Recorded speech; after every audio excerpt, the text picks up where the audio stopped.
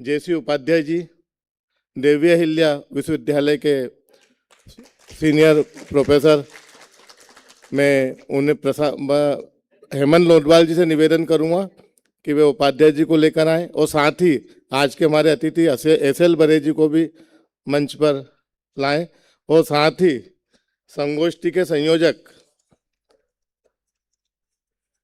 विषय विशेषज्ञ डॉक्टर प्रशांत पुराणिक जी से भी निवेदन है कि वे मंच पर मंचासीन हो।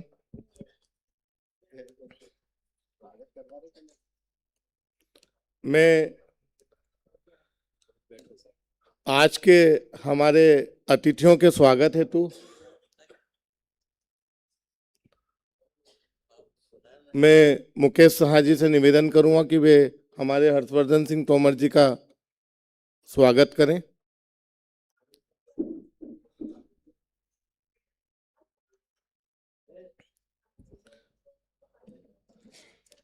इसी स्वागत के क्रम में मैं आदरणीय जेसी उपाध्याय जी के स्वागत के लिए डॉक्टर विश्वजीत परमार जी से निवेदन करूंगा कि आप उपाध्याय जी का स्वागत करें।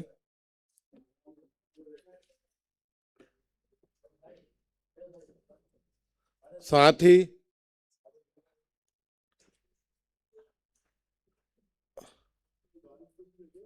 स्वागत के लिए मैं एस.एल. बरे जी के स्वागत के लिए मैं डॉक्टर हेमंत लोटवाल जी से निवेदन करूंगा कि वे एस.एल. बरे जी का स्वागत करें।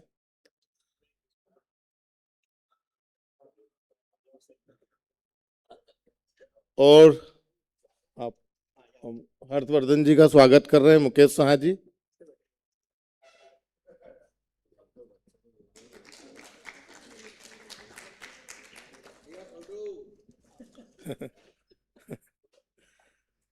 अब जेसी उपाध्याय जी का स्वागत करेंगे विश्वजीत जी परमार।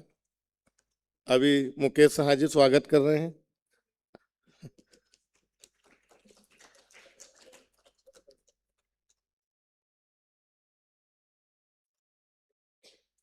जेसी उपाध्याय जी का विश्वजीत सिंह परमार जी।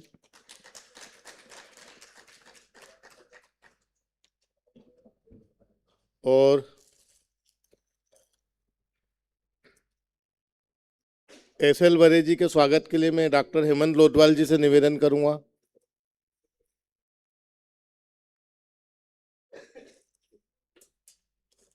कि वे एस.एल. बरे जी का स्वागत करें।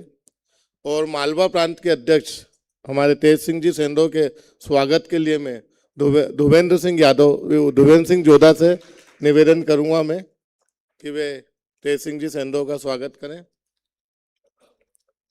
और इस संगोष्ठी के जो हमारे संयोजक हैं आदरणीय डॉक्टर प्रशांत पुराणिक जी के स्वागत के लिए मैं डॉक्टर कमल जेटिया को आमंत्रित करता हूं कि कमल जेटिया आए और पुराणिक जी का स्वागत करें।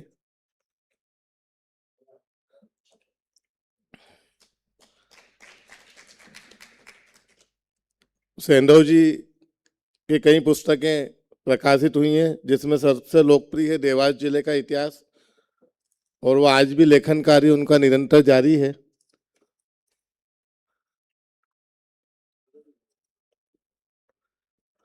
जेटिया जी राष्ट्रीय संगोष्ठी के संयोजक प्रशांत पुराणिक जी का स्वागत।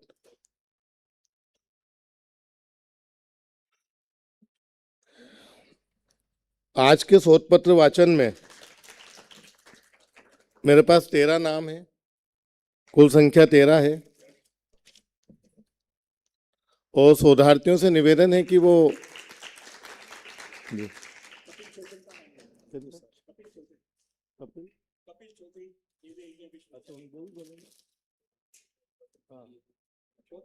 जी जी सर, मैं सभी शोधार्थियों से निवेदन करूंगा कि वो समय सीमा में अपना विषय रखें, और अगर कोई पूर्व शोधार्थी अगर विषय आपका बोल चुका है तो उसकी पुनरावृत्ति न करते हुए उसको संक्षिप्त कर लें, क्योंकि अभी पता नहीं कि किसने किसका विषय लिया है, तो हो सकता है कि पुनरावृत्ति की संभावना है कि विषय इतना बड़ा है हमारा आज का विषय है 72 भारत में संस्कृति, साहित्य और पुरातत्व। हो सकता है कोई शोधार्थी संस्कृति पर बोले, कोई साहित्य पर बोले, कोई पुरातत्व पर बोले। सर्वप्रथम मैं प्राचीन भारतीय इतिहास की प्राध्यापक डॉक्टर अंजना सिंह गौर से निवेदन करूंगा, वो शोधार्थी उनका शोध पत्र वाचन करेंगी, डॉक्टर अंजना सिंह गौर। इसके बाद तैयार हैं राहुल साकला। हाँ, या मैडम तैयारी कर रही तो मोहित नागर आ जाएं। 72 भारत में भारत उत्कर्ष पर ये अपने विचार रखेंगे मोहित नागर जी। आप सहायक प्राध्यापक हैं भटनागर में।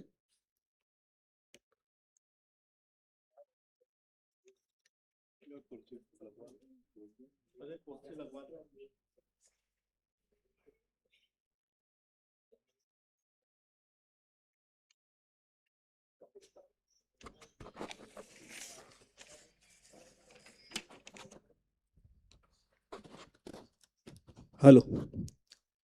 सर्वप्रथम माँ सरस्वती को नमन, मंचासीन अतिथियों को नमन, सभागार में बैठे सभी श्रोतागण एवं सुधीजनों को मेरा प्रणाम एवं वंदन। मेरा टॉपिक है 72 भारत में भारत उत्कर्ष विदेशी संबंधों के परिप्रेक्ष्य में। जब हम 72 भारत की बात करते हैं तो हमको राधा कुमुद मुखर्जी को याद रखना जरूरी है, क्योंकि राधा कुमुद मुखर्जी ने the fundamental unity of India में सर्वप्रथम इस बात को उल्लेखित किया कि 72 भारत क्या है। तो 72 भारत जब वो एक्सप्लेन करते हैं तो उसके अंतर्गत वो हमें बताते हैं कि भारत के आसपास के जितने क्षेत्र हैं, दक्षिण पूर्वी एशिया, मुख्यतः इधर सीरिया, यूनान, कजाकिस्तान, जो रूस के जो 11 हिस्से हुए, टुकड़ा हुआ, वो सब जो है वो 72 भारत के अंतर्गत आता है। और प्राचीन भारत में भारत के साथ भारत के जो इनके साथ संबंध रहे हैं वो भारत उत्कर्ष को दर्शाते हैं। भारत उत्कर्ष है क्या?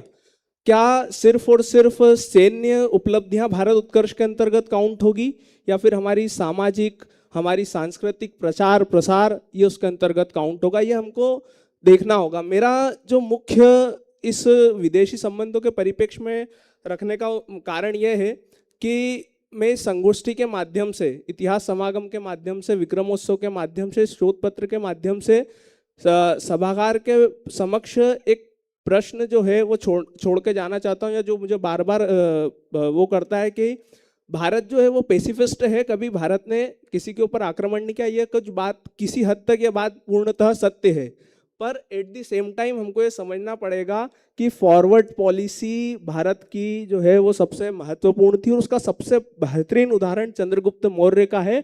जब चंद्रगुप्त मौर्य सेल्यूकस निकेटर के लिए अपनी फॉरवर्ड पॉलिसी का यूज करता है। द्वितीय बार जब हम ये बात बोलते हैं कि भारत सैन्य शक्ति का प्रयोग नहीं करता था, भारत सैन्य शक्ति का प्रयोग अपने आप की सुरक्षा के लिए करता था। अग्रगामी पॉलिसी भारत के लिए बहुत महत्वपूर्ण है। जब हम वर्तमान परिप्रेक्ष्य में देखते हैं तो भी ये बात साबित होती है। राजराज चोल, राजेंद्र प्रथम, अगर ये फॉरवर्ड पॉलिसी के उदाहरण नहीं है तो फॉरवर्ड पॉलिसी का उदाहरण क्या है? सिर्फ माइट इज राइट, शक्ति की सब पूजा करते हैं। कौटिल्य ने अपने सप्तांग सिद्धांत हो, मंडल थ्योरी हो, उसमें स्पष्ट बताया है, कौटिल्य ने अपने अर्थशास्त्र में स्पष्ट बताया है कि शक्ति अगर आपके पास है तो आप उसको विजित कर सकते हैं। 72 भारत की अवधारणा जो है संकल्पना में जो शामिल है भारतीय संस्कृति, और उसके अंतर्गत काव्य पाठ, लिटरेचर, ये सब जो है उसके अंदर समाहित होता है।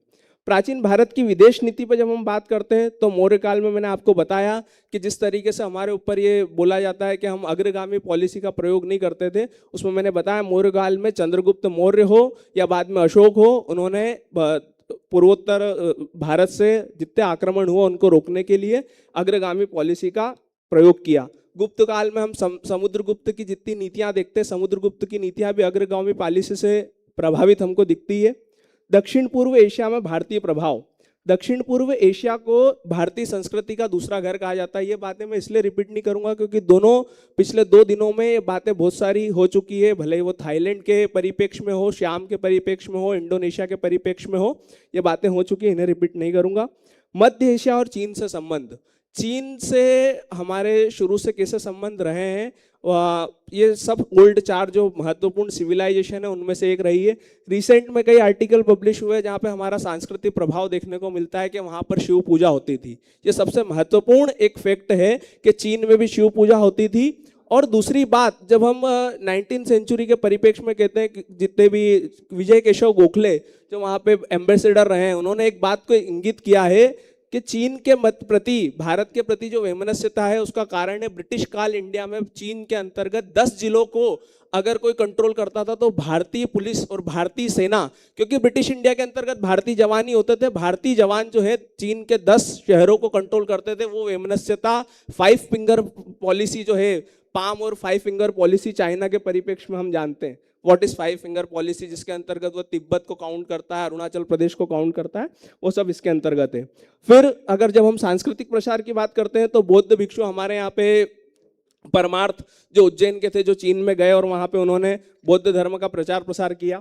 समुद्री व्यापार, गोल्डन सिल्क रूट जो है वो बृहत्तर भारत के परिप्रेक्ष्य में एक क्लासिकल उदाहरण है। जब इसको थोड़ा सा हम करंट अफेयर से अगर वो करने की कोशिश करें, कंपेयर करने की कोशिश करें, प्राचीन भारत में ट्रेड सरप्लस था, आज ट्रेड जो है वो विपरीत है। बैलेंस ऑफ पेमेंट क्राइसिस 1991 में हुआ।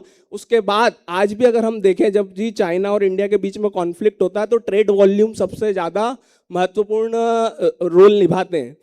इस सभागार से मैं निवेदन करना चाहूँगा कि जब भी हम ट्रेड वॉल्यूम्स की बात करते हैं, हम नागरिक है, सामान्य नागरिक है, क्या हम खरीदते वक्त ये ध्यान रखते हैं विच काइंड ऑफ, एक छोटी सी बात, छोटा खिलौना हम खरीदने जाते हैं, अब एक क्रिश वाले की दुकान है पास में, सबसे फेमस उज्जैन में क्रिश वाला खिलौने की दुकान है। मुझे मेरे बचपन में याद आता है कि जब हम कार्तिक मेले जाते थे तो उसके अंतर्गत 2 पेरोट जो रहते थे मिट्टी के बने हुए, वो हम खरीद के लेके आते थे। आज आप कोई सा भी खिलौना खरीदने जाओ, उसके पीछे चाइना में कुछ लिखा रहता है और उसकी कॉस्ट 1000 रुपये से कम नहीं, 500 से 1000 मिनिमम प्राइस है उसका। तो हम ट्रेड उनका बढ़ाते जा रहे हैं, ये बात हमको ध्यान रखना पड़ेगी। सांस्कृतिक और कूटनीतिक एवं धार्मिक प्रभाव, भारत ने सैन्य विजय से अधिक सांस्कृतिक प्रभाव के माध्यम से अपने संबंध स्थापित किए। बौद्ध धर्म का प्रसार, हिंदू मंदिर स्थापत्य, संस्कृत भाषा का लिटरेचर, रामायण के बारे में कल बताया किस प्रकार से अंगोरकाट वध मंदिर में रामायण के जो चित्र हैं वो उत्कीर्णित हैं। औपनिवेशिक काल में परिवर्तन आया। कल एक लड़के ने एक्टिस्ट पॉलिसी की बात कर दी थी और उसी जगह हमारे प्रधानमंत्री अब लुकइस्ट पॉलिसी और एक्ट ईस्ट पॉलिसी पर कार्य कर रहे हैं। इसी के साथ मैं अपनी वाणी को विराम देता हूं। जय हिंद, जय भारत। हमारी प्रथम वक्ता जो डॉक्टर अंजना सिंह गौर मैडम को आमंत्रित करता हूं। उसके पूर्व ये जानकारी दूं कि ये विक्रम उत्सव रमन जी, किरण जी और तिलक 3 लोगों से परिवार में शुरू करा था इन्होंने, और आज ये भव्य रूप है। हम पिछले 2 साल पहले हम लोग समारोह से बाहर हो गए थे, हमको पुलिस ने अंदर नहीं आने दिया। तब रमन जी ने किस्सा शेयर करा कि यार एक समय अपने घर से शुरुआत हुई समारोह की और आज अपन ही बाहर हो गए, क्योंकि उस समय VIP पास हमारे पास नहीं था। हमने पास लेना, हमको को लगाने की जरूरत लगेगी, बाकी वो प्रशासन की जो व्यवस्था थी उनने अपना काम किया। तो हमको लगा कि विक्रम उत्सव अपने चरमोत्कर्ष पर आ गया है और उसी का परिणाम है कि आज हम ये संगोष्ठी इतने विशाल रूप में कर पा रहे हैं। और इस संगोष्ठी को करने के पीछे मुख्य उद्देश्य ये है कि जितने युवा इतिहासकार हैं वो सामने आए और इतिहास लेखन जो इस समय लिखा जा रहा है उसमें अपनी आहुति दें। आपसे इसी उद्देश्य से यह समागम किया जा रहा है। इसी क्रम में मैं डॉक्टर अंजना सिंह गौर मैडम से निवेदन करूंगा कि वो आए अपना शोध पत्र प्रस्तुत करें। धन्यवाद। गुरु ब्रह्मा गुरु विष्णु गुरुदेव महेश्वर गुरु साक्षात परब्रह्म तस्मै श्री गुरुवे नमः। इसी श्रेणी में मैं मंच पर आसीन समस्त गुरुवरों को प्रणाम करती हूँ। आदरणीय भाई साहब जो अभी आज आए हैं उनको भी बहुत प्रणाम करती हूँ। संगोष्ठी के आयोजक सभी बैठे हैं, हमारे हॉल में बैठे हैं, मंच पर आसीन हैं, सभी को जो है मेरा बहुत बहुत प्रणाम। चूँकि अभी 2 दिन से विक्रमोत्सव बृहत्तर भारत में संस्कृति, साहित्य और पुरातन के संदर्भ में मनाया जा रहा है। और बहुत सारे हमारे शोधार्थी हैं, हमारे जो स्टूडेंट्स हैं, बृहत्तर भारत की बात भी कर रहे हैं कि बाहर भी हमारी संस्कृति, मतलब भारत का एक्सपांशन, प्रचार प्रसार कहाँ तक था, और यहाँ पर भी अनेक विदेशी जो हैं मतलब हमारे भारत के संस्कृति और साहित्य से प्रभावित होकर के भारत में आगमन भी हो रहा है, और वो विभिन्न प्रकार के अभिलेखों में हमारे भारतीय संस्कृति, आध्यात्मिक परंपरा, लोक परंपरा, उनकी बात भी कर रहे हैं। भले ही वो मुद्राएं हों, चाहे अभिलेख हों, चाहे कला स्थापत्य के बहुत सारे हमारे पुरावशेष हो सकते हैं। तो बृहत्तर भारत की संकल्पना ऐसा नहीं है कि ये आज ही का विषय हो, ये तो हम उसको जी ही रहे थे। हम अपने स्वरूप में उसको ये जीवंत ही परंपरा है। ये एक तरह से हम देखें कि ये हमें किस तरह से लोक साहित्य की दृष्टि से, या लोक संस्कृति जिसको कि हम फोक लोड्स की बात करते हैं, जब हम प्राचीन भारतीय इतिहास संस्कृति विद्या मतलब अध्ययनशाला में पढ़ते थे, तो हमारे आदरणीय सीताराम दुबे सर और अन्य गुरुवर भी हमें लोक संस्कृति की बहुत बातें बताते थे कि इस तरह से मालवा में परंपराएं होती हैं, लोक संस्कृतियां होती हैं। तो ये भी आजकल इनको भी फोकस किया जा रहा है। ऐसा नहीं है कि हमारे जो पुरातात्विक या साहित्यिक प्रमाणों में हम इनको कुछ अलग तरीके से लेकर के जा रहे हैं, नहीं, ये भी हमारे एक तरह से हम कहते हैं कि हमारे पढ़ने के लिए बहुत बड़े एक एविडेंस का काम करते हैं।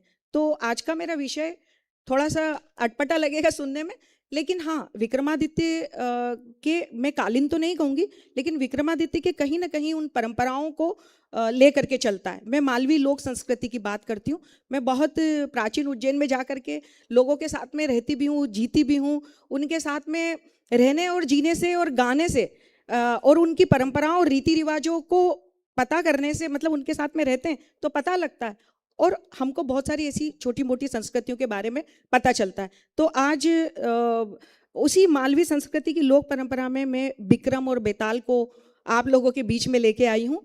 लेकिन मैं यूँ नहीं कहूँगी कि ये हमारे विक्रमादित्य कालीन है, लेकिन अभी अभी मैंने कहा ना कि लोक संस्कृति, रीति रिवाज और परंपराओं में हम कहीं ना कहीं इनकी अनुगुंज, हमें लोक परंपराओं से ही हमें अपने इतिहास की अनुगुंज पता चलती है।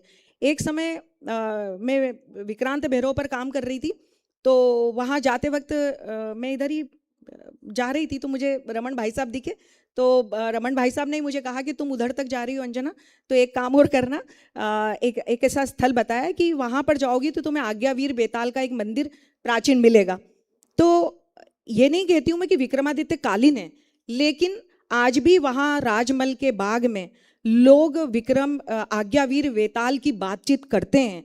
और आज्ञावीर वेताल जो है, जैसे भैरव रहते हैं ना, वैसे की वैसे उनकी बड़ी बड़ी आंखें हैं और वैसे ही उनकी मूर्ति स्थापित है। तो स्थान और परंपराएं प्राचीन हो सकती हैं, लेकिन अभी जो है नव निर्माण हो चुका है, उस मंदिर को जो है उन्होंने पूरा सजा दिया है और पेंटिंग कर दी है। लेकिन वहाँ की आबो हवाएं या वहाँ का जो परिदृश्य है, लोग जन जन में जो आस्थाएं हमारे विक्रमादित्य के प्रति है, उनकी परंपराएं, उनकी कहानियों के प्रति है, तो ऐसा लगता है कि यहाँ पर वाकई ये स्थान वहाँ पर उस समय का रहा होगा। तो मैं आदरणीय जो हमारे भाई लोग बैठे हुए हैं, छोटा सा एक वीडियो मैं प्रेषित करना चाहती हूँ आप सभी की आज्ञा से। नमस्कार। भारतीय संस्कृति के अंतर्गत हम उज्जैनी सीरीज के बारे में वर्णन कर रहे हैं, उसके गौरव गाथा के बारे में वर्णन कर रहे हैं। मैं प्राचीन भारतीय इतिहास पुरातत्व अध्ययनशाला से डॉक्टर अंजना सिंह गौर आप सभी का स्वागत करती हूँ। आज हम इस उज्जैन की परंपरा में, इस संस्कृति की परंपरा में, आज हम राजामल के बाग में खड़े हुए हैं, और मैं आपको आज वीर आज्ञाकारी वेताल से मिलवाने के लिए आई हूँ। तो जहाँ हम खड़े हैं वो राजामल का बाग है मित्रों, और ये है आज्ञा वीर वेताल, जैसा कि यहाँ पर दिख रहा है। ये प्राचीन मंदिर है और ये आज्ञाकारी वीर वेताल है। जैसा कि आप इनके बारे में जानते हैं कि राजा परमवर्ती चक्रवर्ती उज्जैन के सम्राट 57 बीसी के विक्रमादित्य जो हुए हैं, उनके प्रमुख गण आज्ञाकारी वीर वेताल हुए हैं। इनका नाम, एक अन्य नाम अग्नि वेताल भी आता है।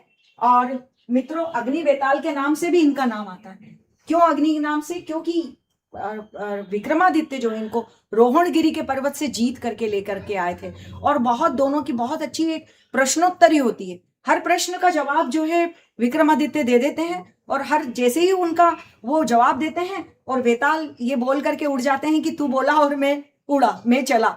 मतलब कि देखिए आप, कितना सुंदर संगम है हमारी भारतीय संस्कृति में। उपनिषदों में भी हम प्रश्नोत्तर और प्रश्नों उपनिषद की बात करते हैं, जिसमें कि आपस में एक प्रश्न करता है, दूसरे उत्तर देते हैं। कठोपनिषद में भी हम दोनों यम और नचिकेता के दोनों के कमेंट्री या डायलॉग की बात करते हैं। तो भारतीय संस्कृति में बहुत ज्ञान दिया गया है, लेकिन वो टीकाओं के रूप में। तो हम वेताल जी की बात करते हैं कि इनको अग्नि वेताल क्यों कहते हैं। अग्नि वेताल भी इनका नाम इसीलिए कहा गया है। क्यों? क्योंकि हो सकता है कि उस काल में ये कोई अग्नि चलाने वाले शस्त्र में पारंगत हो, या फिर कोई विद्युत शक्ति से कोई शस्त्र चलता हो, तभी तो ये जो है अशरीरी जीव विक्रमादित्य के कंधे पर जाते थे, और बार बार जो है विक्रमादित्य जैसे ही उनको बुलाते थे वैसे ही ये इनका उनका कार्य कर देते थे। तो ऐसे भारतीय संस्कृति की हमारी उज्जैन की महिमा है। आप देखिए कि हमारे विक्रमादित्य के बारे में और वीर अग्निवीर वेताल के बारे में बहुत बातें हो रही हैं, और लगातार हमारे यहाँ के विद्वान जैसे आदरणीय भगवती लाल राजपुरोहित जी हैं, आदरणीय R.C. ठाकुर सर हैं, और विक्रमादित्य शोधपीठ में और अन्य विद्वानों जो बहुत कार्य कर रहे हैं। और एक दिन दूर नहीं कि हमारे विक्रमादित्य का पूरे पुरातात्विक स्रोत जो है पूरे मिल पाएंगे, और नए सिरे से जो है पाठ्यक्रमों में सम्मिलित हो सकेंगे। नमस्कार, धन्यवाद। नमस्कार। धन्यवाद मैडम। मैं इसी शोध पत्र वाचन के क्रम में देवास कन्नौज से आए सहायक प्राध्यापक प्रथम बनोत्रा जी को बुलाता हूँ, आमंत्रित कर रहा हूँ मैं। उसके पूर्व आप आ जाए।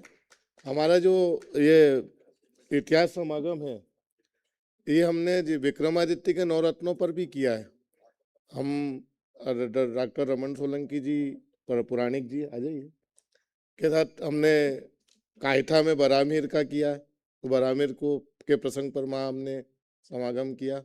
महितपुर जाते हैं तो धन्वंतरी महादेव है, तो वहाँ पर ये किया। और कुछ इसके सत्र हमने घाट पर भी किए। ऐसा कहा जाता है कालिदास ने घाट पर मेघदूत लिखा था, बैठकर मेघों को संदेश दिया था। तो ये इतिहास समागम एक लंबी यात्रा के साथ शुरुआत हुई और आज इस रूप में है। अब मैं प्रथम बनोत्रा जी से निवेदन करूंगा वे अपना पत्र प्रस्तुत करें। इसके बाद ये आएंगे ज्योति यादव, वो तैयारी रखें।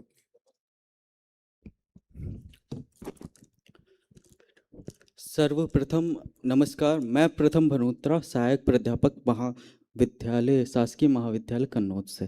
ठीक। मंच में बैठे सभी आदरणीय गण और अतिथि गणों को मेरा नमस्कार, और साथ ही साथ सभी शोधार्थियों को, यहाँ पे उपस्थित सभी सहायक प्राध्यापकों को, और साथ ही साथ सभी विद्यार्थियों को भी मेरा नमस्कार। मेरा विषय जो चुनने का टॉपिक चुनने का जो सबसे बड़ा कारण रहा था, मैं आपको पहले वो बताना चाहता हूँ। मेरा टॉपिक है बृहत्तर भारत में जो भारतीय संस्कृति का उत्कर्ष कैसे हुआ था। ठीक, ये टॉपिक चुनने की वजह ये है कि मध्य प्रदेश की जो सेवा आयोग है, मध्य प्रदेश सेवा आयोग, उसके जब इंटरव्यू हो रहे थे, असिस्टेंट प्रोफेसर के जब इंटरव्यू हो रहे थे, तो पहली बार मैंने जब फेस किया था इंटरव्यू, तो उन्होंने मेरे से ये क्वेश्चन पूछा था कि बृहत्तर भारत में भारतीय संस्कृति का उत्कर्ष कैसे हुआ, बताइए आप कि कैसे आप बता सकते हैं कि बृहत्तर भारत में भारतीय संस्कृति का उत्कर्ष हुआ। तब मैंने उसका एक उदाहरण देके उनको जो बताया था, तो उससे वो बहुत खुश हुए थे। और उन्होंने बोला था कि आप जब भी असिस्टेंट प्रोफेसर अध्यक्षाः कुलसचिवाः कार्यपरिषद सदस्याः अतिथ्यः सम्प्रार्थ्यन्ते यत् दीपप्रज्वालनेन कार्यक्रमस्य शुभारम्भं कुर्वन्तु इति।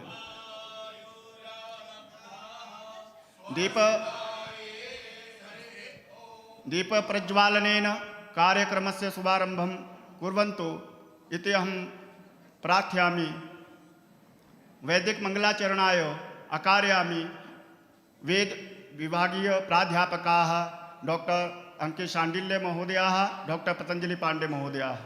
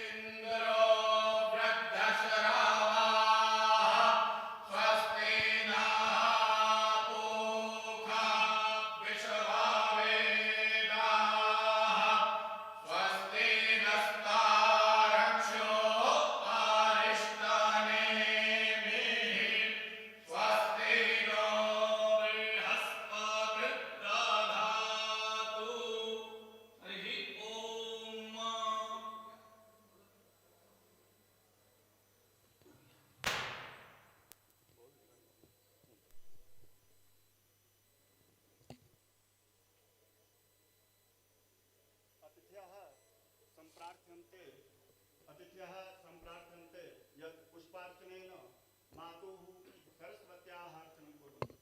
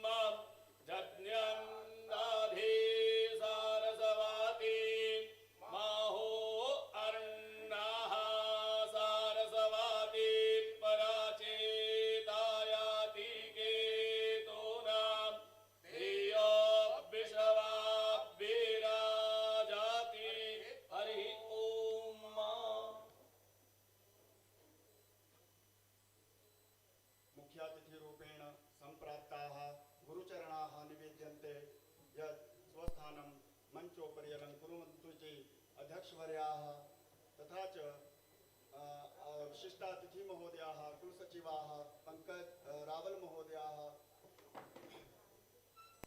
आचार्य पी माथी महोदयाः प्रार्थ्यन्ते स्वस्थाने मञ्चम् अलङ्कुर्वन्तु इति। सर्वादौ वन्दे मातरं गानं भविष्यति। एतदर्थम् अहं प्रार्थयामि यत् सर्वे स्वस्थाने सिद्धा भवन्तु।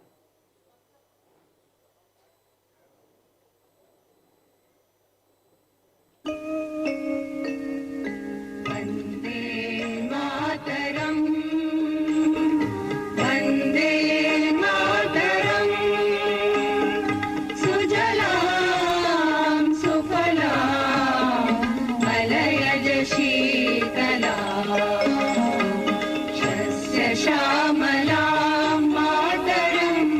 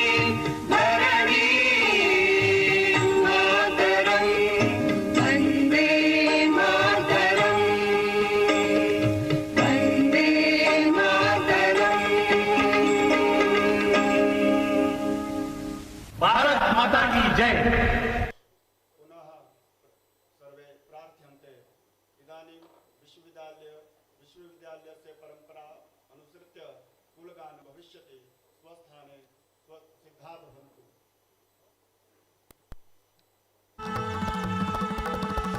श्री विशाला महाकाल क्षिप्राङ्गणे पाणिनिर्विश्वविद्यालयो राजते। श्री विशाला महाकाल क्षिप्राङ्गणे पाणिनिर्विश्वविद्यालयो राजते। वेद वेदांग साहित्य शिक्षा कला योग वेदांत शास्त्रादि मीमांसया कालिदासादि विद्वत् प्रभाव विक्रमस्य प्रवृत्ता पुनः। विशाला महाकाल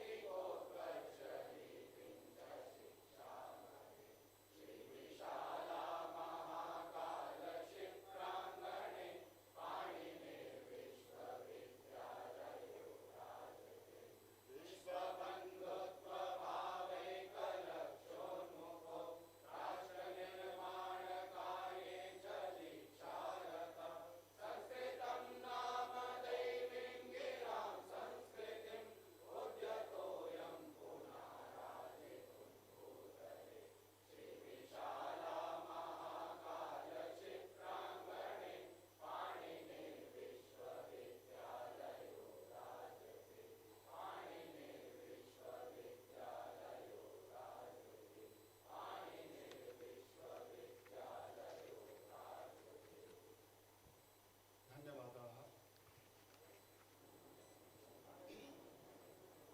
महत् सौभाग्यस्य विषयः यत् महर्षि पाणिनि संस्कृत वैदिक विश्वविद्यालयः तथा च महाराजा विक्रमादित्य शोधपीठम् इत्यनयोः संयुक्त तत्त्वावधाने आयोज्यमानायाम् अस्यां त्रिदिवसीया अंतर्राष्ट्रीय शोध संगोष्ठ्यां भवतीनां च हार्दं स्वागतं व्याहरामि। अस्यां सभायां मुख्यातिथित्वेन राज्यमानानां सम्पूर्णानन्द संस्कृत विश्वविद्यालयस्य कुलपतीनां श्रद्धेयानां गुरुचरणानां प्रणतिपुरस्सरं स्वागतं करोमि। अध्यक्षीयां कुर्वतां माननीयानां कुलगुरूणां महाराजा तथा च महाकाल मंदिरस्य अर्चकानां आदरणीय पीजीटी रामरंगाचार्याणां माथि आचार्याणां हरीश व्यास महोदयानां तथा च सोमनाथतः समुपस्थितानां आदरणीयाः पंकज रावल महोदयानां समेषां अत्र स्वागतं व्याहरामि, हार्दिकं वन्दनं करोमि च। क्रमे अस्मिन् अतिथि देवो भव इति परम्परामनुगुणं मुख्यातिथीनां श्रद्धेयानां गुरुचरणानां सम्पूर्णानन्द संस्कृत विश्वविद्यालयस्य कुलपतीनां स्वागताय प्रार्थ्यन्ते माननीयः कुलगुरवः कुलसचिव महोदयाश्च। महोदयानां गुरुचरणानां पुष्पमालया राङ्कवेन अर्चनं कुर्वन्तु इति।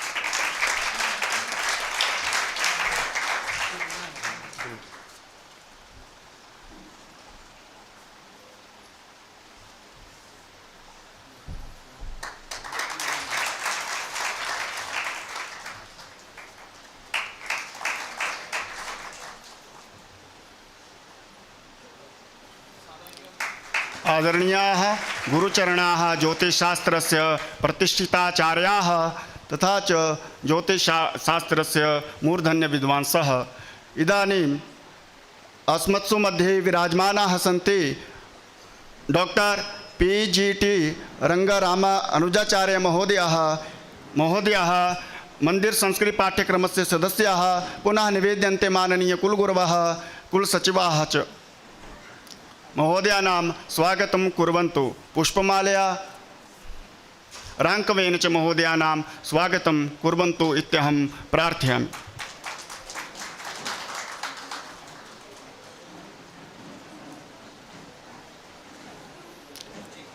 महाकाल मंदिरस्य शासकीय अर्चकाः अस्मत्सु मध्ये विराजमानाः सन्ति। अहं निवेदयामि यत् ते स्वस्थानम् अलङ्कुर्वन्तु इति।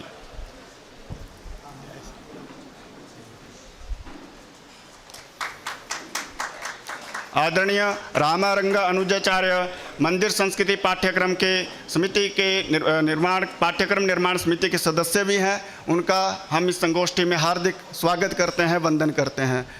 इदानीम् अहं पुनः प्रार्थयामि महाकाल मंदिरस्य प्रमुख शासकीय अर्चकाः अत्र उपस्थिताः महोदयानां स्वागताय पुनः निवेद्यन्ते कुलगुरवः कुलसचिव महोदयाः संयोजक महोदयाश्च।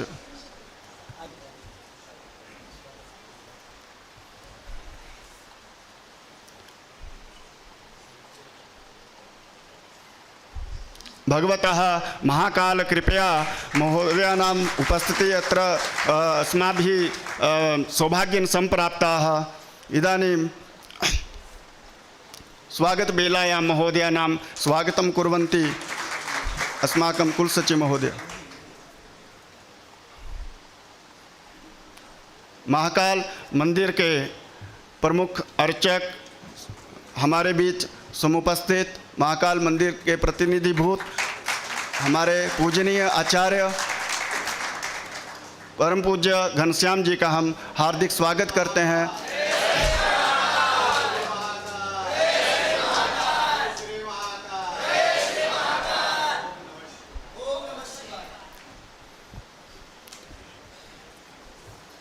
अस्मत्सु मध्ये थाईलैंडतः विराजमानाः सन्ति डॉक्टर P माथी महोदयानां स्वागताय पुनः निवेद्यन्ते कुलगुरवः कुलसचिवाः संयोजक महोदयाः डॉक्टर शुभम शर्मा महोदयाः। राङ्कवेन पुष्पमालया महोदयानां स्वागतं वन्दनम् अभिवन्दनं कुर्वन्तु इति।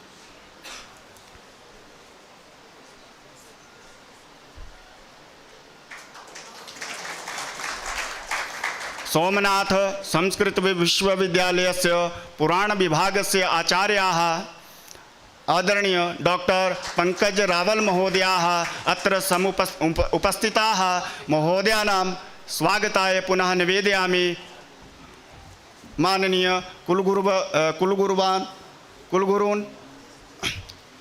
कुलसचिव महोदयान् संयोजक महोदयान् च।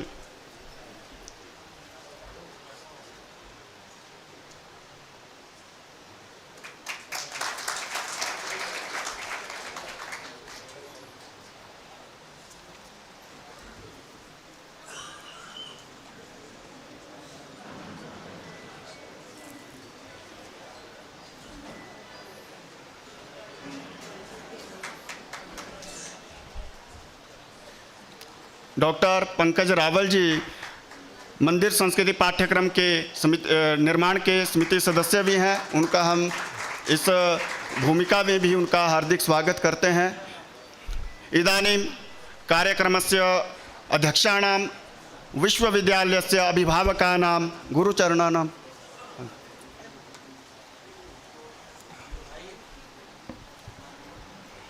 कार्यपरिषद सदस्यानां प्रोफेसर हरीश व्यास महोदयानां स्वागताय पुनः निवेद्यन्ते माननीयः कुलगुरवः कुलसचिवाः महोदयानां पुष्पमालया राङ्कवेन स्वागतं कुर्वन्तु इति।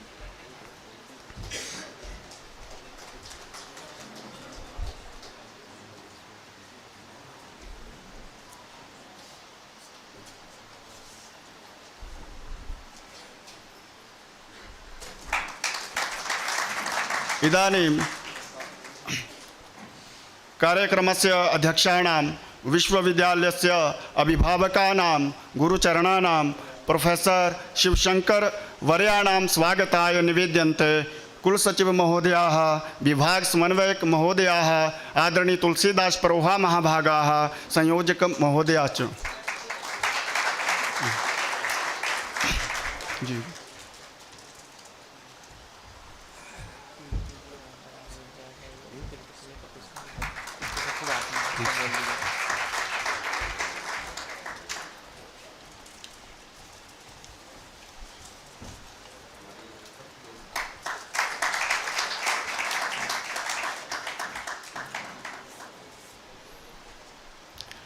कार्यक्रमस्य मार्गदर्शकानां कुलसचिव महोदयानां स्वागताय निवेदयामि संयोजक महोदयान् डॉक्टर शुभम शर्मा महोदयान्, आदरणीय तुलसीदास परोहा महाभागान् यत् पुष्पमालया आदरणीयानां स्वागतं कुर्वन्तु।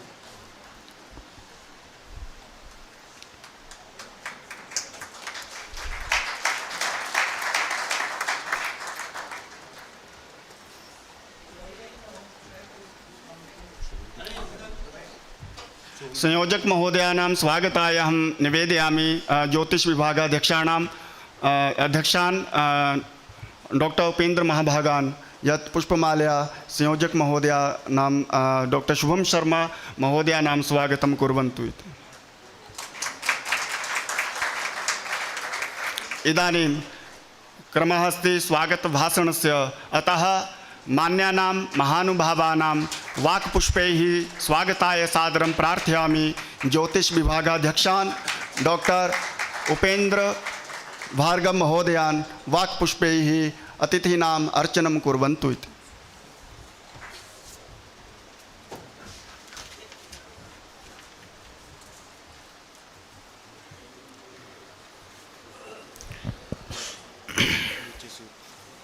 कल्याणानां निधये विधये सकलस्य कर्मजातस्य निधिपतये गणपतये चिन्तामणये नमस्कुर्मः।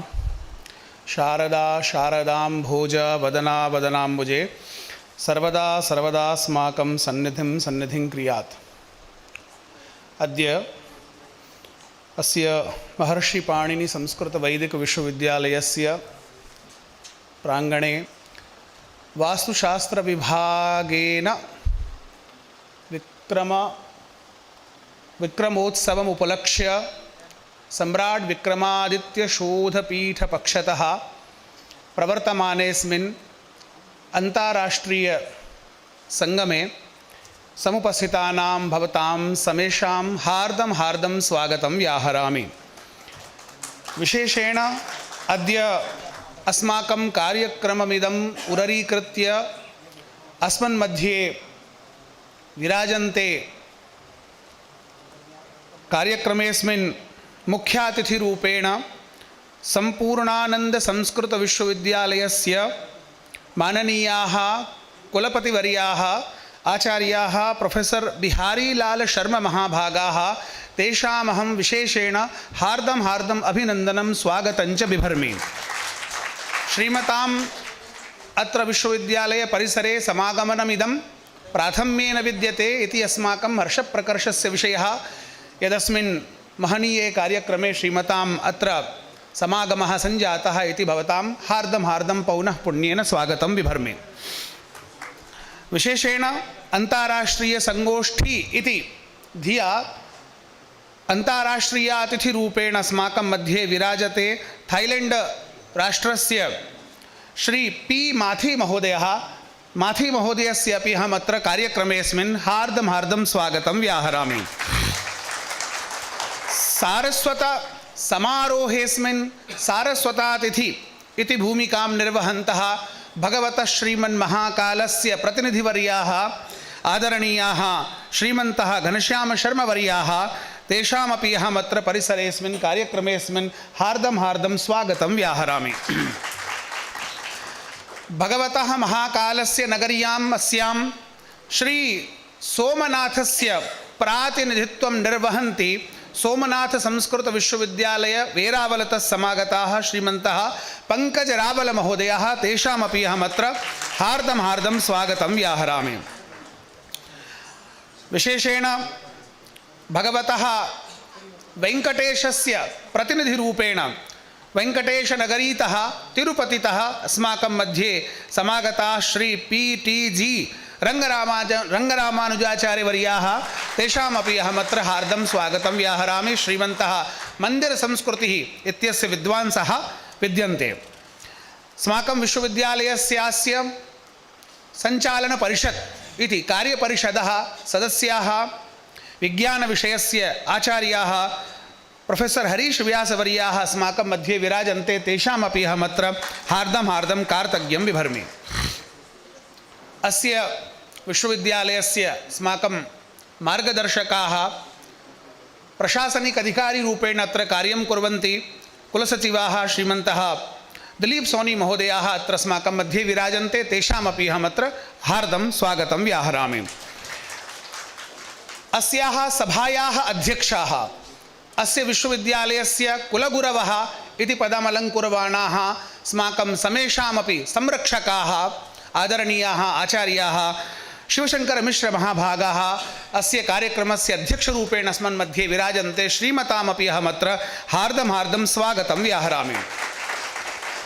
अस्य कार्यक्रमस्य आयोजननिमित्तम् अस्माकम् आर्थिकं सहयोगं कुर्वन्ति सम्राट् विक्रमादित्य विश्वविद्यालयस्य संस्थाप्रमुखाः आदरणीयाः श्रीमान् श्रीराम तिवारी महोदयाः। तेषां समेषां परिकराणां च अहमत्र हार्दं स्वागतं व्याहरामि। विशेषरूपेण अस्य कार्यक्रमस्य सम्राट् विक्रमादित्य उत्सवस्य समायोजननिमित्तं यस्य चिन्तनं यस्य दृष्टिर्वर्तते ते भवन्ति अस्माकं प्रदेशस्य प्रमुखाः मुख्यमन्त्रिणः आदरणीयाः डॉक्टर मोहन यादव वर्याः। तेषामपि यत्र यथा स्थाने ते संलग्नाः सन्ति कार्यनिमग्नाः सन्ति तत्रैव वाक्पुष्पैः तेषामपि हार्दं स्वागतं व्याहरामि।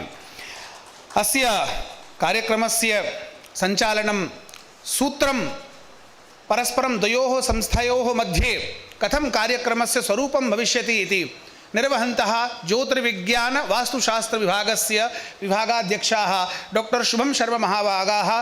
तेषामपि अहं कार्यक्रमेऽस्मिन् हार्दं स्वागतं व्याहरामि। विशेषेण च विभिन्नेभ्यः प्रदेशेभ्यः अस्माकं मध्ये समागताः विविधविद्वांसः यथा हिमाचलप्रदेशतः आदरणीयाः डॉक्टर मनोज श्रीमाल महोदयाः, देहली प्रदेशतः श्रीमान् सुनील जोशी महोदयाः, अन्ये च मार्गे ये उपमार्गं विद्यमानाः सन्ति तेषां समेषामपि आदरणीयानाम् आचार्याणां ये शीघ्रमेव अद्यापि समायोजस्मिन् आगमिष्यन्ति तेषां सर्वेषामपि हार्दं स्वागतं व्याहरामि। येषां कृते च एतादृशाः कार्यक्रमाः आयोज्यन्ते ते च भवन्ति अस्माकम् अन्तेवासिनश्छात्राः शोधार्थिनश्च। तेभ्यः सर्वेभ्यः अपि स्वागतं व्याहरामि। अस्माकं विश्वविद्यालयस्य विभिन्नानां विभागानाम् अध्यक्षाः, विभिन्नानां विभागानाम् आचार्याः, विभागानां समन्वयकाः डॉक्टर तुलसीदास परौहा महाभागाः, डॉक्टर पूजा उपाध्याय जी, डॉक्टर अखिलेश द्विवेदी जी, अन्ये च अस्मन् मित्राणि सर्वेषामपि कार्यक्रमेऽस्मिन् अहमद्य स्वागतं व्याहृत्य विरमामि विस्तरात्। धन्यवादाः। धन्यवादाः।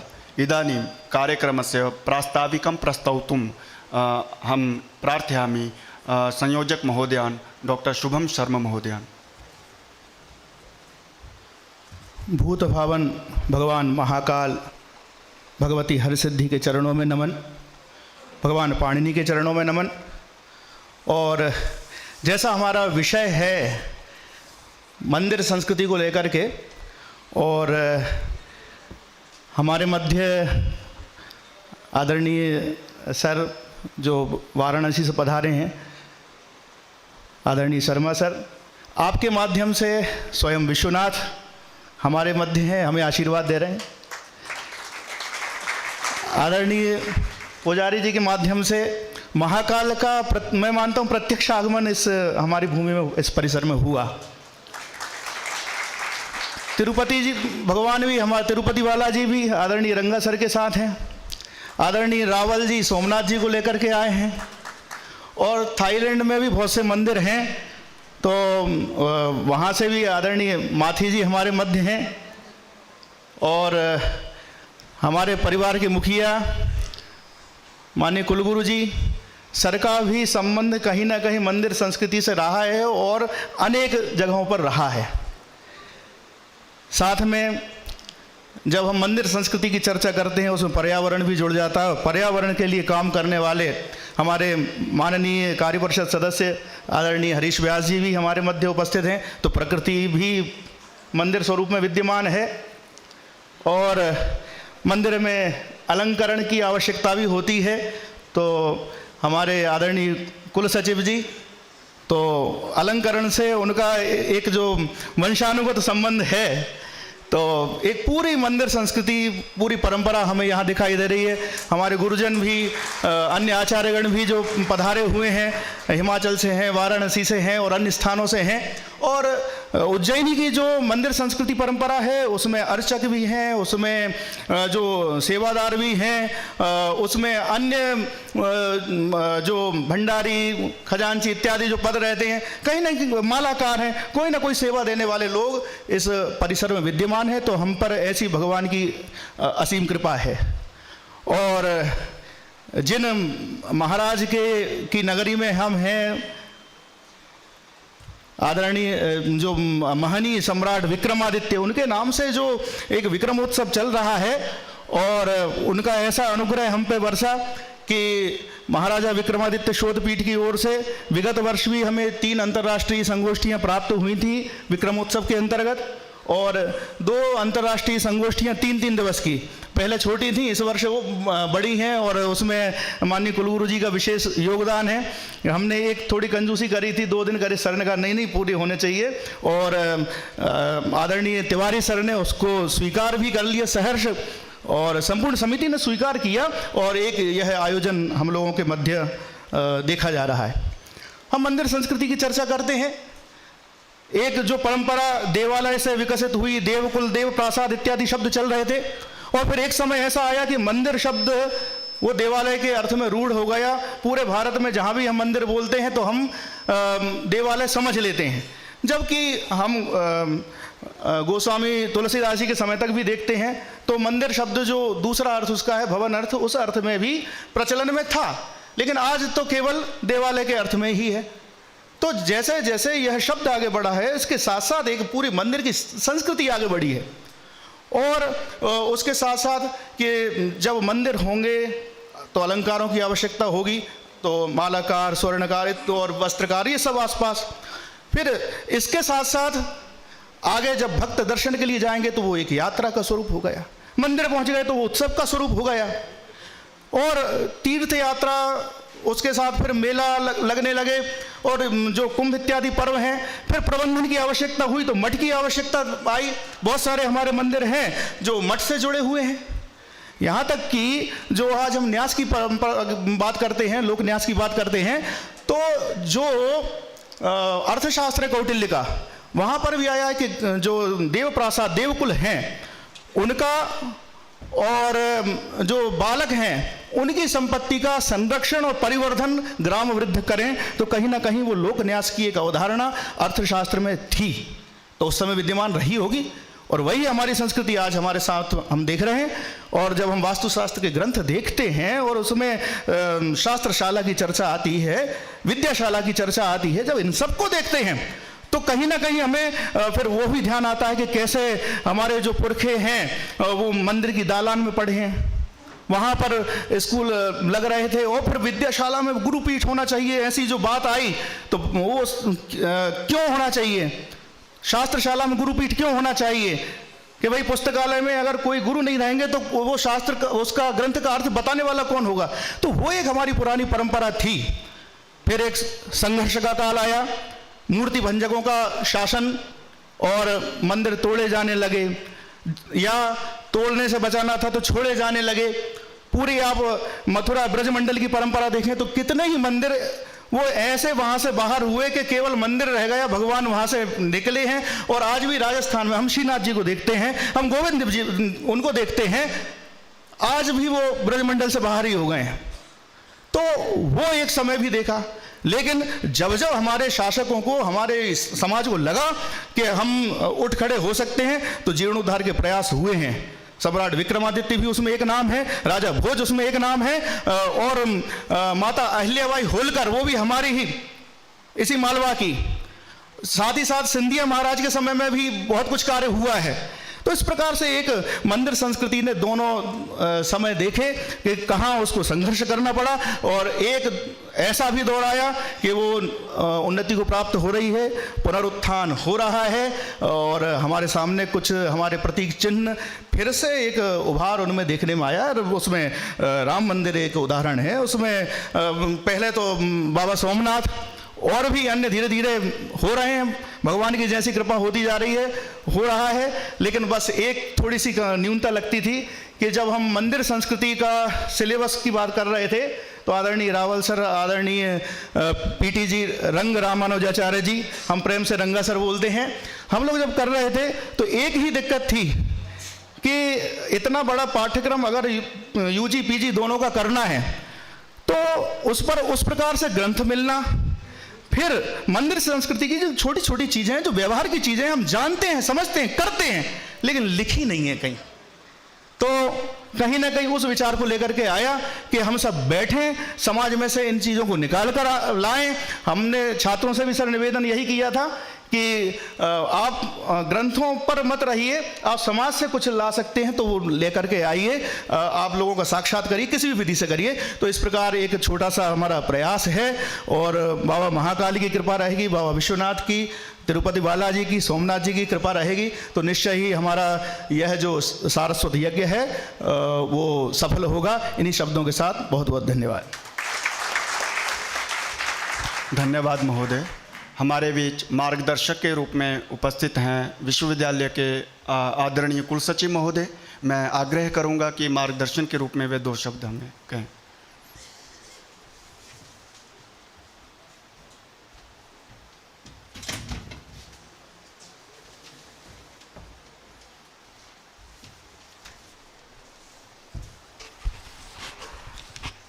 सभी को मेरा नमस्कार, जय श्री महाकाल।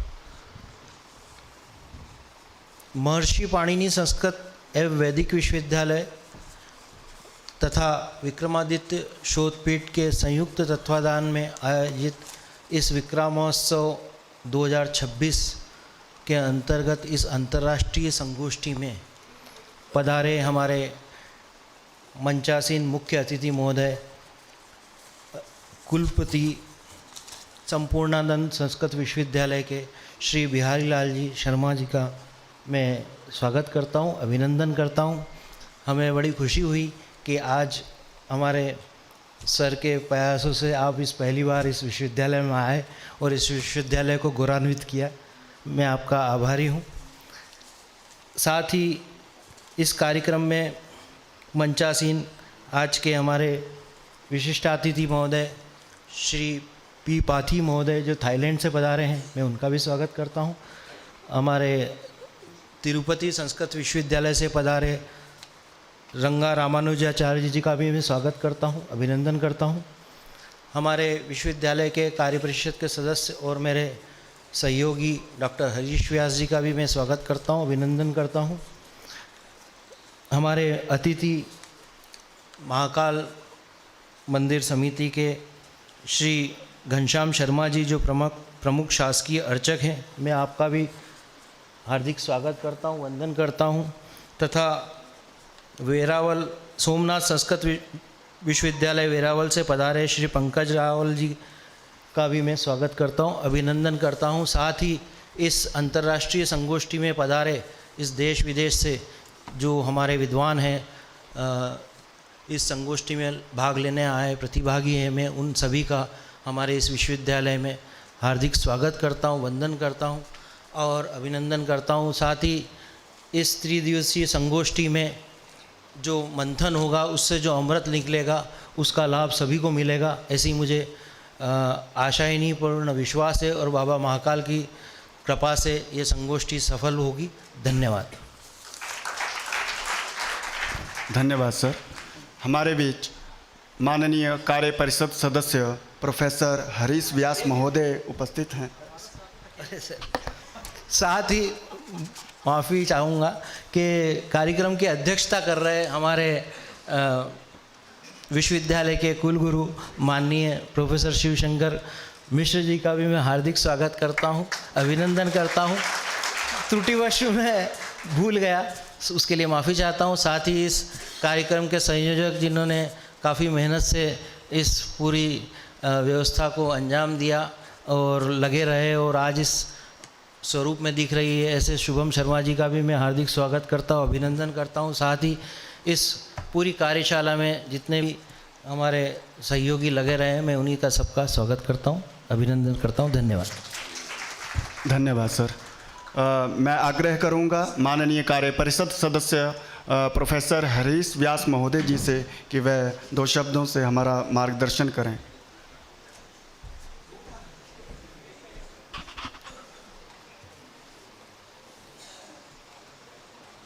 शैले शैलेन माणिक्यम मुक्तिकम न गजे गजे साधु नहीं सर्वत्रम चंदनम न वने वने।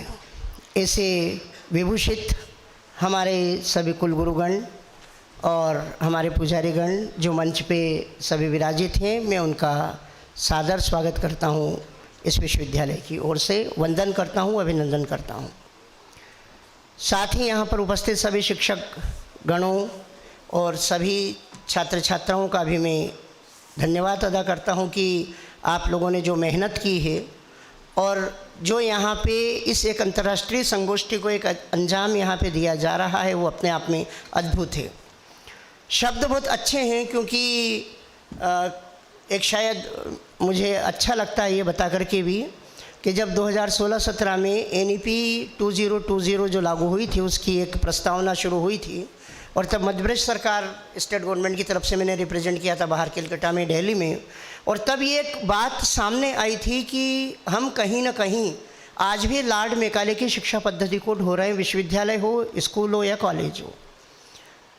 क्योंकि वो शिक्षा पद्धति सिर्फ एक ही चीज़ सिखाती थी और वो था हमें क्लर्क बनना। पर उसके कारण हम परिवार से कट गए, हमारे भारतीय ज्ञान परंपरा से कट गए और हम अपनी संस्कृति से कटते गए। जब ये NEP शुरू हुई और उसके साथ ही वास्तव में देखा जाए तो हमारे माननीय मुख्यमंत्री जी जब उच्च शिक्षा मंत्री जी थे और मध्य प्रदेश को वो गौरव और वो सम्मान उन्होंने दिलवाया कि प्रथम पूरे भारत में सबसे पहले क्रमबद्ध तरीके से इस NEP का शुरुआत यहाँ पे किया गया और आज हम लगभग 5वें वर्ष में उससे गुजर रहे हैं। लगभग हमारे यहाँ वो इम्प्लीमेंट हो चुकी है। यदि हम इस मंदिर संस्कृति वास्तु और परंपरा की बात करें तो हम कट चुके हैं। हम क्या, हमारे बच्चे तो शायद बिल्कुल भी इसके बारे में नहीं जानते हैं और ये जानना अति आवश्यक है। इसके ऊपर पुस्तक छपती हैं, पुस्तकें आती हैं, पर क्या हम पढ़ते हैं? क्या हम उसके अंदर उस भावनाओं को समझते हैं? और हमारी पूरी संस्कृति विज्ञान आधारित संस्कृति रही और हमें अनपढ़ों की श्रेणी में विदेशियों ने खड़ा कर दिया और हमारी पूरी संस्कृति को वो ले जाके गए। हमारे यहाँ तक्षशिला और नालंदा को नष्ट कर दिया गया ताकि हम उस चीज़ को भूल जाएं। ये एक बहुत बड़ी समस्या हमारे देश के साथ थी और आज ये जो पुनर्जागरण का अवसर है, जो इस विश्वविद्यालय का प्रयास है, जो हमारे माननीय मुख्यमंत्री जी का प्रयास है और ये जो आज 30 जून तक उन्होंने जो विक्रमादित्य कार्यक्रम के अंतर्गत ये कार्यक्रम उन्होंने शोधपीठ के अंतर्गत करवाए, वो वास्तव में सराहनीय है और प्रशंसनीय है। यदि आप थोड़ा सा ध्यान देंगे तो ये एक परिवार, वेद, परिवार और संस्कृति, ये आपस में जुड़े हुए हैं और ये विज्ञान पे आधारित हैं। यहाँ पे सोमनाथ से आए हुए हमारे अतिथि यहाँ पे उपस्थित हैं और आप शायद जानते होंगे जब लोग ये कहते थे कि हम अनपढ़ थे, हम विज्ञान नहीं जानते थे, तब आज से 800 साल पहले, 1000 साल पहले सोमनाथ के अंदर एक ऐसी व्यवस्था थी कि भगवान की मूर्ति, भगवान महाकालेश्वर की मूर्ति केंद्र में हवा में थी और चारों तरफ मैग्नेट का एक ऐसा चक्र बना हुआ था और वो हवा में तैरती हुई मूर्ति के लोग दर्शन करते थे और आश्चर्य करते थे। क्या तब विज्ञान नहीं था? तब क्या संस्कृति नहीं थी? तो ये जो छोटी छोटी चीज़ें थी, हम उनको भूल क्यों गए? आज हमें वो चीज़ें याद रखना पड़ रही है और इसी संस्कृति और इसी विज्ञान को जोड़ने का एक काम, एक अद्भुत कार्य हमारे मध्य प्रदेश सरकार भी कर रही है और बहुत सारी ऐसी पुस्तकें शायद हो सकता है जल्दी हमारी मध्य प्रदेश हिंदी ग्रंथ अकादमी की तरफ से छपकर भी आए, जिससे हम भारतीय ज्ञान परंपरा का समावेश उसमें कर सकें। आज ministry of higher education central Delhi से सेंटर से हमारे यहाँ बहुत सारे ऐसे प्रोजेक्ट्स चलाए जा रहे हैं जो IKS को पुनर्जीवित करें। और इसका एक छोटा सा उदाहरण देकर मैं अपनी बात समाप्त करूंगा कि क्यों जरूरी है भारतीय ज्ञान परंपरा। क्योंकि भारतीय ज्ञान परंपरा जोड़ने पर आधारित थी, संयुक्त परिवार की परंपरा थी, और आज की हमारी आधुनिक परंपरा तोड़ने पे आधारित है, जो हमें हमारे बच्चों से दूर करती है।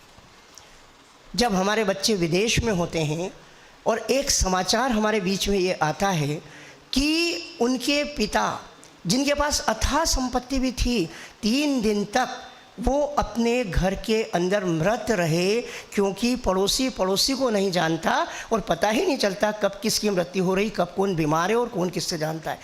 जब हम अपने घर के बगल में बैठ करके और हम रात की 12 बजे हैप्पी बर्थडे का एक मैसेज कर देते हैं, पर हम पड़ोस में जाकर के बात करना पसंद नहीं करते, क्या ये हमारी परंपरा थी? क्या ये हमारी संस्कृति थी? तो एक जो परिवार विज्ञान जो वेद ने हमें दिया, जो परिवार के कारण त्याग की परंपरा हमारी थी, क्या वो आज है? क्या हम बच्चों को संस्कार दे पा रहे हैं? क्या बच्चों को संस्कृति दे पा रहे हैं? और अगर नहीं तो निश्चित रूप से आज वो समय है कि हमें इस प्रकार की विद्या और इस प्रकार की चीज़ों को खत्म करके और हमें फिर से लौटना पड़ेगा हमारी उस वैदिक परंपरा पे, उस वैदिक विज्ञान पे और उस चीज़ों पे हमें जाना पड़ेगा। अभी मैं अत्यधिक व्यस्त बहुत सारी चीज़ों में मैं रहता हूँ, बहुत सारे बोर्ड में हूँ, बहुत सारी जगह पे हूँ, परंतु अभी मेरी एक ड्यूटी लगी थी 3 दिन, 14 तारीख को प्रातःकाल 6 बजे से 16 तारीख की रात के 11 बजे तक महाकालेश्वर मंदिर में, शायद हायर एजुकेशन और स्कूल एजुकेशन से मुझे अकेले को नोडल ऑफिसर बनाया था। मैं 3 दिन रहा, पर आप आश्चर्य करेंगे जो अद्भुत शांति उन 3 दिनों में मैंने महसूस की, वो शायद अपने घर, अपने महाविद्यालय या दूसरी जगह वो चीज़ें नहीं मिलती। तो ये संस्कार, ये जो चीज़ आखिर क्यों हम भूल गए? क्यों हम पहले मंदिर में जाते थे? क्या मंदिर में हम इसलिए जाते थे कि हम दर्शन करके आ जाएं? वहाँ की जो रेडिएशंस हैं, वहाँ के जो विकिरण हैं और वहाँ जो एक अद्भुत परंपरा थी, वो जब हमारे ब्रेन में प्रवेश करते हैं, जब हमारे मस्तिष्क को संतुलित करते हैं, तब हमें उस अद्भुत शांति का जो एहसास होता है, वो विज्ञान है। और वही विज्ञान हमें वेदों से मिला है। तो ये 3 दिन की जो यहाँ पे संगोष्ठी होगी, मैं शुभकामनाएं प्रेषित करता हूँ कि यहाँ पे वो एक मंथन हो, यहाँ पे वो मक्खन निकल करके आए उससे, कि जिसको हम पुस्तकों के रूप में प्रकाशित करके और हम अपने देश को, अपने प्रदेश को और महाकाल के इस शहर को हम गौरवान्वित महसूस करवाएं। आप सभी लोगों ने मुझे यहाँ पर निमंत्रित किया और मुझे अपने विचार व्यक्त करने का अवसर दिया, उसके लिए आप सभी को बहुत बहुत धन्यवाद, बहुत बहुत शुभकामनाएं। धन्यवाद महोदय।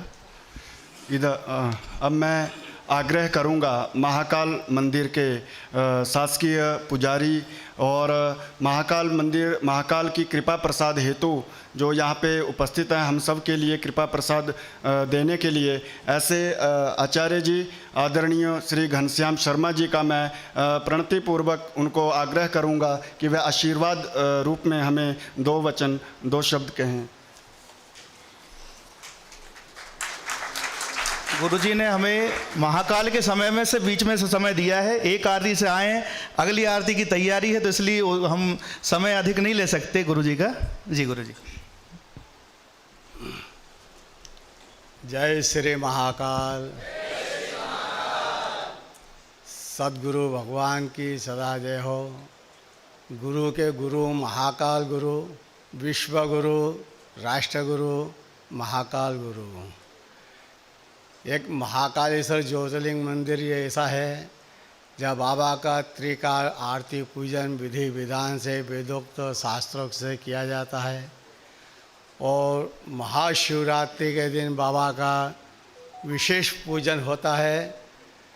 वो देखने लायक है और मनन करने लायक है, ताकि उससे अपने को ज्ञान मिले, अपना धर्म की का जो धरोहर है उसमें अमृत छिपा हुआ है। उस अमृत को लेने के लिए रोज़ लोग न तरसते हैं। कोई घर बैठे उसका आनंद लेता है, कोई मंदिर में जाके उसका आनंद लेता है। ये बाबा का एक स्पर्श करके उनका पूजन करना यह अहो भाग्य होता है। जलधारा शिव प्रिय, शिव को जल प्रिय है, इसलिए जल शिव तत्व है। शिव जी को कुछ नहीं चाहिए, महाकाल को कुछ नहीं चाहिए। वो भक्त से सिर्फ एक ही आशा रखता है कि एक लोटा जल भगवान के ऊपर अर्पण हो जाए, उसका जीवन सफल हो जाए। हम बाबा से यही प्रार्थना करते हैं कि समस्त भक्तों का कल्याण हो, राष्ट्र का कल्याण हो, भारत का कल्याण हो। यही हम बाबा से त्रिकाल आरती पूजन में प्रार्थना करते हैं। गुरु ब्रह्मा गुरु विष्णु गुरुदेव महेश्वरा, गुरु साक्षात परब्रह्म तस्मै श्री गुरुवे नमः। गुरु ही ज्ञान देता है, गुरु ही रास्ता बताता है। आज के समय में मोबाइल का चक्कर ऐसा चला है कि व्यक्ति ने अपना अपना कर्म ये सब छोड़ दिया है। माता पिता का पहला फर्ज होता है बच्चों को अपना संस्कार सिखाए, अपना वेद पाठ सिखाए, ताकि वह आगे बढ़ के अपने माता पिता का नाम रोशन करें, अपने भारत का नाम रोशन करें, विश्व का कल्याण होगा। जय श्री महाकाल, जय श्री महाकाल। ओम नमः शिवाय। जय श्री महाकाल, जय श्री महाकाल। जय महाकाल। गुरु जी के माध्यम से हमें महाकाल का कृपा प्रसाद मिला और आदरणीय रंग रामानुजाचार्य जी तिरुपति बालाजी का प्रसाद हम लोगों को बांटने का कह रहे हैं। सर बांटेंगे प्रसाद, लेकिन अभी थोड़ा सा कृपा प्रसाद आपके वचनों के माध्यम से कुछ वचन फिर हम आपको सत्र में सुनेंगे विस्तार से। स्वागत सर।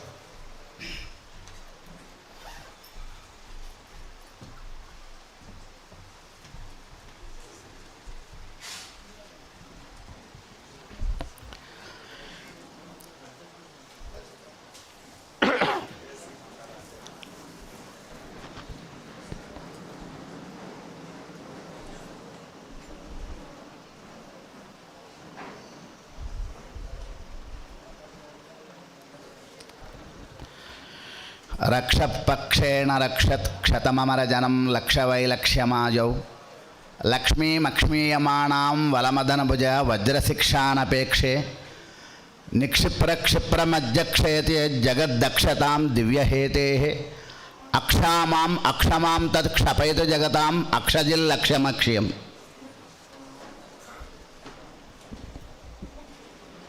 महदिदं सौभाग्यं यत् पाणिनीय संस्कृत विश्वविद्यालये आयोजितायां त्रिदिवसीयां अंतर्राष्ट्रीय मंदिर वास्तु संगोष्ठ्यां यथाशक्ति वचनद्वयं वक्तुं माम् अत्र अवकाशं दत्तवन्तः अस्य विश्वविद्यालयस्य कुलपतयः श्रीमन्तः शिवशंकर शर्मा महोदयाः आदौ तेषां प्रणतिततिः वितीर्य मञ्चे विराजमानानां सर्वेषां तत्र विदुषामपि प्रणतिततिः पूर्वकं नमस्कारान् समर्प्य अस्यां सभायां विराजमानानां सर्वेषां पण्डितानाम् एवं अध्यापकानाम् अध्यापिकानां विशिष्य अस्य कार्यक्रमस्य शोभाभिवर्धकाः छात्राः छात्र्याश्च येषाम् उपस्थितिः विना अयं कार्यक्रमः न अग्रे गच्छति, अतः छात्राणां कृते आशीषः। हमारा विद्यालय में जो कोई काम चल रहा है, कार्यक्रम चल रहा है, मतलब ये कार्यक्रम जो करने वाले अध्यापकों को या कार्य परिस्थिति का संबंध नहीं है, ये कार्य बच्चों का है, आपका है ये कार्यक्रम। क्यों हम बैठना है इधर, ऐसा नहीं सोचना है। हमारा पढ़ाई दो प्रकार होती है। हमारा पढ़ाई एक पुस्तकों से है और दूसरा ऐसा पंडितों का सभा का रूप में है। महान लोग सभा के आकर अपना अपना उद्देश्य बाहर दिखाते हैं, अपना अपना भाव प्रकटन करते हैं, वो सुनना है। आप आगे के समय में आप भी यहाँ आकर बोलने वाले हैं। आपको अभी ये मौका भविष्य में देगा भगवान। महाकाल का अनुग्रह से आप भी इस स्थान पर आएंगे जरूर, इसीलिए वहाँ बैठकर सुनना है। ये कार्यक्रम को हम हमारा क्लास छोड़ के यहाँ क्यों बैठना, ऐसा नहीं सोचना है। ये कार्यक्रम आपके लिए, हमारे यहाँ शुभम शर्मा का या हमारा उपेंद्र जी का या और हमारा अध्यक्ष लोगों का नहीं है। हम सिर्फ आएंगे और बात कुछ कहेंगे, चलेंगे, मगर ये जो बात है वो आपका मन में रहना है। आगे वाले समय में यहाँ करके ऐसा ही बोलूँगा, मैं भी ऐसा ही बात करूँगा, करूँगी, ऐसा सोचना है। इसलिए कार्यक्रम यहाँ निर्वहन करना है, इतना लाखों करोड़ों खर्च करके। अतः सर्वे छात्राः मनसि स्थापनीयाः। ये कार्यक्रमाः विश्वविद्यालयेषु तत्र आयोज्यन्ते तेषु सर्वत्र तत्र प्रधानभागधेयं भवतामेव, आपका ही जिम्मेदारी है। ये कार्यक्रम सक्सेस हो रहा है मतलब छात्रों का ही प्रधान भाग है। आप सुनना है और जानना है, उसको आचरण में रखना है। ये दोबारा पाठ है, किताबों से अलावा ये पाठ प्रधान है आपके लिए। ये बात कहने के लिए ही मैं आया हूँ। बाकी सारे बात सब लोग बोलते हैं, आप सुनते हैं, मैं भी सुनूंगा, सब कहने का ज़रूरत नहीं है, ऐसा मेरा भाव है। और जो कुछ भी गलत किया तो गलत बोला तो क्षमा कीजिए, हमारा हिंदी से नुकसान मत लीजिए। धन्यवाद सर्वे भी। बहुत बहुत धन्यवाद सर। और हमारी मंदिर संस्कृति अभी दक्षिण की यात्रा करके आई है और हम कुछ कृपा प्रसाद पश्चिम से भी चाहेंगे, तो मैं आमंत्रित कर रहा हूँ आदरणीय रावल सर को कि संक्षिप्त कृपा प्रसाद सोमनाथ बाबा का भी हमें मिले। स्वागत सर।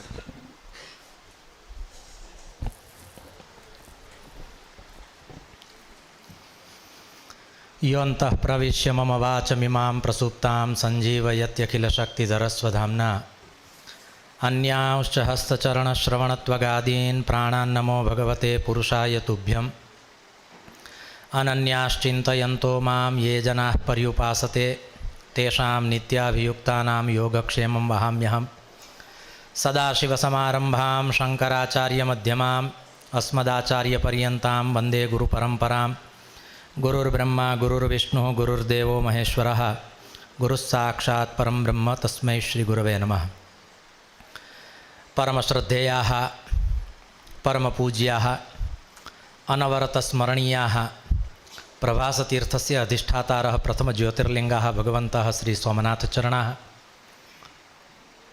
अवन्तिका प्रदेशे विराजमानाः अनवरतस्मरणीयाः महाकालप्रभवः अत्र सभायां समुपस्थिताः मंचस्य आभूषणभूताः सर्वेपि मान्यमान्याः सदसि विराजमानाः भवन्तः सर्वेपि सज्जनाः स्वजनाश्च।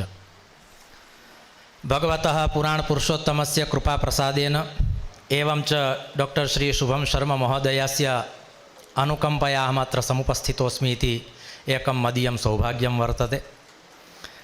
मन्दिरसंस्कृतिः इति विषयमादाय आन्तराष्ट्रीयसङ्गोष्ठी इयं समायोजिता वर्तते। एतस्मिन् विश्वविद्यालये प्रथमवारम् आगन्तुम् अवसरः सम्प्राप्तः। इदमप्यस्ति मम एकं परमं सौभाग्यं। का इयं मन्दिरसंस्कृतिः? महानुभावाः समये समये विभिन्ने सत्रे तस्मिन् विषये विविधानि शोधपत्राणि पठिष्यन्ति एव, किन्तु मम एकं तादृशं कथनं वर्तते यत् संस्कृतभाषायां ये महापुरुषाः शोधपत्रं पठन्ति वास्तविकरूपेण तत् शोधपत्रं न भवति, अपि तु एकं बिल्वपत्रमेव भवति।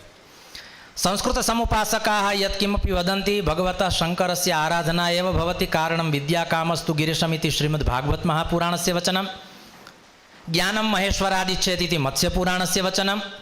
एवं च अत्र प्रथमज्योतिर्लिङ्गात् समागतोऽहं, तृतीये ज्योतिर्लिङ्गे समागतोऽहम्, एवं च नवमज्योतिर्लिङ्गात् समागताः आदरणीयाः सन्ति। कुलपतयः श्री काशीविश्वनाथतः समागताः सन्ति। एवं प्रकारेण रुद्राष्टाध्याय्याः अष्टमाध्यायात् अहम् एकं मन्त्रं स्मरामि। एका च मे तिस्रश्च मे तिस्रश्च मे पञ्च च मे पञ्च च मे सप्त च मे सप्त च मे नव च मे नव च मे। एवं प्रकारेण यदि मन्त्रस्य स्मरणं क्रियते चेत् अत्र त्रीणि ज्योतिर्लिङ्गानि सन्ति इति प्रारम्भे एव महानुभावैः उक्तं वर्तते। अतः अनेन एव अवगन्तुं शक्यते यद् मन्दिरसंस्कृतिः एव अस्माकं संस्कृतिः। भारतसंस्कृतिः, भारतीया संस्कृतिः इति बहु प्रसिद्धः शब्दः अस्माभिः बहुधा श्रुतः स्यात्, किन्तु भारतीयसंस्कृतिः अर्थात् किम् इत्यस्मिन् सन्दर्भे यदि किमपि उच्यते चेत् तस्य पञ्चप्राणाः सन्ति इति मम एकं निवेदनं विनम्र च कथनमिदं वर्तते। भारतीयसंस्कृतेः पञ्चप्राणाः के पञ्चप्राणाः तदहं किञ्चित् शास्त्रसन्दर्भपुरस्सरं किञ्चित् अत्र उपस्थापयितुम् इच्छामि। भारतीयसंस्कृतेः पञ्चप्राणाः, तत्र प्रथमः प्राणः वर्तते मन्दिरसंस्कृतिः। भारतीयानां किं वैशिष्ट्यम्, अस्माकं पार्श्वे वैशिष्ट्यं किमिति गणना क्रियते चेत् मन्दिरसंस्कृतिः इति प्रथमपङ्क्तौ आगच्छति। मन्दिरस्य एकं नाम देवालयः वर्तते। प्रास्ताविककरणे आदरणीयैः महानुभावैः उक्तमेव अस्ति, किन्तु तत्र एकः शब्दः अस्ति देवशाला। मन्दिरम् अर्थात् देवशाला। पुराकाले यत्र यत्र देवशाला आसीत् अत्र अर्थात् मन्दिरम् आसीत्, देवालयः आसीत्, तत्र तत्र अन्याः अपि काश्चन शालाः आसन्। यत्र देवशाला भवति तत्र यज्ञशाला अपि भवति, यत्र यज्ञशाला भवति तत्र गौशाला अपि भवति, यत्र गौशाला यज्ञशाला भवति तत्र पाठशाला अपि भवति, तत्रैव धर्मशाला भवति। एवं प्रकारेण एकस्यां मन्दिरसंस्कृत्यां कियत्यः शालाः आसन् तस्याः यदि अस्माभिः गणना क्रियते चेत् मन्दिरसंस्कृते किं किं नायाति इति एकः प्रश्नः भवति। प्रायः मन्दिरसंस्कृते एव सर्वम् आगच्छति। भारतीयसंस्कृतेः द्वितीयः प्राणः अस्ति शास्त्रपण्डिताः। अस्माकं शास्त्राणि अर्थात् भारतीयसंस्कृतिः ज्ञानपरम्परा इत्यस्मिन् विषये महानुभावेन सम्यक् एकं वचनम् उक्तं यद् योजयति न त्रोटयति इयं संस्कृतिः। तृतीयः प्राणः वर्तते धेनवः, गोसंस्कृति। समुद्रमथनात् 14 रत्नानि विनिर्गतानि, एकम् एकं रत्नं सर्वैः स्वीकृतं, किन्तु यदा कामधेनु विनिर्गता तस्मिन् समये सर्वैः देवैः दानवैश्च मिलित्वा उक्तं यद् इयं धेनुः केवलं ऋषिभ्यः वर्तते इति कृत्वा कामधेनुः ऋषिभ्यः मुनिभ्यः सम्प्रदत्ता। कारणम् इयं संस्कृतिः या वर्तते तदर्थं धेनोः का आवश्यकता, तत्तु केवलं ऋषयः जानन्ति, शास्त्रपण्डिताः जानन्ति, शास्त्राणि जानन्ति इति कृत्वा भारतीयपरम्परायां धेनोः अपि एकं विशिष्टं महत्त्वमिति वयम् अवगच्छामः। तर्हि प्रथमः प्राणः मन्दिरसंस्कृतिः, द्वितीयः प्राणः शास्त्रपण्डिताः, शास्त्राणि वा, तृतीयः प्राणः धेनुः अर्थात् गोसंस्कृतिः, चतुर्थः प्राणः अस्माकं सन्तः, महान्तः, महापुरुषाः, ज्ञानिनः, विद्वांसः भारतीयसंस्कृतौ ते विराजमानाः सन्ति इति चतुर्थः प्राणः। एवं च पञ्चमश्च अन्तिमः प्राणः वर्तते चेत् अस्माकं गुरुशिष्यपरम्परा अस्ति। एतैः पञ्चप्राणैः इयं संस्कृतभारतीया संस्कृतिः सम्पोषिता भवति इति निश्चयेन वक्तुं शक्यते। शोधपत्रेऽस्मिन् मया यः विषयः सम्प्राप्तः वर्तते तस्मिन् विषये अहम् अधिकं तत्र प्रतिपादयिष्यामि, किन्तु अत्र उद्घाटनावसरे अत्र एकः अवसरः प्रदत्तः। एवं च यथा अत्र मन्दिरसंस्कृतिविषये कल्पना कृता वर्तते तद्वत् श्री सोमनाथ संस्कृतविश्वविद्यालयेपि अभ्यासक्रमे एकः अभ्यासक्रमः अस्ति मन्दिरव्यवस्थापनम्। अतः मन्दिरव्यवस्थापनस्य का आवश्यकता, मन्दिरसंस्कृतेः का आवश्यकता, तत्र अस्माकं भारतीयानां किं योगदानम्, एतत् सर्वमत्र मनोमन्थनरूपेण अस्माभिः समुद्रमन्थनं कर्तव्यमस्ति। तदर्थं वयमत्र सम्मिलिताः। पुनः अत्र अवसरः प्रदत्तः, अवसरः कल्पितः। भगवतः श्री सोमनाथस्य कृपाप्रसादं गृहीत्वा अत्र भवते किञ्चित् समर्पयितुं समागतोऽस्मि। इदमेव विद्यासेवायाः एकं फलम् अस्ति इति उररीकृत्य पुनरेकवारं मञ्चस्थमहानुभावान् प्रणिपत्य सदसि विराजमानान् पूज्यचरणान् अभिवाद्य अत्र अवसरः प्रदत्तः तान् सर्वान् प्रति कार्तज्ञं विनिवेद्य अत्रैव वाग्व्यापारात् विरमामि। अस्तु, हरि ओं तत्सत्। बहुत बहुत धन्यवाद आदरणीय रावल सर। और हमारी जो मंदिर संस्कृति की यात्रा है, पश्चिम से हम सुदूर पूर्व में ले जाना चाहते हैं। महामरियम्मन माता के मंदिर की जो संस्कृति और बहुत सारे अन्य जो वाट, जैसे निकट के देशों में ही अंकुर वाट मंदिर इत्यादि हम देखते हैं, तो वो एक पूरी संस्कृति जिनके साथ है। और जब हम मंदिर संस्कृति की चर्चा करते हैं तो हम जो भारतीय जितने धर्म हैं हमारे, चाहे वो बौद्ध धर्म हो, जैन धर्म, सिख धर्म हो, सबकी चर्चा जो करते हैं तो ऐसे एक धर्म का प्रतिनिधित्व भी कर रहे हैं। अच्छे स्कॉलर हैं और वर्षों से शोध कार्य कर रहे हैं। तो ऐसे आदरणीय माथी सर को हम निवेदन करते हैं। आदरणीय माथी sir.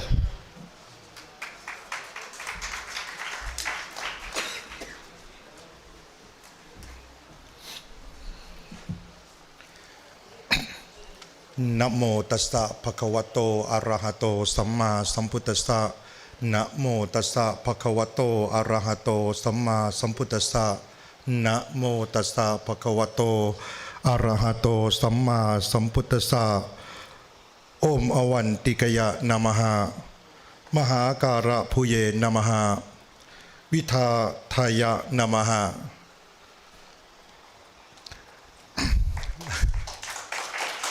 Thank you so much because this is a try for is my breath. We respect chief guest and all scholar and brother and sister from here. Today I am very good luck so much because I came from here the first because I stay for in the Puchakaya and Varanasi only. I never know for another place, but when they have in one phone call me, doctor, he called me for, you want to join for VR? I have, I think 2 hours only for came or not. But because I don't know for Uchen, because people call for Uchen, what is Uchen? But for me, I know for in land for Lord Siva, for Varanasi already. But now today I came from here, I saw for everything very perfect, very kindness, people very smoothly for everything. I hope for future you can join for VR for in a region together. Because I believe so much in knowledge. Today I came from here and go around for in university. I really so happy because have knowledge anywhere. The first time I know for in the Sanskrit, for in the Monta already. I don't know for Sanskrit because in the people taught me for Sanskrit. He say for in the Monta already. For in pray for God already, but don't have meaning or not, I don't know. But today I came here, everything have knowledge. I take a picture so much, I learn everything for in the professor, and today I meet for in the chief guest, so much, very nice from in my experience, something like that. Now I came from here because I from in Buddhism. I want to know what is knowledge for in my Gautam Buddha. The first, he stay in India, why he make for in another knowledge. But I read a book so much. I not understand for everything because have in story only why I came from in India and learn everything from here. Because I want to know for everything from in Gautam Buddha, no. But today, I so happy because this is a big knowledge. The first time you came from here and say from Munta, but I don't know for what you call something like that. But everything have in a meaning. But I try for writing for in the Sanskrit together because I hope for in the future I learn Sanskrit together. Now I tola Hindi. Because I want to learn Hindi first. But next time I think I can understand for Hindi. When you talk for Hindi, pure Hindi, please. Because sometimes I go around another village, he mix for in the local language together. Yes, I stay in Varanasi. Sometimes he mix Bhojpuri together. Sometimes, but I came from here, you use for pure Hindi, easily for my understand. Thank you for everything from here. Uden taught me so much for in the experience. I hope I come back again and do join VR for seminar and academic game and again. Thank you so much for today.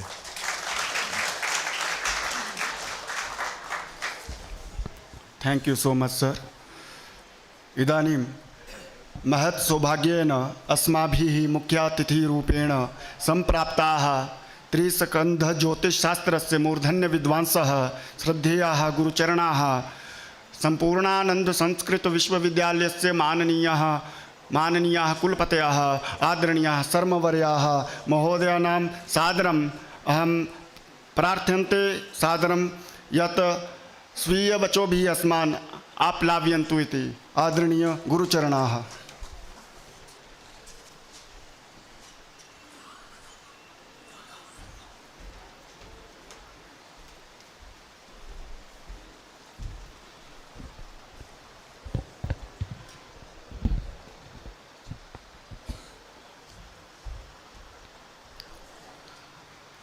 या देवी सर्वभूतेषु बुद्धिरूपेण संस्थिता नमस्तस्यै नमस्तस्यै नमस्तस्यै नमो नमः।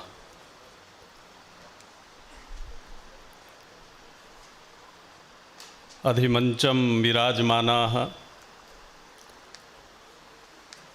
सम्माननीयाः सभाध्यक्षाः अस्य महनीय विश्वविद्यालयस्य यशस्विनः कुलगुरवः Thailand देशतः समागताः श्रीमन्ताः माथी महोदयाः श्रीमन्तः डॉक्टर हरीश व्यास महाशयाः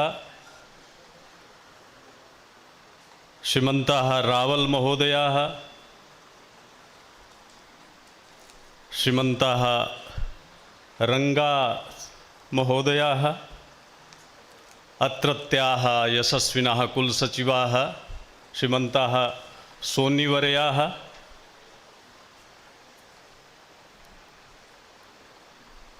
उपमंचम विराजमानाः सारस्वत साधकाः सभ्याः श्रोताराः छात्राः समेऽपि सारस्वत उपासकाः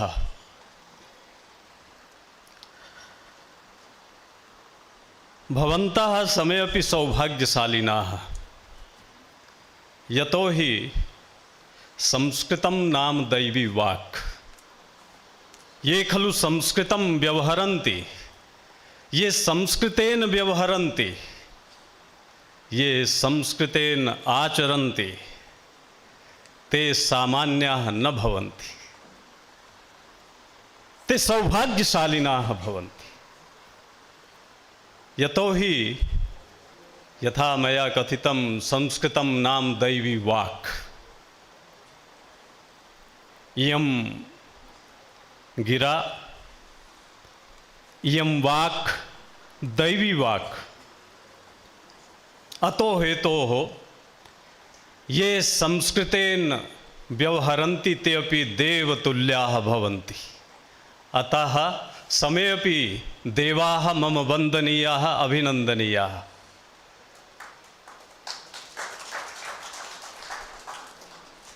अस्माकं कुलगुरवः गीर्वाणवाणी सपरया परायणाः साक्षात् शिवशंकराः अहं तु अनाथनाथस्य विश्वनाथस्य नगरीतः समायातो अस्मि।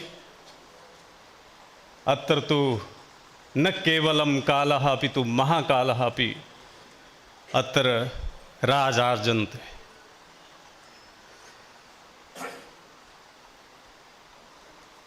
संस्कृत सेवकाः ये भवन्ति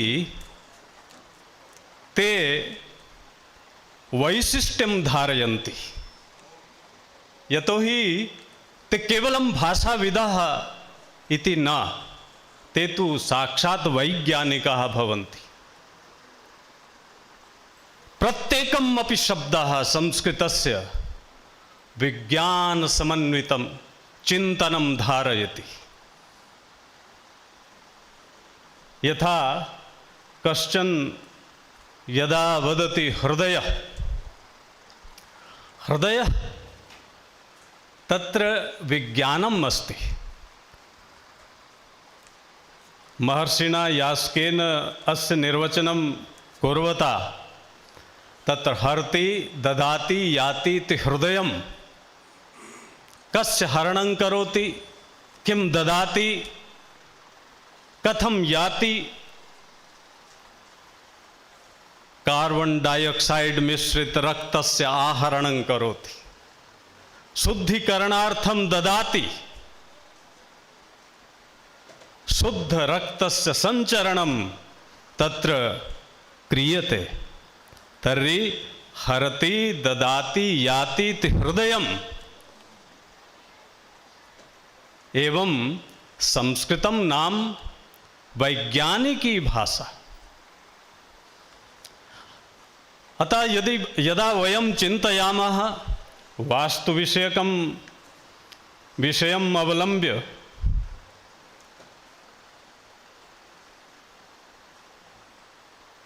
अस्माभिः रावल महोदयस्य मार्मिकम् उद्बोधनं श्रुतं, रंगा महोदयस्य प्रेरणास्पदम् उद्बोधनम् अस्माभिः श्रुतं, सोनी वर्यस्य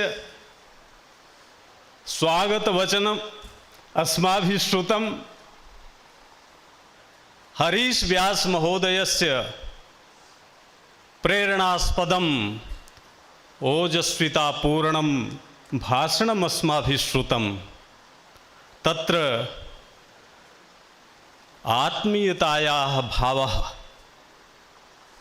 साक्षात् परिलक्ष्यते स्म। वस्तुतः यथा अस्माकं वक्तृभिः कथितं, विषयोऽयं गाम्भीर्ययुक्तः।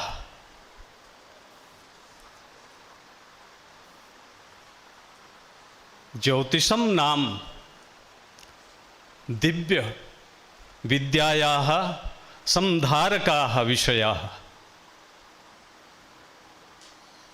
ज्योतिषांगभूतं वास्तुशास्त्रं तथैव अस्मान् उपकर्तुं सततं कार्यं करोति। वस्तुतः जब हम ये कहते हैं कि वास्तुशास्त्र है क्या, किमिदं वास्तुशास्त्रम, इसको अगर समझना है और खास करके उस धरातल पर जो न केवल महाकाल की धरती है बल्कि काल की गणना का भी आरंभ करने वाली धरती है, उस धरती पर अगर हम इस प्रकार का चिंतन करते हैं तो यह चिंतन केवल महर्षि पाणिनि वैदिक संस्कृत विश्वविद्यालय के लिए नहीं है। यहाँ से निकली हुई आवाज केवल भारत तक नहीं, दुनिया के कोने कोने तक जाती है। इसलिए जब आप इतने गंभीर विषय को लेकर के चिंतन में प्रवृत्त होते हैं तो ये अपने आप में इस क्षण को विलक्षण बना देती है। ये ज्योतिष का एक अंग वास्तु, और उसमें भी आपने विषय रखा मंदिर संस्कृति। ये भारत की विलक्षणता है। यहाँ हमने हर घर को मंदिर के रूप में देखा है और उस घर में रहने वाले व्यक्ति को देवता के रूप में देखा है। और केवल देवता ही ये उद्घोष कर सकता है, अयम निजा परो वेति गणना लघु चेतसाम उदार चरिता नाम तु वसुधैव कुटुंबकम। ये अवधारणा और इस देश का ऋषि जब ये उद्घोष करे, श्रूयताम धर्म सर्वस्व श्रुत्वा चैवावधार्यताम आत्मनः प्रतिकूलानि परेशान न समाचरेत। ये भावना केवल दैवी संस्कृति से ही आ सकती है। हमारी मान्यता है कि समाज में प्रायः 3 प्रकृतियां रहती हैं। त्रिधा प्रकृतया, दैवी प्रकृति, मानुषी प्रकृति और आसुरी प्रकृति।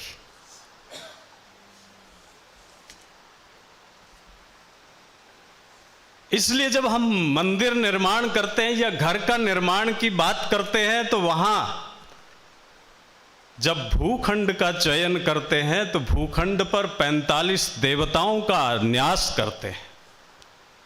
ये देवता ऊर्जा के केंद्र हैं, ये देवता ऊर्जा के स्रोत हैं। क्योंकि देवता को अगर हम सामान्य भाषा में कहें, देवता की अनेक व्याख्याएं हो सकती हैं, लेकिन अगर सामान्य व्यक्ति को समझाने की दृष्टि से हम कहें तो जो प्रत्युपकार की भावना के बिना सतत उपकार करे उसका नाम है देवता। जो बदले में कुछ चाहे बिना केवल देने का संकल्प रखता हो उसका नाम है देवता।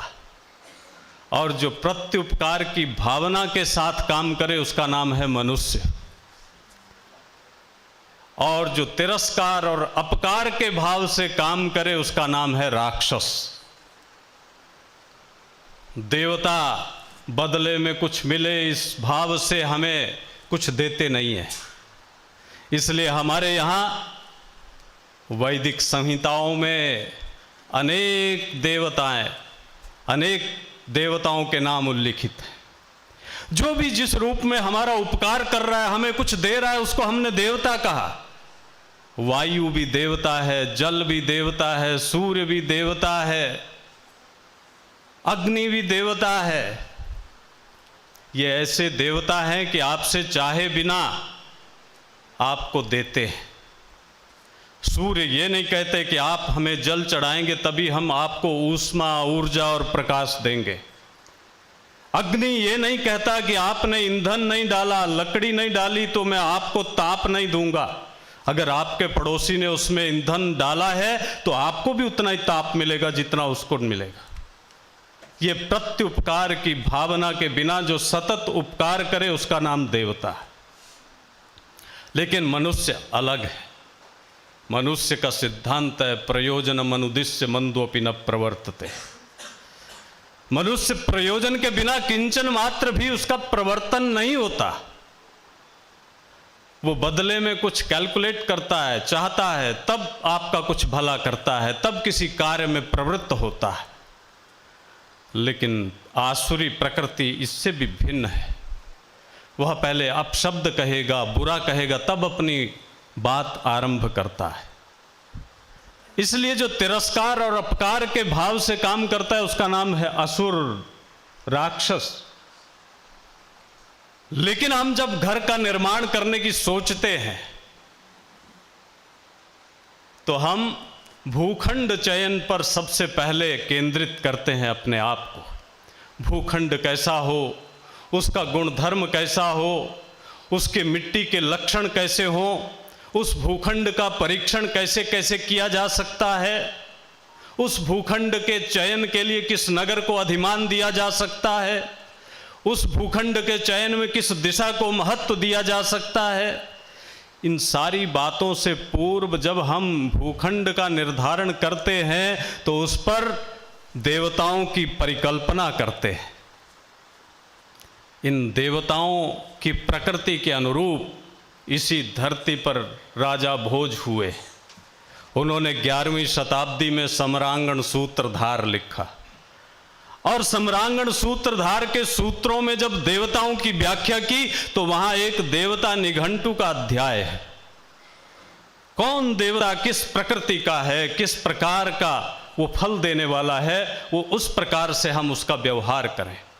हम जब वास्तु निवेश करते हैं तो इन 45 देवताओं की अवस्थापना के आधार पर कौन भवनांग कहाँ निवेश्य है, इस आधार पर उसका निर्धारण करते हैं। और प्राचीन वास्तुशास्त्र के जितने ग्रंथ हैं, चाहे वो विश्वकर्म प्रकाश हो, मय मतम हो, मानसार हो, या पुराणों में 18 पुराणों में लगभग 9 पुराणों में इसकी व्याख्या हो, मत्स्य पुराण से लेकर के विष्णु धर्मोत्तर पुराण तक, या आगम ग्रंथों में इसकी चर्चा हो, या सुल्ल सूत्रों की यज्ञ वेदियों से आरंभ होकर के मंदिर की शिखर तक इसकी यात्रा हो, इस सब के पीछे दैवी भावना हमारे भीतर ओतप्रोत होकर के रहती है। क्योंकि हमने ऐसा घर बनाना है जहां स्वयं भी सुख से रहना है, और उस घर में किसी इच्छा से, किसी आवश्यकता से अगर कोई आता है तो हमारे भीतर वो सामर्थ्य हो, वो भाव हो कि हम उसका भी भला कर सके। यानी अपने भले के साथ साथ दूसरे के हित का चिंतन करना, ये हमारी संस्कृति हमें सिखाती है। आपने विषय रखा कि मंदिर संस्कृति, उसका पुनर्स्थापन, उसके संघर्ष को देखते हुए, उसका स्मरण करते हुए अपनी संस्कृति की रक्षा के लिए अपने भीतर प्रतिबद्धता का भाव कैसे पैदा करें। ये भाव आपने जो विषय में रखा, ये अपने आप में अद्भुत है। क्योंकि मंदिर, हमारे यहाँ 3 तत्व हैं। पूरा ब्रह्मांड, उस ब्रह्मांड में रहने वाला ये पिंडीभूत जीव, और इस जीव को सही रास्ते पर चलाने की प्रेरणा देने वाला उपासना स्थल मंदिर। इन तीनों में निर्माण के सिद्धांत पर एक रूपता है। ये ब्रह्मांड 3 हिस्सों में विभक्त है। मृत्युलोक, अंतरिक्ष और द्युलोक। ऐसे ही ये शरीर है, इसके भी 3 हिस्से हैं। हमारे पांव, हमारा मध्य भाग और हमारा शीर्ष स्थानीय भाग। ऐसे ही मंदिर, मंदिर का अधिष्ठान, जिसको जगती वास्तु की भाषा में जगती बोलते हैं, क्योंकि वो गतिशीलता देता है, वो धारण करता है। और मध्य भाग जो गर्भगृह है, और फिर शिखर, मंदिर का जो शिखर है वो द्युलोक का प्रतीक है। ये मानव और देव मिलन की यात्रा है। मनुष्य धरती से उठ करके उस देवता के साथ मिलने के लिए आतुर होता है, और जीवन में निरंतर उसका विकास हो, इसके लिए वो प्रयास करता है। इस प्रयास में उसको किस प्रकार से आगे बढ़ना है, इसके लिए हमारे ऋषियों ने अनेक सूत्र दिए। और मानव और देवता के मिलन के लिए क्या आवश्यक है, क्योंकि देवता का जो वैशिष्ट्य है, देवता सत्य स्वरूप है, देवता ज्योति स्वरूप है, और देवता के पास अमृतत्व है। इन 3 गुणों के कारण देवता विलक्षण है, और मनुष्य के पास इन 3 गुणों की हानि है, यानी इन 3 गुणों का अभाव है। इसलिए मनुष्य इन 3 गुणों को प्राप्त करने के लिए मानव देवता से मिलने के लिए प्रस्थित होता है, निरंतर प्रयत्न करता है। मैं तो चूंकि ज्योतिष का छोटा सा विद्यार्थी हूं, ज्योतिष अपने आप में प्रकाश का शास्त्र है, और प्रकाश ईश्वर का रूप है। ज्योति ईश्वर का रूप है, ज्योति ही ज्ञान का रूप है। इसलिए हमारे यहाँ समस्या का समाधान प्रकाश में होता है, ज्ञान में होता है। ऋते ज्ञाना न मुक्ति, नहीं ज्ञानेन सदृशम पवित्र मेहु विद्यते। ज्ञान के समान दूसरी कोई वस्तु पवित्र नहीं है, क्योंकि ज्ञान ही हमें सारी समस्याओं का समाधान देता है। और ज्ञान की कोई सीमा नहीं है। कभी कभी हम लोग ज्ञानाहंकार में इतने फंस जाते हैं कि मान लो मैंने 2 विषयों में, 3 विषयों में PhD कर ली, तो मुझे अंदर ये भाव आएगा कि मुझसे बड़ा कोई विद्वान नहीं। ये ज्ञानाहंकार सबसे खतरनाक होता है। ज्ञान की कोई सीमा नहीं है। हमारे यहाँ इसीलिए उद्घोष हुआ कि अगर बच्चा भी कोई अच्छी बात कहता है तो हमें सीखने के लिए हमेशा अपने दिमाग की खिड़कियां और दरवाजे खुले रखना चाहिए। बालादपि सुभाषितम। तो ज्ञान के द्वारा ही हम आगे बढ़ सकते हैं। हमारी भारतीय मान्यता है, हमारे आज के हमारे सबके यशस्वी कुलगुरु दर्शन शास्त्र के महनीय विद्वान हैं, भारतीय दर्शन की मान्यता है कि सृष्टि अज्ञान और माया के कारण होती है। ये अज्ञान और माया ज्ञान रूप ईश्वर से दूर होने पर पैदा होती है। ईश्वर ज्ञान रूप है, ज्योति रूप है, और ईश्वर का अंश, सृष्टि का मतलब ईश्वर का अंश ईश्वर से दूर हो गया। और जब ईश्वर का अंश ईश्वर से दूर होगा तो ईश्वर तो ज्योति रूप है, ज्योति से उसका अंश दूर हुआ तो कहाँ होगा।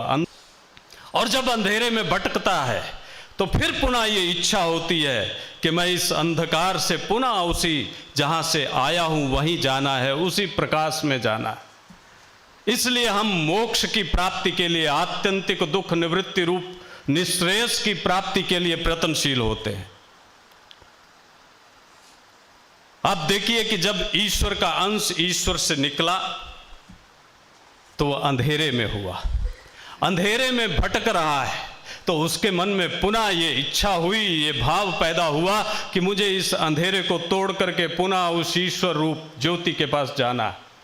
इस यात्रा में जब कठिनाइयां आती हैं तो उन कठिनाइयों का पूर्वानुमान करने के लिए, उनका ज्ञान करने के लिए, ताकि उन कठिनाइयों को देखते हुए हम जीवन के ज्योतिर्मय पथ पर आगे बढ़ सके, इसके लिए ज्योतिष शास्त्र की उत्पत्ति होती। और इसीलिए जब भटकते हुए इंसान को हमारे ऋषि ने देखा तो बृहदारण्य को उपनिषद के ऋषि ये उद्घोष करता है, तमसो मा ज्योतिर्गमय असतो मा सद्गमय मृत्योर्मां मृतंगमय तमसो मा ज्योतिर्गमय।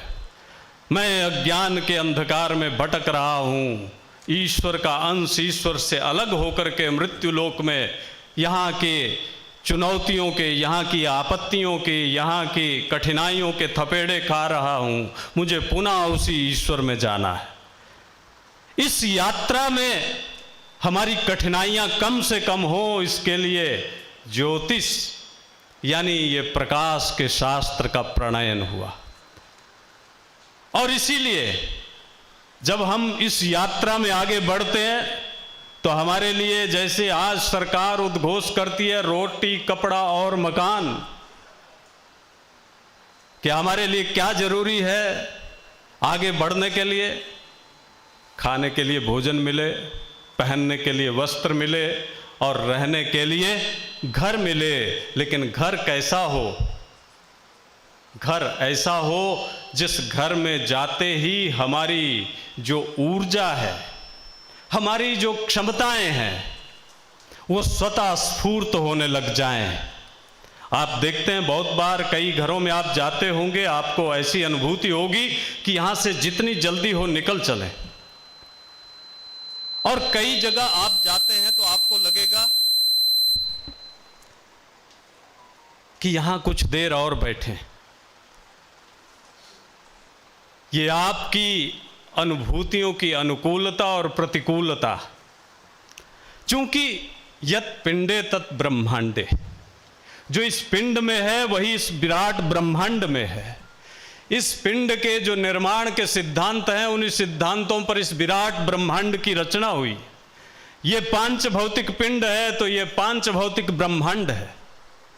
इस पिंड का, इस ब्रह्मांड के कौन से हिस्से में संतुलन ठीक होगा, इस पिंड का इस ब्रह्मांड के किस भाग में तादात्म्य होगा, इसका बोध किससे होगा, इसके लिए वास्तु का प्रणयन हुआ।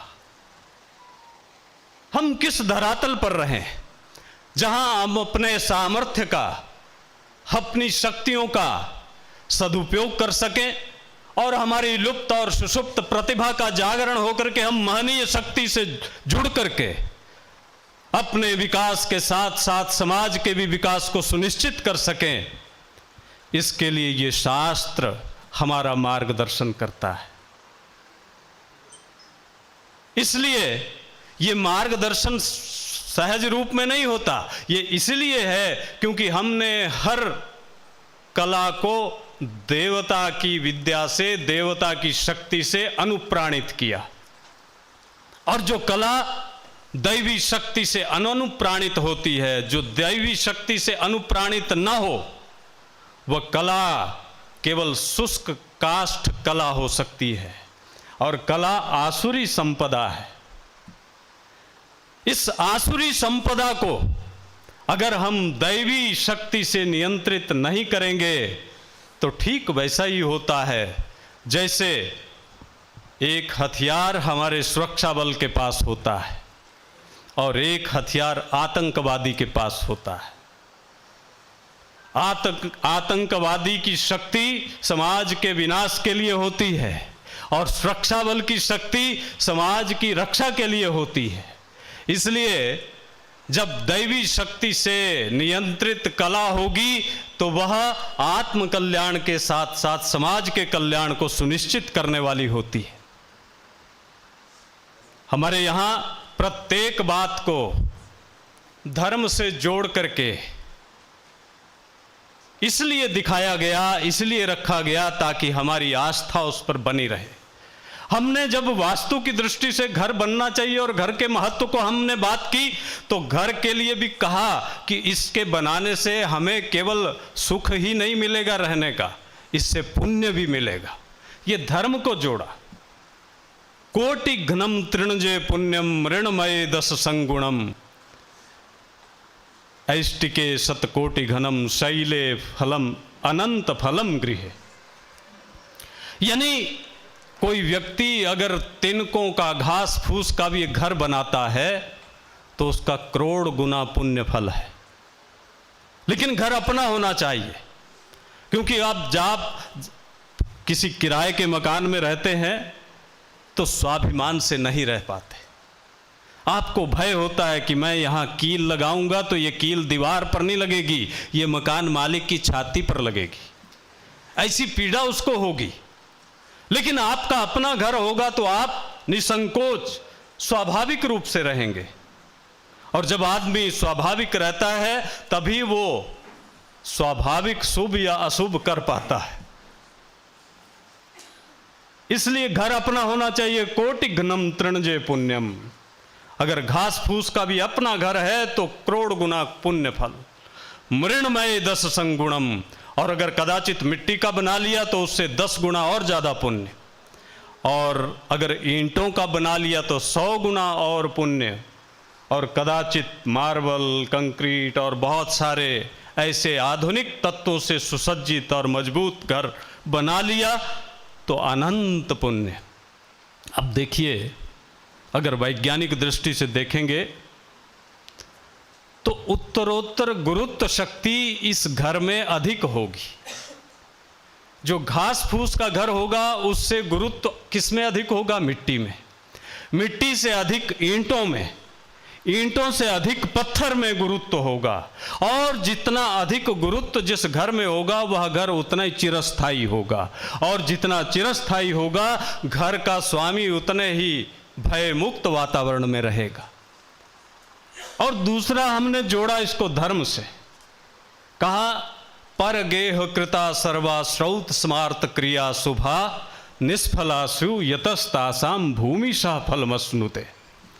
कहा भाई अपना घर बनाइए, क्योंकि अपना घर नहीं होगा तो हम जिस दूसरे के घर में रहेंगे, और दूसरे के घर में रहते हुए अगर हम श्रौत स्मार्त आदि क्रियाएं करते हैं तो भूमि शाह फलमश्नुते, तो दूसरे के घर में रहने से हम जो भी कुछ नित्य श्रौत स्मार्त आदि क्रियाएं संपन्न करते हैं उनका जो पुण्य फल है वह भूमि का स्वामी ले जाता है।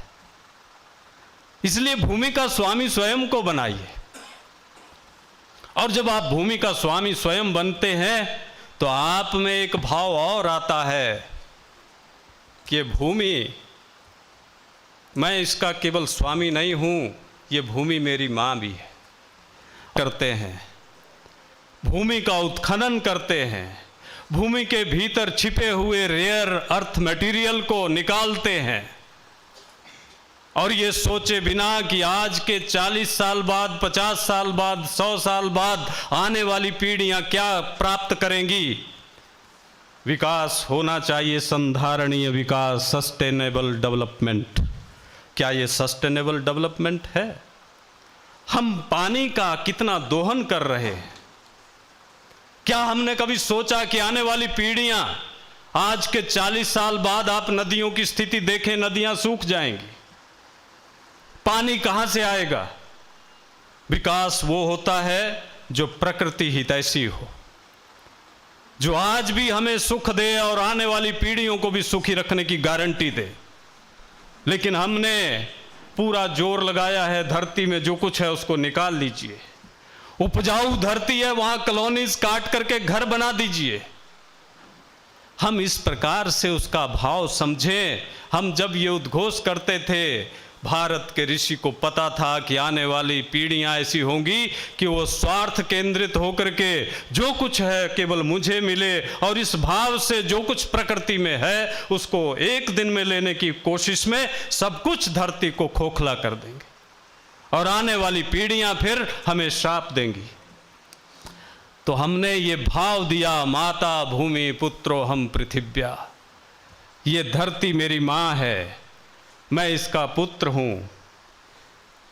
ये भाव जब रहता है कि मैं माँ की गोदी में हूँ, तो बच्चा अपराध करने का भाव होते हुए भी माँ के प्रभाव से वो भाव उसमें नहीं आ पाता, और वो जब भाव उस तरह का नहीं आ पाता तो उस भाव से आने वाला जो उसके मन पर प्रभाव था, उस प्रभाव से उस पर पड़ने वाला जो भटकाव था, उसमें ठहराव आ जाता। ये हमारे वास्तु का विलक्षण सिद्धांत है। इसलिए मंदिर निर्माण के लिए भी हम जब धरती का चयन करते हैं तो हमारे भीतर जब दैवी भाव रहेगा, और दैवी भाव ऐसे नहीं होता, ये केवल ईंट पत्थरों का एक बनाया हुआ भवन नहीं होता, ये सामाजिक लोगों की श्रद्धा और से उत्पन्न भाव के प्रभाव से निर्मित होती है। और उसके कारण उसमें जब हम देव मंदिर में देवता के विग्रह की स्थापना करते हैं प्राण प्रतिष्ठा करके, और उसमें जब व्यक्ति जाता है तो उसकी खोई हुई और सोई हुई शक्ति पुनः जागृत होती है, और वहाँ का जो भी विधान है, गर्भगृह में जाकर के जो दीप शिखा वहाँ जल रही है, उससे उसके भीतर की सोई हुई शक्ति जब जागती है तो दरिद्रता भागती है, और फिर मंदिर की ये संस्कृति हमारा कल्याण करती है। आक्रांता इस देश में आए, उन्होंने आक्रमण किया, अलग अलग कालखंड में हमारे दिव्य मंदिरों का ध्वंस किया, लेकिन दुनिया ने ध्वंस से धैर्य तक की भारत की यात्रा को देखा। वो यात्रा अयोध्या से लेकर के सोमनाथ तक की हो या काशी विश्वनाथ से लेकर महाकाल तक की हो, समय समय पर इस देश की जनता जागती है और अपने भीतर आत्मगौरव के भाव को जगा करके अपनी संस्कृति को पहचानती है। क्योंकि संस्कृति जब मंदिर का प्रतिनिधित्व करती है तो मंदिर समाज को धर्म से जोड़ता है, व्यक्ति को ईश्वर से जोड़ता है, और राष्ट्र को उसकी आत्मा से जोड़ने का काम करता है। ये मंदिर संस्कृति साधारण संस्कृति नहीं है, इसमें झंझावात आएंगे, लेकिन इस मिट्टी की ये विशेषता है कि जो भी आक्रांता यहाँ आए, जिन्होंने भारतीयता को पद्दलित किया, वो स्वयं देर सवेर यहीं के होकर के रह गए, और इस मिट्टी में होकर के परम भागवत होना उनके लिए उनकी व्यवस्था बन गई। इस धरती का विलक्षण प्रभाव है। इसलिए जब हम मंदिर संस्कृति की बात करते हैं तो हमें वास्तु के उन नियमों का, उन सिद्धांतों का भली भांति प्रयोग सीखना चाहिए। क्योंकि वास्तु, मैंने जैसे कहा कि प्राकृतिक शक्तियों का प्रबंधन और पांच भौतिक तत्वों का, ये पंच महाभूतों का संतुलन, इन दोनों को ठीक करने के लिए वास्तु है। हम किन नियमों सिद्धांतों के आधार पर इन पंच महाभूतों में संतुलन स्थापित कर सकें और प्राकृतिक शक्तियों का प्रबंधन कैसे कर सकें। आप देखिए, गुरुत्व शक्ति ऊर्ध्वाधर चलती है, चुंबकीय शक्ति उत्तरी गोलार्ध से दक्षिण की तरफ चलती है, ऐसे भूमि के उत्तर से दक्षिण की तरफ ऐसे प्रवाहमान है, और सौर शक्ति पूर्व से पश्चिम, पश्चिम से पूर्व, इस प्रकार से चलती है। ये 3 प्रकार की शक्तियां इस दुनिया को बांध कर रखे हुए। इन तीनों शक्तियों से ये दुनिया बंधी हुई है। इन शक्तियों को पहचानना और इन शक्तियों के आधार पर घर के निर्माण में प्रवृत्त होना, ताकि इन शक्तियों के प्रवाह को हम अपनी शक्ति से जोड़ लेंगे तो हम न्यूनतम शक्ति अपनी लगा करके महनीय शक्ति से जुड़ करके अपना कार्य सिद्ध कर लेंगे। जैसे नदी की धारा जा रही है और कोई नाविक अपना बोट उसमें डालता है, अगर वो धारा के साथ बोट डालता है तो उसको केवल डायरेक्शन देने की जरूरत है, नदी की धारा की शक्ति उसको ले जाएगी। लेकिन अगर नदी की धारा के प्रतिकूल वो अपना बोट चलाता है, अपनी नाव चलाता है, तो फिर उसको श्रम बहुत करना पड़ेगा और सफलता कदाचित संदिग्ध होगी। तो इसलिए जब हम प्रकृति की शक्ति के प्रवाह को पहचान करके भवन निर्माण में, चाहे वो प्रासाद निर्माण हो, चाहे सामान्य घर का निर्माण हो, क्योंकि हमारे यहाँ तो हर घर को मंदिर के रूप में देखा गया, तो फिर उसमें रहने वाला जो व्यक्ति है वो प्रकृति से जुड़ करके अपनी न्यूनतम श्रम से अधिकतम प्राप्ति सुनिश्चित कर सकता है। और वैसे ही इन पंच महाभूतों का उपयोग कितना होना चाहिए भवन निर्माण में, इसमें आकाश तत्व कितना हो। आप देखिए, पुराने जो अंग्रेजों के समय के बने हुए भवन हैं उनकी छत बहुत ऊंची होती थी, इसका मतलब आकाश बहुत दिया, और जब छत ऊंची होती थी तो उसमें गर्मी कम लगती थी, और जितना आकाश कम रखेंगे उतनी कठिनाइयां बढ़ेंगी। इस भवन के निर्माण में जल तत्व कितना हो जिससे भवन की दीवारें सही से खड़ी हो सकें। इसमें वायु तत्व के लिए वातायन का प्रवाह कैसे हो, इसमें अग्नि तत्व की मात्रा कितनी हो, सूर्य की किरणें अंदर आए, इन सारी चीजों को ध्यान में रख करके जब हम भवन के निर्माण के लिए प्रवृत्त होते हैं तो वह भवन आत्म कल्याण के साथ साथ समाज के निर्माण में काम करता है। इसलिए हम सबको इस महनीय विषय पर गंभीर चिंतन करते हुए, इस मंदिर संस्कृति के मूल को समझते हुए आगे बढ़ना होगा। मैं आदरणीय आचार्य शिवशंकर मिश्र जी का आभारी हूँ। मैं पहली बार इस महनीय विश्वविद्यालय में आया हूँ। आपने यहाँ आने का और इतने देवी देवताओं के दर्शन करने का सौभाग्य दिया। मैं तो मानता हूँ कि आप में भी वही तत्व है, शिव भी हैं, शंकर भी हैं।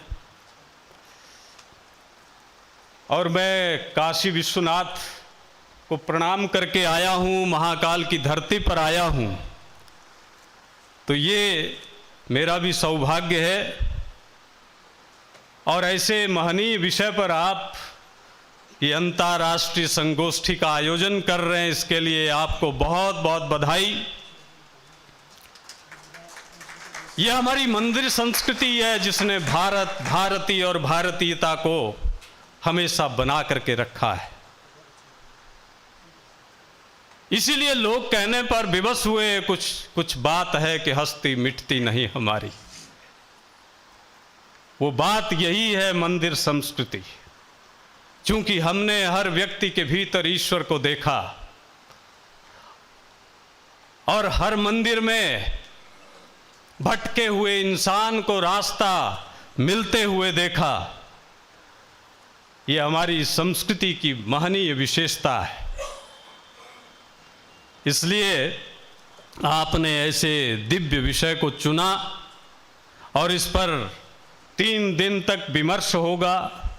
सब लोग अपनी नवोन्मेषशालिनी प्रतिभा के बल पर नए सूत्रों का उद्घाटन करेंगे और शास्त्रीय तत्वों का प्राकटन करेंगे, जिससे न केवल आपको लाभ होगा बल्कि उससे निकलने वाला जो अमृत तत्व है वह सारे समाज को लाभान्वित करेगा। मैं इन्हीं शब्दों के साथ, आपने बड़े धैर्य से मुझे सुना। ये विषय ऐसा विषय है कि निरंतर इस पर बोलते रहें तो भी कम है, क्योंकि इसकी एक लंबी परंपरा है। और लंबी परंपरा इसीलिए है कि घर सबकी आवश्यकता है। अगर घर होगा तो व्यक्ति सुरक्षित रहेगा, और जब व्यक्ति सुरक्षित रहता है तभी उसका चिंतन सही दिशा में होता है। डरा हुआ व्यक्ति कभी सही सोच नहीं पाता। इसलिए हर व्यक्ति को सुरक्षा भी चाहिए और सुविधा भी चाहिए। ये सुरक्षा और सुविधा घर के बिना संभव नहीं है, मंदिर के बिना संभव नहीं है।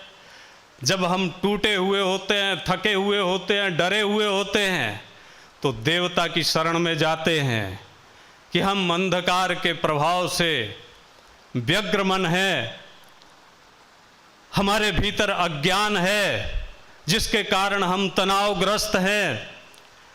देवता हम पर कृपा करें और हम देवता के चरणों का प्रसाद लेकर के जब उसकी परिक्रमा करते हैं तो हम अपने जीवन यात्रा को निरंतर आगे बढ़ाने की प्रेरणा उस प्रदक्षिणा में लेते हैं। हमारे जो कमजोरियां हैं, हमारी जो चुनौतियां हैं, हम प्रदक्षिणा करते हुए उन सबको वहीं समर्पित करके पुनः नई उमंग और अभंग तरंग के साथ लेकर के आगे बढ़ने का संकल्प ले लेते हैं। ये मंदिर संस्कृति ऐसी विलक्षण संस्कृति है। आप सब लोग सौभाग्यशाली हैं कि आप इस संस्कृति के अंग हैं। इसलिए अपनी संस्कृति पर गर्व कीजिए, गौरव कीजिए। दुनिया में ऐसी विलक्षण संस्कृति और कोई नहीं है। दुनिया केवल स्वार्थ की बात करती है। ये भारत है जो कहता है सर्वे भवन्तु सुखिना, सब लोग सुखी रहें। हम केवल अपने लिए कामना नहीं करते, हम कहते हैं स्वार्थ को सर्वार्थ से जोड़ करके व्यवहार कीजिए।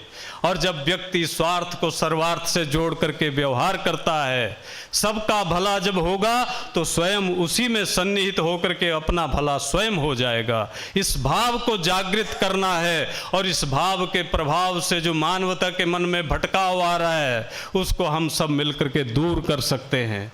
मैं इन्हीं शब्दों के साथ, आप सब ने सुना, आपको बहुत बहुत शुभकामनाएं देते हुए अपनी वाणी को विराम देता हूं। नमस्कार, धन्यवाद, जय हिंद, जय भारत। धन्यवाद गुरुजी, आपके ओजस्वी आशीर्वचनों से, आपके मार्गदर्शन से हम अभिभूत हैं, उपकृत हैं। हम आपके चरणों में प्रणाम निवेदित करते हुए आपका धन्यवाद ज्ञापित करते हैं। इदानीम आध्यक्ष्यं निर्वहन्तः दर्शनादिशास्त्र विशारदाः यशस्विनः कुलगुरवः प्रोफेसर शिवशंकर वर्याः सादरं प्रार्थ्यन्ते यत् आशीर्वचोभिः अस्मान् उपकुर्वन्तु इति।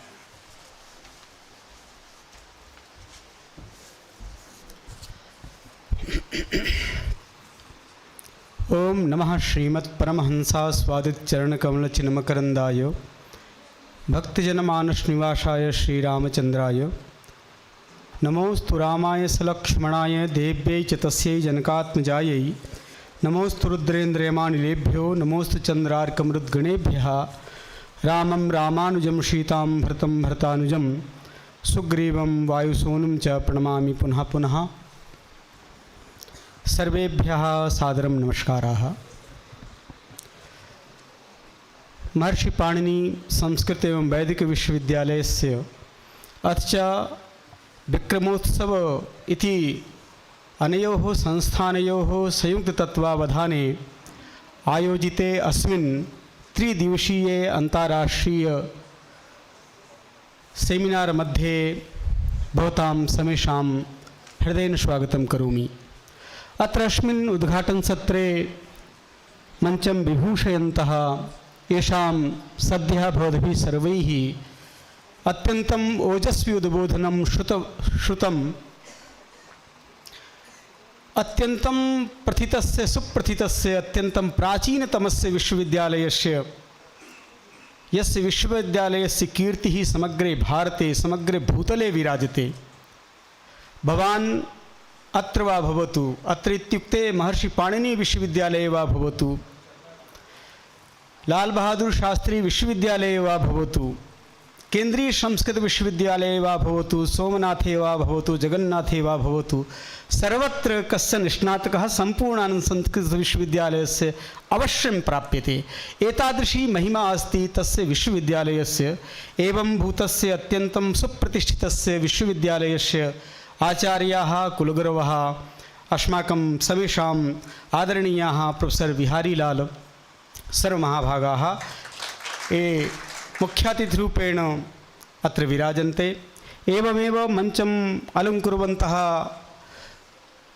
थाईलैंड देशतः अत्र सम्प्राप्ताः माथी महाभागाः, तिरुपतितः सम्प्राप्ताः आचार्याः रङ्गरामानुजाचार्य महाभागाः, एवमेव सोमनाथ संस्कृत विश्वविद्यालयतः सम्प्राप्ताः डॉक्टर पंकज रावल महाभागाः, सद्यः गताः तावद् महाकालमन्दिरस्य प्रमुखार्चकाः, एवमेव अस्माकं कार्यपरिषत् सदस्याः डॉक्टर हरीश व्यास महाभागाः आवश्यक कार्यवशात् ते सद्यः प्रस्थिताः अस्माकं विश्वविद्यालयस्य यशस्विनः कुलसचिवाः, एवमेव उपमञ्चं विराजमानाः विभिन्नेभ्यः प्रान्तेभ्यः संस्थानेभ्यः समागताः आचार्याः मनोज श्रीमाल महाभागाः, आदरणीयाः सुनील जोशी महाभागाः, एवमेव अस्माकं विश्वविद्यालयस्य समीपे प्रतिष्ठिताः आचार्याः, समेपि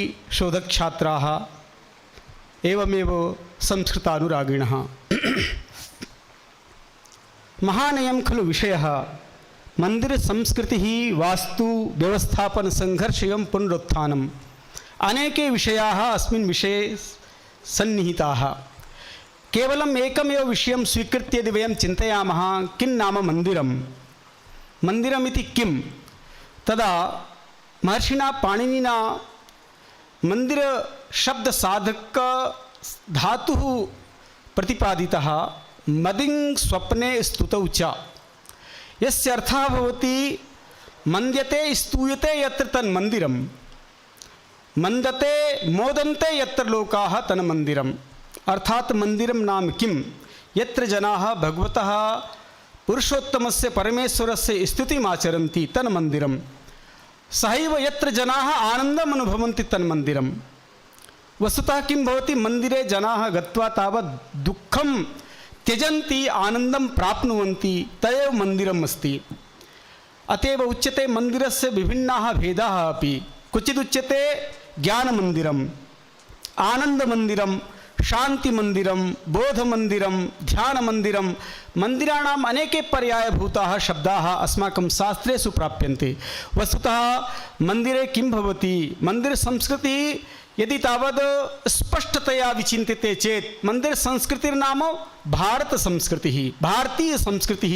यथा रावल महाभागेन अत्यन्तं साधुतया निरूपितं, मन्दिरे केवलं तावत् भगवद् अर्चनमेव न भवति, केवलं भगवत् पूजनमात्रं न, अपि तु तत्र किं भवति, तत्र शास्त्राणाम् अध्ययनं भवति, तत्र गोसेवा भवति, तत्र तावद् साधुसेवा भवति, तत्र अतिथिसेवा भवति, तत्र शास्त्राणि पठ्यन्ते, बहूनि कार्याणि तत्र मन्दिरे भवन्ति। मन्दिरे केवलं भगवद् अर्चनमात्रं न, मन्दिरसंस्कृतिः एव वस्तुतः भारतसंस्कृतिः विद्यते।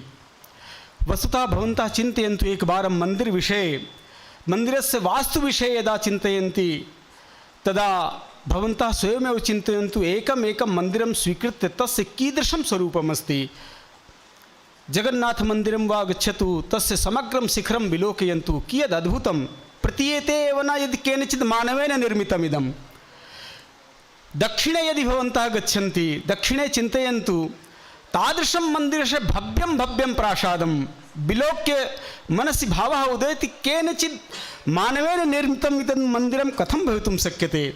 हस्तिकालमन्दिरं सद्यः एव अस्माकं तावत् दक्षिणे यात्रा अभवत्, तत्र मया दृष्टं हस्तिकालमन्दिरं। तस्य एकं स्तम्भं विलोक्य मनः तावत् रोमाञ्चितं भवति। कीदृशं तावद् आम्रेश्वर मन्दिरे सद्यः अस्माभिः गतं, तत्र सुनील महोदयः अपि मया सह आसीत्। आम्रेश्वर मन्दिरस्य एकं स्तम्भं भवन्तः विलोकयन्तु। एकस्मिन् स्तम्भे बहु लिखितम् अस्ति, बहु निरूपितम् अस्ति, शास्त्राणां तावत् बहु विवेचनं तत्र एकस्मिन् स्तम्भे विद्यते। तर्हि मन्दिरसंस्कृतिः केवलं भगवद्विषयकम् एव चिन्तनं न करोति, अपि तु समग्राणि अस्माकं यानि शास्त्राणि विद्यन्ति तानि सर्वाणि शास्त्राणि मन्दिरे विराजन्ते। अतएव उच्यते इयं या धरती अस्ति, इयं या धरा अस्ति, अस्माकं भूमिः अस्ति, यैः सप्तभिर्तत्त्वैः इयं धरा धारिता अस्ति, तानि सर्वाणि तत्त्वानि मन्दिरे विलसन्ति। गोभिर्वेदैश्च विप्रैश्च सतीभिः सत्यवादिभिः अलुब्धैर्दानशीलैश्च सप्तभिर्धार्यते धरा। इयं धरा सप्तभिः तत्त्वैः धार्यते, तेषां सत्तानां तत्त्वानां परिपालनं तावत् मन्दिरसंस्कृत्या भवति। गोसंरक्षणं कथं भवति? मन्दिरसंस्कृत्या। वेदसंरक्षणं कथं भवति? मन्दिरसंस्कृत्या। विप्रसंरक्षणं कथं भवति? मन्दिरसंस्कृत्या। शास्त्रसंरक्षणं कथं भवति? मन्दिरसंस्कृत्या। वस्तुतः इदानीमपि भारते यानि मन्दिराणि विराजन्ते तेषां मन्दिराणां तेषां स्वकीयं शिक्षणसंस्थानमपि विद्यन्ते, तेषां संस्थानानि शिक्षणसंस्थानानि बहूनि विद्यन्ते, तत्र शास्त्राणाम् अध्ययनमपि जायते। अतः वस्तुतः मन्दिरसंस्कृतेः महान् प्रभावः अस्माकं भारतीयानां जीवने। यदि मन्दिरसंस्कृतिं विस्मरामः चेत् तर्हि वयं भारतीयाः इति भावमपि विस्मरामः। अतः अहं चिन्तयामि इदानीम् अस्ति अयं स्वर्णकालः अस्माकं भारतस्य कृते। सर्वत्र भारते भारतीयज्ञानपरम्परा विषये इदानीं चर्चा प्रचलति। यदा भारतीयज्ञानपरम्परा विषये वयं चिन्तनं कुर्मः तदा मन्दिरविषयकं चिन्तनं तु अवश्यम् अस्माभिः करणीयमेव। यतः मन्दिरस्य यद् भौतिकं स्वरूपं तत्तु एकं तत्त्वं, तत्र यद् तस्य रहस्यात्मकं स्वरूपम् अस्ति। मन्दिरस्य केवलं एवमेव तावत् प्रस्तरेण निर्मितं किमपि भवनमात्रं न, अपि तु तत्र स्तम्भस्य प्रत्येकस्य स्तम्भस्य महत्त्वं विद्यते। एकस्मिन् स्तम्भे कुत्रचित् तत्र इन्द्रस्य उपस्थितिः, इन्द्रदेवः तत्र विराजते। एकस्मिन् अपरस्मिन् स्तम्भे अग्निः विराजते, अपरस्मिन् स्तम्भे वरुणः विराजते। सर्वत्र इत्येवं वक्तुं शक्यते मन्दिरस्य एकमेकं कणमपि देवमयं विद्यते। तादृशी अस्ति अस्माकं मन्दिरसंस्कृतिः।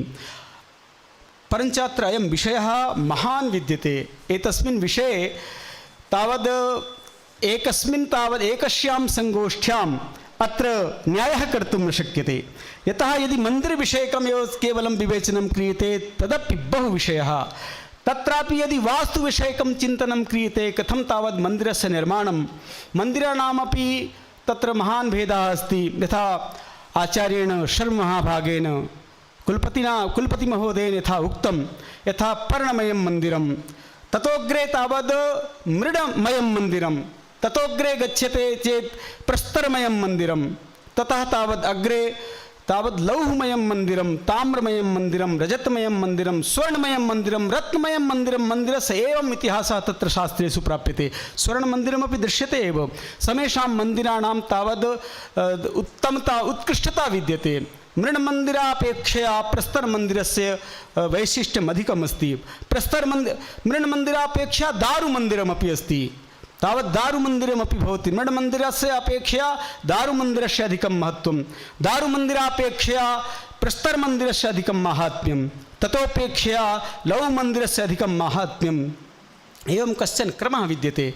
तर्हि अस्माकं देशे स्वर्णमन्दिरस्य या व्यवस्था अस्ति, स्वर्णमन्दिरस्य यत् स्वरूपम् अस्माभिः दृश्यते तत् भारते एव विद्यते, नान्यत्र।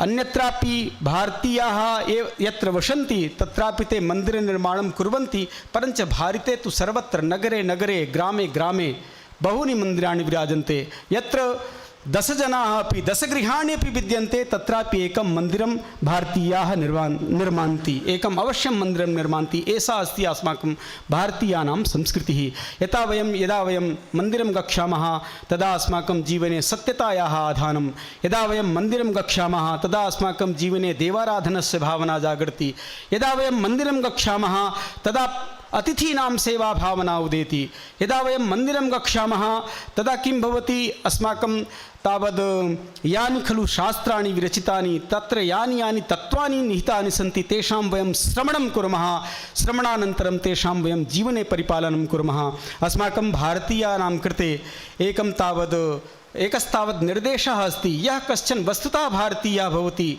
स स्वकीये जीवने एकं मन्दिरनिर्माणस्य तस्य मनसि भावना भवति। यदहं स्वकीये जीवने एकं मन्दिरं निर्मास्यामि, एकं तावत् तडागं निर्मास्यामि, एषा भावना भवति भारतीयानां कृते। यतः यदि भवान् एकं मन्दिरं निर्माति तदा तस्य किं फलमस्ति तद्विषये अग्निपुराणे लिखितम्। आसप्तमं पितृकुलं तथा मातृकुलं नरः तारेदात्मनां सार्धं विष्णोर्मन्दिरकारकः। यः कश्चन जनः स्वकीये जीवने विष्णुमन्दिरं निर्माति तस्य आसप्तमं पितृकुलं, पितृकुलस्य 7 जन्मनः यत् स्वरूपम् अस्ति, 7 जन्मनः पितृकुलस्य तावद् मुक्तिः जायते। एवमेव मातृकुलस्यापि 7 जन्मनः मुक्तिः जायते। तारेदात्मना सहैव तावत् स्वकीयमपि स्वकीयमपि आत्मानमपि तारयति। एवं मन्दिरनिर्माणस्य फलं शास्त्रेषु वर्णितम्। ये ध्यायन्ति सदा बुद्ध्या करिष्यामो हरेर्गृहं केवलं ध्यानं कुर्वन्ति। यदहं स्वकीये जीवने हरेर्मन्दिरं निर्मास्यामि, हरेर्गृहं निर्मास्यामि, निर्मान्ति न केवलं निर्माणनिमित्तं ध्यानं कुर्वन्ति, तेषां विलीयते पापं पूर्वजन्म शतोद्भवम्। 100 जन्म पूर्वं तस्य यानि पापानि आसन् तानि सर्वाणि विनश्यन्ति। एतेन एव भावेन यदहं स्वकीये जीवने एकस्य मन्दिरस्य निर्माणं करिष्यामि, एतेन केवलं चिन्तनेन ये निर्मान्ति ते तु अत्यन्तं भाग्यशालिनः सन्ति, ते तु अत्यन्तं महत्त्वशालिनः सन्ति। वस्तुतः अहं चिन्तयामि इयं या सङ्गोष्ठी अस्ति, अस्यां सङ्गोष्ठ्याम् अस्माकं मुख्यातिथिमहाभागैः अत्यन्तं तावत् सारगर्भितं। ते आयान्ति वाराणसीतः, वाराणस्याः अपि किमपि अपूर्वं महत्त्वं सा भूखण्डस्य भागः नास्ति। वाराणसी न खलु भूभागः, तदर्थम् उच्यते काश्यां निवासो न वसुन्धरायाम्। अस्माकं निवासः काश्याम् अस्ति, वसुन्धरायां नास्ति। तादृशी अस्ति सा पुण्यभूमिः। तस्मात् आगताः अस्माकं अद्यतनीयाः, अस्माकम् अत्यन्तम् आत्मीयाः, अस्माकम् अग्रजकल्पाः एकस्मादेव विश्वविद्यालयात् आवयोः उपस्थितिः अत्र एकस्मिन् मञ्चे महते मोदाय महते तावत् कल्याणाय कल्पते। अहं तेषां हार्दिकम् अभिनन्दनं विश्वविद्यालयपक्षतः करोमि बारम्बारम्। अग्रेपि ते आयान्तु, यतः ते आगमिष्यन्ति चेत् तर्हि अस्माकं किमपि तावद् अपूर्वम् उदेष्यति। यतः ते स्वयमेव ज्योतिर्विदः, तेषां तावत् शास्त्रमेव ज्योतिषशास्त्रं, यद् आनन्दमयं शास्त्रमति तादृशं शास्त्रं ते गभीरतया तस्य अध्ययनं कृतवन्तः। तेषाम् अत्यन्तं प्रतिष्ठा अस्ति समग्रे भारते। इदानीम् अद्य अस्मिन् अवसरे तावद् ये आचार्याः तावत् स्वकीयेभ्यः विश्वविद्यालयेभ्यः दूरात् दूरतः सम्प्राप्ताः सन्ति, तेषां तावदहं विश्वविद्यालयपक्षतः अस्माकं भारतदेशे मन्दिरसंस्कृतेः निरन्तरम् अभ्युदयः जायते। इदानीं तावद् मन्दिराणि पुनः नूतनतया महाकालमन्दिरं नूतनतया निर्मितम्, अत्यन्तं भव्यतया निर्मितं, महाकाललोकस्य निर्माणं जातं। यथा तावद् काश्यां कोरिडोर् निर्माणं जातम्। इदानीं केदारनाथमन्दिरे अपि कार्यं प्रचलति। सर्वत्र इदानीं सर्वकारस्य बुद्धौ यदस्ति यद् मन्दिरसंस्कृतेः, ध्यानमन्दिरस्य, शान्तिमन्दिरस्य, ज्ञानमन्दिरस्य तावत् सर्वत्र तावत् इदानीम् उन्नतमयः कालः जायते इति अस्माकं भारतीयानां कृते परमं सौभाग्याय कल्पते। वयं धन्यभागशालिनः, प्रायः सर्वेपि तीर्थनिवासिनः इत्यपि तावत् अस्माकं कृते। वस्तुतः इयं तु भूमिः अस्त्येव काचित् विशिष्टा भूमिः।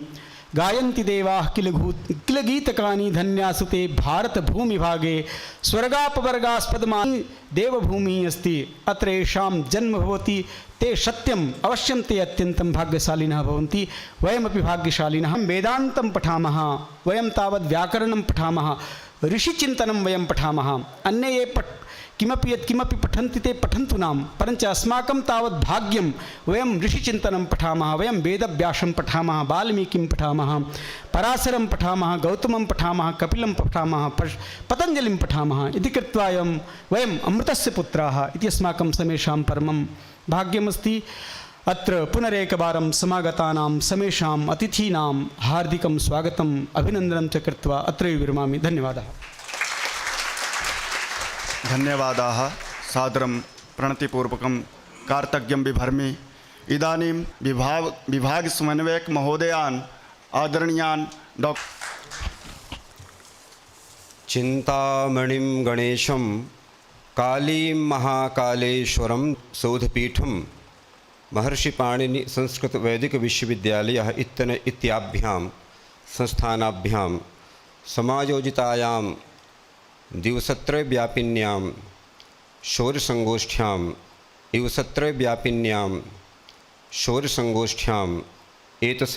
एतस्मिन् शुभ कार्यक्रमस्य मुख्यातिथ्यम् अलङ्कुर्वाणाः देशस्य प्रख्याताः ज्योतिर्विदः सम्पूर्णानन्द संस्कृत विश्वविद्यालयस्य श्रद्धेयाः कुलपतयः आदरणीय सर्वमहोदयाः भवताम् ओजस्विनं तेजस्विनम् अदूष्य वैदुष्य गर्भितं च व्याख्यानं श्रावं वयं महान्तं हर्षम् अनुभवामः। तदर्थं विश्वविद्यालयपक्षतः श्रीमतां चरणयोः प्रणतिपुरःसरम् अहं कार्तज्ञं विनिवेदयामि। अद्य कार्यक्रमस्य सभाध्यक्षतां कृतवन्तः अस्माकं विश्वविद्यालयस्य यशस्विनः अस्माकम् अत्यन्तम् आदरणीयाः प्रसिद्धाः नैयायिकाः श्रद्धेयाः आचार्याः शिवशङ्करमिश्रवर्याः।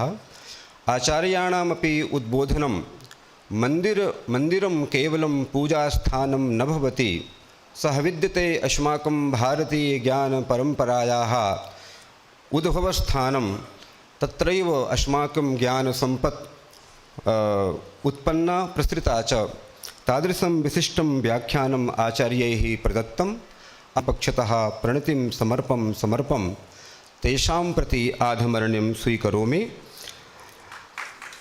अस्माकं मध्ये समागताः आसन् विशिष्टातिथिरूपेण श्री महाकालेश्वर ज्योतिर्लिङ्गस्य पुजारिणः अर्चकाः आचार्याः श्री घनश्याम शर्मा महाभागाः।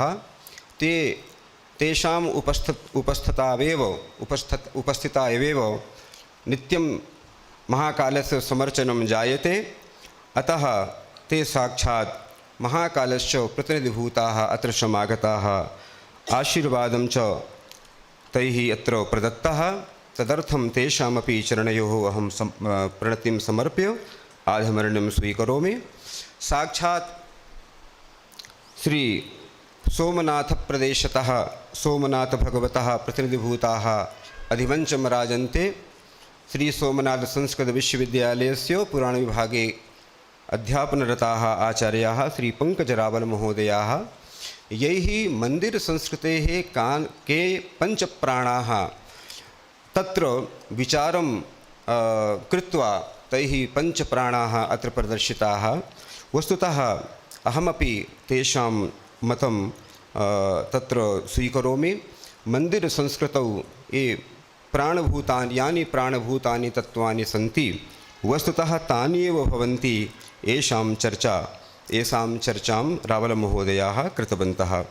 साक्षात् श्री श्रीनिवासप्रदेशतः तिरुपतितः समागताः आचार्याः अधिमञ्चं विराजमानाः सन्ति रङ्गरामानुजाचार्यमहाभागाः। तेषामपि ऊजस्विनं वैदुष्यपूर्णं च व्याख्यानम् अस्माभिः श्रुतं तदर्थम् आचार्यान् प्रति अहम् आधमर्ण्यं ज्ञापयामि। अत्र उपस्थिताः सन्ति थाईलैंड देशात् समागताः श्री पी माथी महोदयाः। ये मंदिर संस्कृतिम् आश्रित्य स्वकीय विचारान् अत्र प्रकटितवन्तः, तान् प्रति अपि अहम् आधमर्ण्यं स्वीकरोमि। अत्र उपस्थिताः आसन् अस्माकं कार्यपरिषदः विद्वांसः सदस्याः, अत्रत्य महाविद्यालयस्य प्राचार्यवर्याः श्री हरीश व्यासमहोदयाः, तेषामपि तान् प्रत्यपि अहम् आधमर्ण्यं स्वीकरोमि। सर्वतोधिकम् आधमर्ण्यम् अहं ज्ञापयामि अस्माकं मध्यप्रदेशस्य ये यशस्विनः मुख्यमन्त्रिणः विद्यन्ते डॉक्टर मोहन यादव वर्याः, येषां परिकल्पना विद्यते विक्रमोत्सवः। विक्रमोत्सवः तेषामेव परिकल्पना विद्यते, अतः तस्य अंगीभूतम् इदं कार्यक्रमम् इदानीं वयम् आयोजयामः। श्रीराम तिवारी महोदयाः ये विक्रमादित्य शोधपीठस्य निदेशकाः विद्यन्ते। अस्माकं मुख्यमन्त्रिणः ते संस्कृतसलाहकाराः अपि विद्यन्ते। ते एव अत्र सूत्रधाराः विद्यन्ते। तेषाम् अपि अहं कार्तज्ञभावं तेषां कृते अहं कार्तज्ञभावम् इदानीं विनिवेदयामि।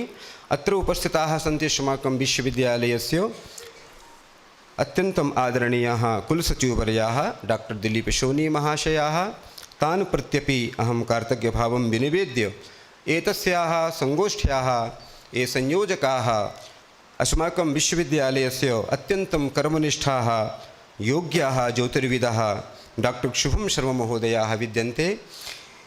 तान् प्रत्यपि अहं भवतां समेषां पक्षतः आधमर्ण्यं विज्ञापयामि यद् तैः अवसरः अस्माकं कृते परिकल्पितः, यत्र वयं सर्वेपि मिलित्वा मन्दिरसंस्कृतम् आश्रित्य इदानीं विचारं कुर्मः। सुधीसञ्चालकाः डॉक्टर विजयकुमार महोदयाः अपि धन्यवादवचोभिः सभाज्यन्ते। अहं मान्याः भवन्तः जानन्ति कि मन्दिरसंस्कृतिः एव अस्माकं भारतस्य प्राणतत्त्वं विद्यते, भारतस्य आत्मा अपि विद्यते। मन्दिराणि न केवलं पूजास्थलानि अपितु अस्माकं भारतीयज्ञानपरम्परायाः जन्मस्थानानि। तत्रैव भारतीयज्ञानपरम्परायाः पल्लवनं पुष्पनम् अथ च अग्रे संरक्षणं संवर्धनं च जातम् इदानीं जायमानं च विद्यते। भवन्तः जानन्त्येव श्रेष्ठनागरिकस्य निर्माणसंरचनायाः यत् स्वरूपनिर्धारणं जातं, कीदृशः पुरुषः महान् पुरुषः इति वयं कथयितुं शक्नुमः, तस्य संरचनायाः निर्माणं मन्दिरसंस्कृत्या कृतं विद्यते। अतएव आचार्याः मनुः अस्मान् भारतीयान् सम्बोध्य कथयति, एतद्देशप्रसूतस्य सका सादग्रजन्मनः स्वं स्वं चरित्रं शिक्षेरन् पृथिव्यां सर्वमानवाः। अस्माकं संस्कृतौ न केवलं स्वरूपेण न केवलं वेशेण व्यक्तित्वस्य निर्माणाय चर्चा कृता विद्यते। मनुष्यस्य हृदये कीदृशाः गुणाः कीदृशानि मूल्यानि च विकसितानि भवेयुः, तस्य विशेषरूपेण तत्र चिन्तनं जातं। तादृशं व्यक्तित्वं निर्माय तादृशं पुरुषं सम्बोध्य मनुः कथयति, भवान् न केवलम् उपदेशेन अपितु सुखीयेन पवित्रेण आचरणेन विश्वं प्रति भवान् उपदिशतु। एतादृशं जीवनम् अस्माकं स्यात्।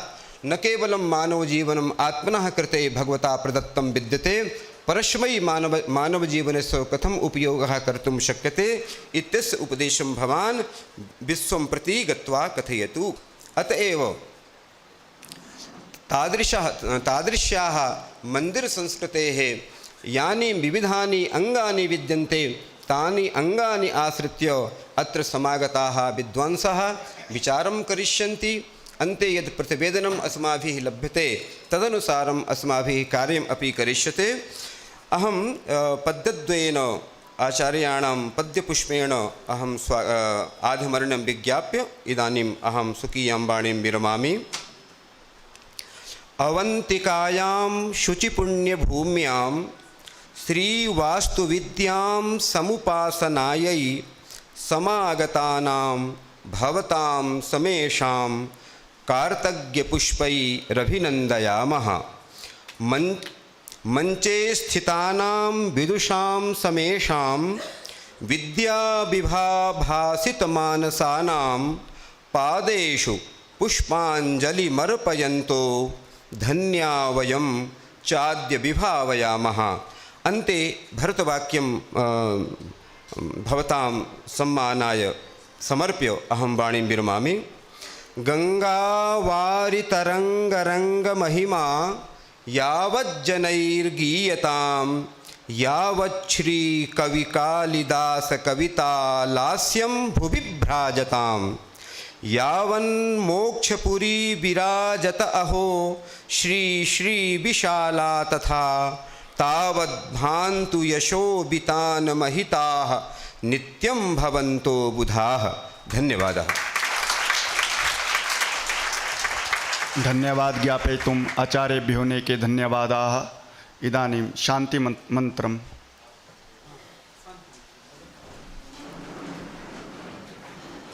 ॐ सर्वे भवन्तु सुखिनः सर्वे सन्तु निरामयाः सर्वे भद्राणि पश्यन्तु मा कश्चित् दुःखभाग् भवेत्। ओम शांति शांति शांति। धन्यवाद। सभी के लिए एक सूचना है, आधे घंटे का भोजनावकाश रहेगा। उसके बाद प्रथम शोध सत्र इसी मंच पे प्रारंभ होगा। तो सभी से निवेदन है कि आधे घंटे में भोजन करके इसी कक्ष में पुनः पधारें। भोजन व्यवस्था पतंजलि भवन में है, सभी पतंजलि भवन की ओर चलेंगे। संगोष्ठी का आयोजन किया जा रहा है। इस शोध संगोष्ठी में जो हमारे आगंतुक अतिथि महोदय हैं, उनकी स्वागत वेला के पश्चात प्रथम शोध सत्र का शुभारंभ अब हम करने जा रहे हैं। इस प्रथम शोध सत्र में आप सभी का हृदय की अंतरतल गहराइयों से बहुत बहुत स्वागत, वंदन, अभिनंदन। सभी करतल ध्वनियों से सभी का अपने आप का ही स्वागत करेंगे। प्रथम शोध सत्र के अध्यक्षता कर रहे हमारे बीच आदरणीय परम श्रद्धेय डॉक्टर पंकज रावल महोदय, सह आचार्य पुराण विभाग श्री सोमनाथ संस्कृत ज्योतिष विश्वविद्यालय बेरावल गुजरात। आदरणीय महोदय का मैं करतल ध्वनियों से स्वागत करती हूँ और निवेदन करती हूँ कि मंच पर आकर अपना स्थान ग्रहण करें। आदरणीय डॉक्टर पंकज रावल महोदय। साथ ही इस प्रथम सत्र के अंतर्गत मुख्य वक्ता के रूप में हमारे बीच में उपस्थित है डॉक्टर श्री निवास पांडा महोदय, सह आचार्य ज्योतिष विभाग के विभागाध्यक्ष हैं। आदरणीय महोदय श्री जगन्नाथ संस्कृत विश्वविद्यालय पुरी उड़ीसा से हमारे बीच पधारे हैं। आदरणीय महोदय का बहुत बहुत स्वागत, वंदन, अभिनंदन। इसी के साथ द्वितीय वक्ता के रूप में आज के सत्र में हमारे बीच में उपस्थित है आदरणीय परम श्रद्धेय डॉक्टर जीवन जोशी महोदय जी। आप सह आचार्य हिंदू अध्ययन विभाग श्री लाल बहादुर शास्त्री शास्त्रीय संस्कृत विश्वविद्यालय नई दिल्ली से हमारे बीच में हमारा मार्गदर्शन करने के लिए पधारे हैं। आदरणीय महोदय का बहुत बहुत स्वागत, वंदन, अभिनंदन। इसी के साथ में अब मंच पे आसीन हमारे विद्वान जनों के स्वागत के लिए अध्यक्ष महोदय के स्वागत के लिए ज्योतिष विभाग के विभागाध्यक्ष आदरणीय उपेंद्र भार्गव महोदय से निवेदन करती हूँ कि वो उत्तरीय माला और बेग के द्वारा आदरणीय महोदय का स्वागत, वंदन, अभिनंदन करने की कृपा करें। आदरणीय भार्गव महोदय। ताली करतल ध्वनियों के साथ हम हमारे आदरणीय विद्वानों का स्वागत करेंगे।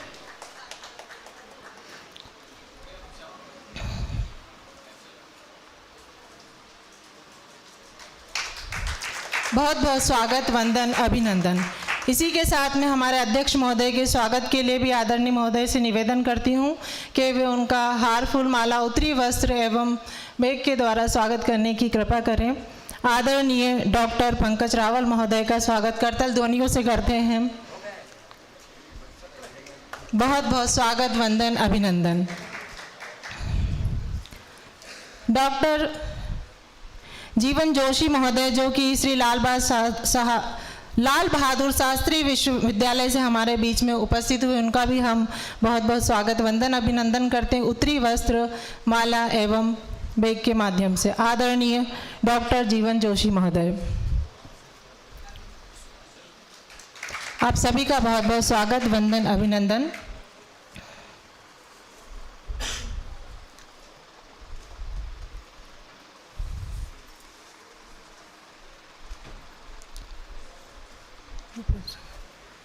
अब इसी क्रम में मैं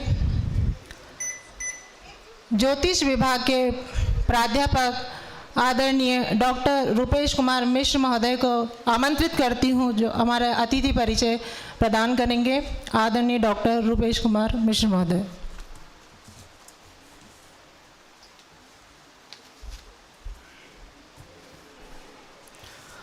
अचिंत्य व्यक्त रूपाय निर्गुणाय गुणात्मने समस्त जगदाधार मूर्तये ब्रह्मणे नमः। आज के संगोष्ठी के इस प्रथम सत्र में उपस्थित आप सभी का स्वागत है और इस सत्र के सत्राध्यक्ष के रूप में उपस्थित आदरणीय रावल सर जी जो श्री सोमनाथ संस्कृत विश्वविद्यालय वेरावल गुजरात से आए पधारे हुए हैं और पुराण पर इनका आदरणीय गुरु जी का अत्यंत ही गहनपूर्ण शोध है। मंदिर और उसके स्थापत्य पे आचार्य ने बहुत ही अपने प्रकाशित राष्ट्रीय और अंतर्राष्ट्रीय लेखों में इसका संदर्भ और उन्हें एक प्रमाणित तौर पर स्थापित किया है। और आदरणीय आचार्य जी की शिक्षा जो है वो देश के विभिन्न स्थानों से और प्रतिष्ठित संस्थानों से प्राप्त है। आप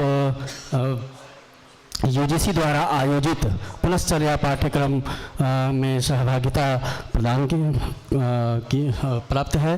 साथ ही पांडुलिपि विज्ञान एवं राष्ट्रीय जो हमारा शोध पत्र प्रकाशित है, अंतर्राष्ट्रीय शोध पत्र प्रकाशित हैं, उनमें आदरणीय सर का अत्यंत ही शोध लेख हमें सार गर्वित करता है। उन शोध पत्रों को पढ़ने पर हम अत्यंत ही अपने आप को हमें ज्ञान का लाभ प्राप्त होता है। आदरणीय सर का बहुत बहुत स्वागत है। इसी क्रम में हमारे बीच डॉक्टर श्रीनिवास पंडा जी, सहायकाचार्य ज्योतिष विद्या शाखा श्री जगन्नाथ संस्कृत विश्वविद्यालय पुरी उड़ीसा से पधारे हुए हैं। सर आपका बहुत बहुत स्वागत है। आचार्य ज्योतिष विद्या के क्षेत्रों में गहन और शोधपूर्ण कार्य कर चुके हैं। आदरणीय सर का बहुत बहुत स्वागत है। इसी क्रम में हमारे तृतीय वक्ता के रूप में उपस्थित डॉक्टर जीवन जोशी महोदय जी, सहायकाचार्य हिंदू अध्ययन विभाग श्री लाल बहादुर संस्कृत राष्ट्रीय विश्वविद्यालय नई दिल्ली से आप उपस्थित हैं। आपको भी इस संगोष्ठी में हार्दिक हार्दिक स्वागत है। धन्यवाद। सर वो दे जाइए मुझे।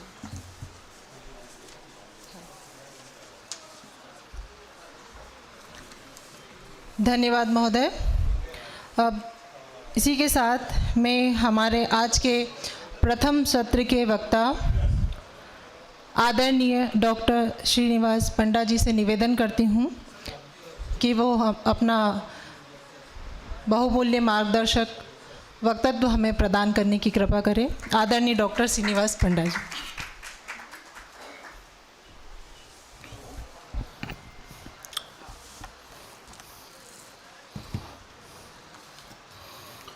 नीलाचल निवासाय नित्याय परमात्मने बलभद्र जगद्दमन जगन्नाथाय ते नमः। जैसा कि आप जानते हैं ये अंतर्राष्ट्रीय सेमिनार है और विषय बहुत अच्छा लिया गया है मंदिर संस्कृति ऊपर। यहाँ जो ऑर्गेनाइज़र हैं उन्होंने मुझे उत्सव और यात्रा के ऊपर विषय दिया गया है, ऊपर विषय दिया है उत्सव और यात्रा। और जैसा कि आप लोग परिचय से जान पाए कि मैं पुरी से आया हूँ, तो हमारे यहाँ रथ यात्रा बहुत फेमस है और वो यात्रा ही सबसे बड़ा उत्सव है उड़ीसा का और पुरी का और देश का, जहाँ लाखों लोग आते हैं, वहाँ समागम होता है। तो हमारा जो भारतीय संस्कृति है, जो हिंदू फेस्टिवल का जो क्रम है, वो साल के आरंभ से लेकर के साल के अंतिम तक चलता रहता है। अलग अलग राज्यों में अलग अलग उत्सव होते हैं, अलग अलग यात्राएं होती हैं। यात्राएं दो तरह की होती हैं, एक जो मनुष्य यात्रा करता है, जैसे शिव जी के किसी मंदिर को यात्रा करता है, या कोई जैसे कोई गंगोत्री यात्रा करता है, तो वो यात्रा अलग होती है। और दूसरे जहाँ भगवान यात्रा करते हैं, जहाँ स्वतः विग्रह यात्रा करती है, वो दो तरह की यात्रा होती हैं। तो हमारे Hindu festivals, the major Hindu festivals starts from January till the end of December. So like Bhogi, Makar Sankranti, Vasant Panchami, and Kavadi, Mahashivratri, Holi, Sigmo, and Rang Panchami, Gangapur. In this way, the whole year it consists of Hindu festival from starting from January till the end of December. So I had focused my paper on Rath Yatra because I belong to the land of Puri, and here Jagannath itself, they came out, and it is very rare where the deities itself came out of the temple and they do yatra. In South India there is Brahmostsava is there, but there the Pratiswarupa, the deities Pratiswarupa, they came out for the yatra, not the original Vigraha. But here in Jagannath temple, the original deities, they came out for the yatra, and it is very, very important in the view of yatra and Utshava. So in Odia, it is a term, it is told that Baramasa Tera Yatra. So it is told regularly that in Odisha it is Baramasa and Tera Yatra. So the Jagannath temple is a Hindu temple dedicated to Jagannath, a form of Vishnu. It is located in Puri, Odisha, and as per the records, King Indradumna of Avanti built the main temple. And there is a Sarovar, his name is Indradumna Sarovar, and that was made of the cow Khura. Because at that time he had conducted Ashwamedha Yajna, and there was and the kings, they used to do Ashwamedha Yajna regularly. So they had bought lots of cows for the ghee, and the quantity was more than lakhs. So with the footsteps, it became a like pond type. It was so heavily crowded by the cows that it became a pond. And afterwards, as it has been conducted by Raja Indradumna, that pond was named as Indradumna Pond. So the local legends like the idol of Nilamadhava, they were worshipped by the tribals and Daitapatis. Claim to the descendant of the tribals. The temple is one of the 108 Abhimanava Kshetra of Sri Vaishnava tradition. So as we know that we are having Saivism and Vaishnavism. So as per we talk about Vaishnavism, it is the biggest temple. It is the biggest temple, and having lots, Vaishnav have lots of faith in that temple. So what are the relationship between Jyotisha and the temple? So it is having Madala Panji. Panji means Panchanga. Panchanam Ankanam Saram, Panchanga. So in that area, particularly in Jagannath temple, they follow Madala Panji. In Biraja, means in Jajpur, they follow Biraja Panji. So lots of, in Kohinoor Panji. So a different type of Panjis are available in Odisha for different type of temple, and they follow that Panji particularly for the festivals and for their yatra. So the Madala Panji is considered as a big Panji, as it is been recognized by the temple, Jagannath temple, and they follow all the things of that Panji. And the main priority of Jagannath temple is, it comes in Char Dham.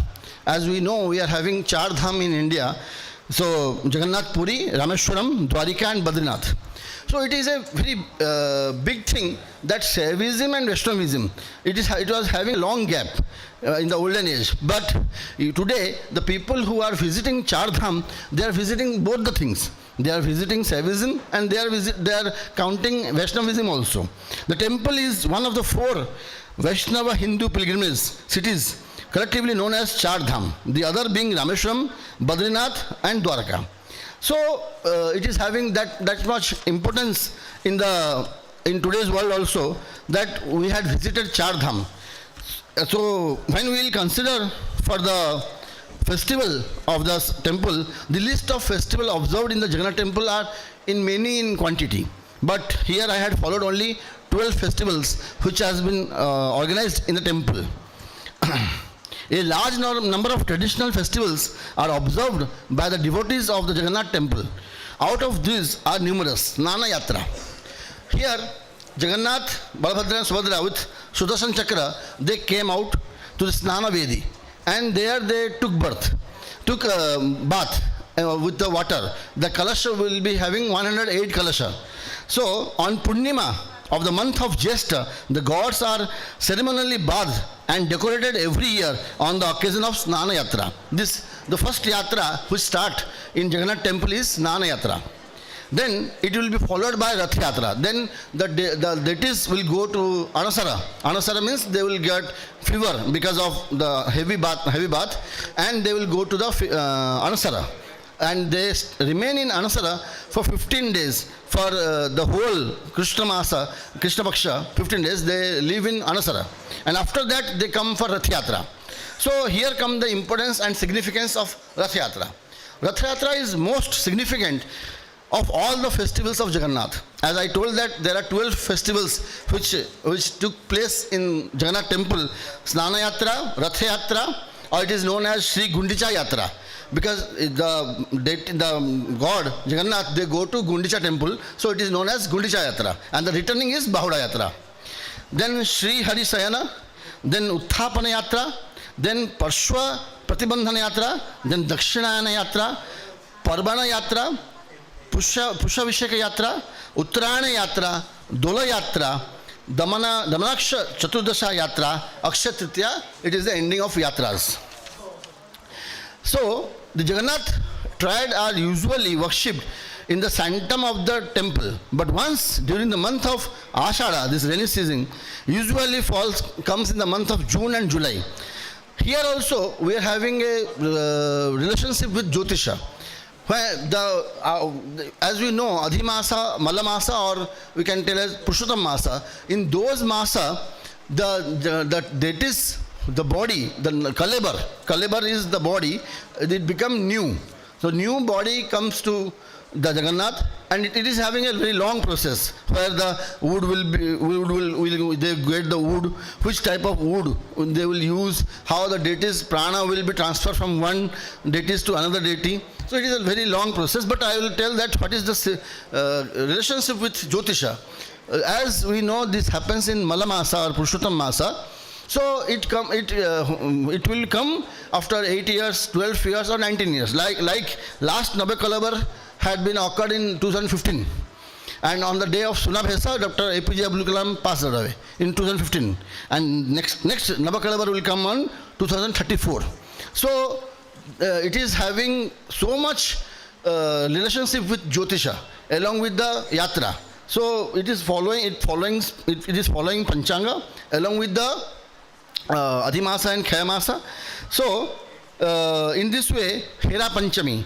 The Hera Panchami is known as the ritual of Mahalakshmi, celebrated on the 5th day of Rath Yatra, 5th day of the bright 4th of Asada. Then Hari Shayana, this is the Sayana Ushchava of Lord. Shri Hari Shayana festival of Lord Jagannath is observed on Ashada Shukla Ekadashi. Then Chandan Yatra. Then Chandan Yatra, there is a Narendra Pokhari, Narendra pond, where the goddess, the deities, they used to do yatra on the pond, on the boat. And then I had discussed about Navakalebara. So in this way, the Gupta Gundicha is there, where the deities come back after having their visit to the Gundicha temple. They come back in the Bahuda Yatra. So Yatra, how many types of Yatra are there? When we are talking about Yatra, then what is a Yatra? As we do, it is Tirtha Yatra. So when the topic is that Mandira Sanskriti, so we usually goes to temple because the deities or the whom we worship or whom we follow, we want to meet them, we want to see them, we want to praise them, we want to ask something from them. So we do different type of yatras, and in the similar way, deities are also doing different type of yatras. So what are the similarities and what are the dissimilarities between our yatra and their yatra? The types of yatra. First, prayojanam vina mandopina pravartate. So what is the reason of yatra? Reason for going on a yatra may be the response of one's prayer being fulfilled. Either we want to fulfill our prayer, otherwise we want to do prayer in front of the deities for something. That is the main reason of doing yatra. In order to the importance, in India, there are Saptapuri. As we know, Saptapuri, Ayodhya, Mathura, Haridwar, Varanasi, Kanchipuram, Ujjain, Dwaraka and Kurukshetra. Then we are having 4 dhams. Now I had discussed Chatur Dham. Then we are having 12 Jyotirlinga. The most things which we do in yatra are the things Saptapuri, 4 dhams, 12 Jyotirlinga, 51 Shaktipitha, as you know, devoted to the feminine manifestation of the God, and the importance of Rama circuit, Ram Mandira, it is different, fully different. Ayodhya, Chitrakuta, Hampi, Rameshwaram, these are related to particularly Ram.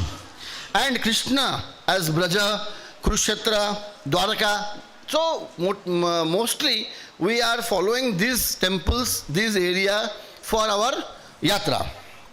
Then comes the name of holy cities where we do yatra, like this Saptapuri, including Kanchipuram and including Jyotisara, Bhagavad Gita, as we revealed, like we go to Lucknow where Brahma Kunda is there. So the things related to Purana, there we do yatra, and there when we do yatra, when there is a samagam or when there is a collaboration or collision of lots of people, it automatically become Ushava. So yatra was the main purpose and Ushava was the second purpose, which is celebrated afterwards. Then what we do, we go to the holy rivers. The yatra continues to the holy rivers. The ghats of holy rivers are sacred, including Ganga, Yamuna, Saraswati. Like we are going to Allahabad. The main reason is Sangam, where we are going to for ghat, where we are going for the holy river. So the most attraction is river. We are going to Gangotri, for the most attraction is river. So in this way, we can categorize the yatra. The importance or the meaning of yatra, why people do yatras. Like and except this, we know Sita Mahari Dham Parikrama, Amarnath Yatra, we go to Amarnath Yatra, Brij Yatra, then Chardham Yatra, Devghar Yatra, Kailash Mansarovar Yatra, Kanwar Yatra, Kashi Yatra, Pandharpur Yatra of Maharashtra. Then the most significant, which I had talked and discussed with you, is the Rath Yatra of Puri. So, as we know, the yatra starts and it resembles. So, what is the most significant in that? As we know, there is a verse, Rathetu Vamanam Drishtva Punarjanmana Na Vidyate. It is the second line. Most of the people use this single line, that Rathe Vamanam Drishtva Punarjanmanam Na Vidyate. But the first line is Dole tu Dola Govindam Chapa tu Madhusudanam. So why the Jagannath was collided with the Vamana? Why Jagannath is treated as Vamana? As we are uttering the line, Rathe Vamanam Drishtva. So here Lord Jagannath, he had considered as Vamana. So if we see a God on Ratha, so we will be away from this death and life circle. We will get moksha. It is told in the books. So what are the things? It means in Purushottama Kshetra, Puri, if you see Dola Govinda in Dola Yatra. Now Dola Yatra starts. Now it is going on. It has been started. Now it is also a very big yatra and parva or ushava in Odisha. So Madhusudana in Chapa. Chapa means chapa means boat. Madhusudana on the boat. boating journey of lords and Vamana in Ratha. So the three things happens. Now this period, it is Dola Govinda, Dola Yatra. This is when before Holi or nearby Holi, the Dola Yatra continues in Odisha, and it is very big yatra, and it mostly in Cuttack, Bhubaneswar, Baleswar, Jashpur, Puri. This happens. The deities come out of their temple and they do yatra, and people used to offer bhoga in front of their home. So it is a very big procession and yatra in Odisha, and a very big Utshav also. Second, when we come to, that is I told as Chandan Yatra or Madhusudana in Chapa. Chapa means boat. And thirdly, the Vamana in Ratha. It happens in Rath Yatra only. You see, the deities are very big in size. It is made up of neem wood, having lost quintal of weight. But they have been taken out of the temple and they have been placed on the Ratha. Nothing like this happened all over the world. If in South India also, they are having small vigrahas. Now if you will see Venkateshwara, Venkateshwara is made up of stone. So it is quite impossible to bring him out of the temple and make him a round of the city. But here, the main deities who have been worshipped by the people every day, and he comes out of the temple. That's to show the public who are not able to see him, the public who are not allowed to enter the temple, the devotees who really want to see him. So for them, to provide them moksha, to provide them sadhana, to provide them wellness, to provide them chill, the Lord Jagannath himself comes out of the temple to have the darshan of the people, and people to have the darshan of the God. So it is also written in the shloka, Madhusudano Vaishakhe Jeshte Trivikramapatihi Ashade Vamanadhishaha Shravane Sridhara Smritaha Bhadrave Rishikeshascha Padmanabho Ashwinadhipatihi Damodarascha Kartike Margashirescha Keshavaha Paushe Narayana Swami Maghadhipasya Paksha Madhavaha Falgune Govindo Gyaya Vishnu Chetvaro Apicha. Like in Vaishaka Madhusudana, in Jesta Trivikrama, in Ashada Vamana, in Shravana Sridhara, in Bhadrava Rishikesha, in Ashwinapada Padmanabha, in Kartikmasa Damodaraha, in Margashira Keshava, in Pausha Narayana, in Magha Madhava, in Phalguna Govinda, in Chaitra Vishnu. So the Hindu months, but the Chandramasa which we used to tell, in all the masas, the God take different name, different identity for the people. Okay, so we in the Swarupa, in which Swarupa we want to see the God, God will be resemble in that Swarupa. If I am wishing the God see as a Vamana, so he comes as a Vamana. If I am wishing the God to see as a Govinda, they resembles as Govinda. So the God himself shows that we have to change according to the situation. And this Rath Yatra unites lakhs and lakhs of people in front of him to show the supreme power of the God, and this shows the temple culture in our India. And for that, I am very much thankful to the organizer who has chosen this topic and who had given me the opportunity to express the feeling of Utsava and Yatra. And as I belong to Puri Jagannath, so I feel myself thankful to discuss about the Lord Jagannath. Thank you very much, one and all.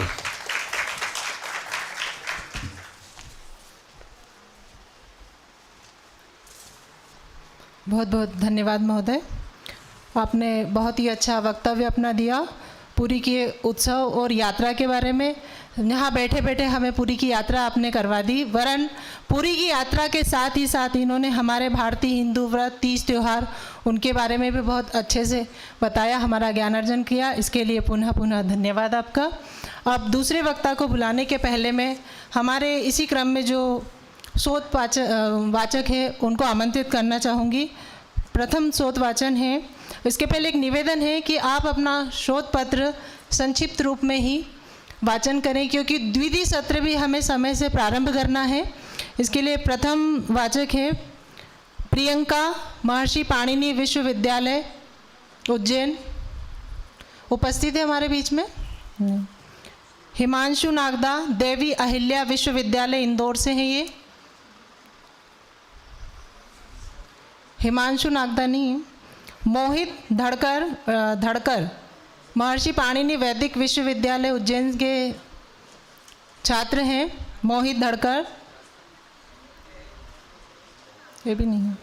Mona Lisa लावड़े महर्षि पाणिनि विश्वविद्यालय से हैं छात्रा। रवि मीना भी नहीं।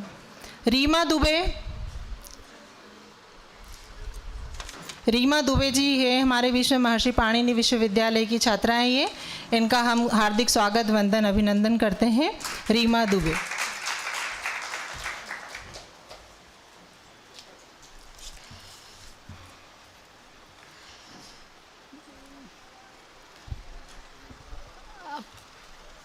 अध्यक्ष महोदय जी को प्रणाम और सभी प्राध्यापक गणों को मेरी तरफ से प्रणाम। बहुत छोटे मतलब बहुत बड़े लेवल पे बोलने को मिल गया है और बोलने को मतलब मेरा शोध पत्र है भारतोत्तर राज्यों में मतलब कैसे भारत से बाहर हमारी संस्कृति गई है और ये गई क्यों है, क्योंकि हमारी संस्कृति बहुत पावरफुल थी जिसको शायद हम लोग नहीं एक्सेप्ट कर पाए और संजो पाए।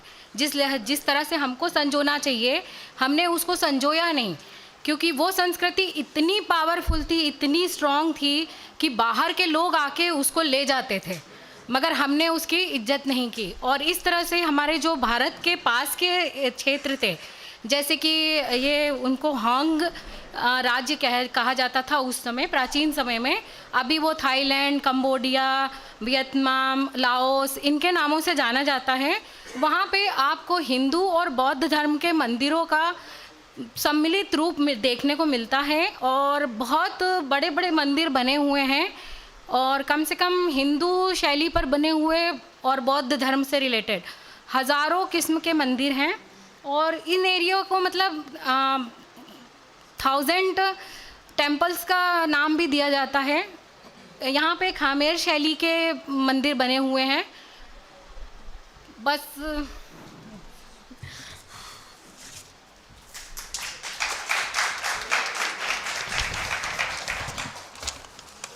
धन्यवाद रीमा जी। नरेंद्र व्यास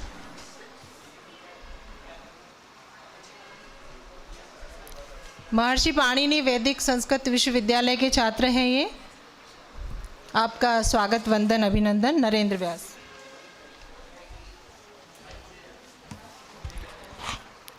सरस्वती नमस्तुभ्यं वरदे कामरूपिणी विद्यारंभ करिष्यामि सिद्धिर्भवतु मे सदा। नमस्कारम, अहम विषय पूजा सामग्री एवं प्रबंधम विषय भाषणम करिष्यामि। हिंदू धर्म में पूजा अनुष्ठान जीवन का अभिन्न अंग है। इन अनुष्ठानों में उपयोग की जाने वाली सामग्री, पूजा सामग्री केवल भौतिक वस्तुएं नहीं हैं, बल्कि वे आध्यात्मिक ऊर्जा के संवाहक प्रतिकारक तत्व है। इस शोध पत्र का उद्देश्य पूजा सामग्री के महत्व, उनके प्रबंधन, खरीद, भंडारण, उपयोग, निपटान में आने वाली चुनौतियों एवं आधुनिक समय में ऑनलाइन डिजिटल प्रबंधन के उभरते रुझानों का विश्लेषण करना है। यह अध्ययन पारंपरिक पद्धतियों को बनाए रखते हुए टिकाऊ और पर्यावरण के अनुकूल प्रबंधन के तकनीकों पर प्रकाश डालता है।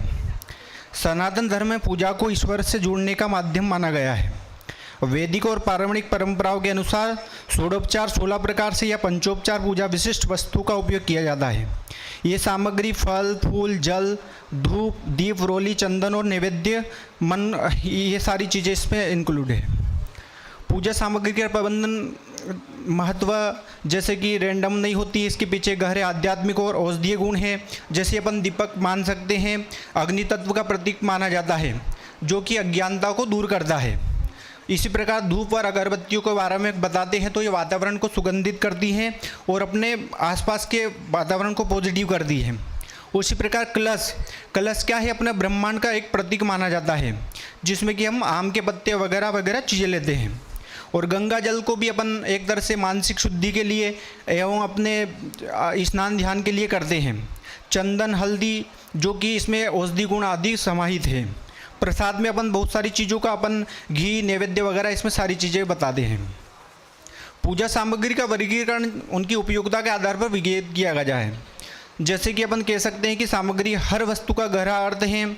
जिस प्रकार कलश, फूल, सुपारी जैसे कि अपन पूजा पाठ में ज़्यादातर गौरी गणेश के रूप में प्रतीक के रूप में मानते हैं, और इसी प्रकार देवताओं को अपन जनेऊ चढ़ाते हैं जो कि पवित्रता अनुशासन का प्रतीक माना जाता है, एवं मोली जो कि रक्षा सूत्र के रूप में हम सबको बांधते हैं।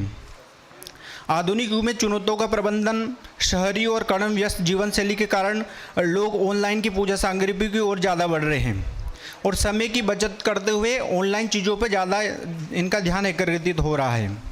पूजा सामग्री का प्रबंधन भारतीय संस्कृति का आधार है। यद्यपि समय के साथ साथ सामग्री की उपलब्धता और प्रबंधन के तरीके बदल गए हैं, लेकिन उनका आध्यात्मिक और सुव्यवस्थित प्रबंधन के माध्यम से हम अपनी परंपराओं को जीवित रख सकते हैं और अनुष्ठानों को पवित्रता को सुनिश्चित कर सकते हैं। यह सुनिश्चित करना आवश्यक है कि इन सामग्रियों में मिलावट न हो और वे पारंपरिक तरीकों से ही तैयार हो जाए।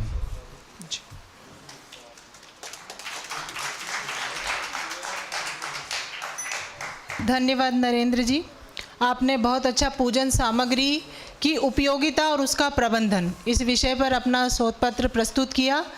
कुछ सामग्री ऐसी होती है जिसकी महत्ता हमें पता नहीं होती है, तो उनकी महत्ता भी आपने प्रतिपादित की। बहुत बहुत धन्यवाद।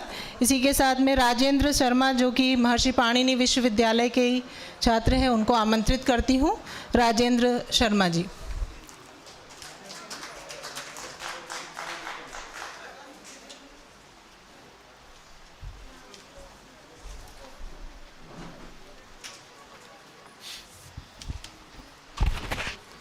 मंच पे उपस्थित सम्माननीय अतिथि, मेरे विश्वविद्यालय के विद्वान प्राचार्य एवं मेरे सहपाठी और सफल संचालन कर रही बहन जी, मेरा आज इस अंतर्राष्ट्रीय शोध संगोष्ठी में मेरा विषय है मंदिरों में पर्वोत्सव परंपराओं प्रबंधन। मंदिरों में पर्वोत्सव हिंदू धार्मिक परंपरा का अभिन्न अंग है जो सामूहिक भक्ति, सामाजिक एकता और देवता की कृपा प्राप्ति का माध्यम है। यह उत्सव आगम ग्रंथों में विस्तृत रूप से वर्णित है, जहाँ परंपराएं और प्रबंधों दोनों को वैज्ञानिक एवं विधि पूर्वक निर्देशित किया गया है। मंदिर उत्सव न केवल धार्मिक अनुष्ठान है बल्कि सांस्कृतिक, आर्थिक और सामाजिक जीवन के केंद्र बिंदु भी है जो प्राचीन काल से चले आ रहे हैं। अब उत्सव क्या होता है? उत्सव की परिभाषा। मंदिरों में पर्वोत्सव देवता की आराधना को जीवंत बनाने के लिए सार्वजनिक आयोजन है। इसमें मुख्यतया 3 प्रकारों में विभाजित किया जाता है: नित्य उत्सव, नैमित्तिक उत्सव और काम्य उत्सव। नित्य उत्सव जो रोजाना होते हैं, जैसे प्रातःकालीन अलंकार और संध्या आरती। नैमित्तिक उत्सव नक्षत्र, तिथि या ऋतु पर आधारित होते हैं, जैसे शिवरात्रि या दीपावली। काम्य उत्सव विशेष इच्छा पूर्ति के लिए आयोजित होते हैं, जैसे वृषभ वाहन यात्रा। ईश्वर संहिता के अनुसार उत्सव दुखों का निवारण करते हैं, सामूहिक चेतना को जागृत करते हैं। पंचरागम में इन्हें देव निमंत्रण से जोड़ा गया, जहाँ देवता को मूर्ति रूप से नगर भ्रमण कराया जाता है।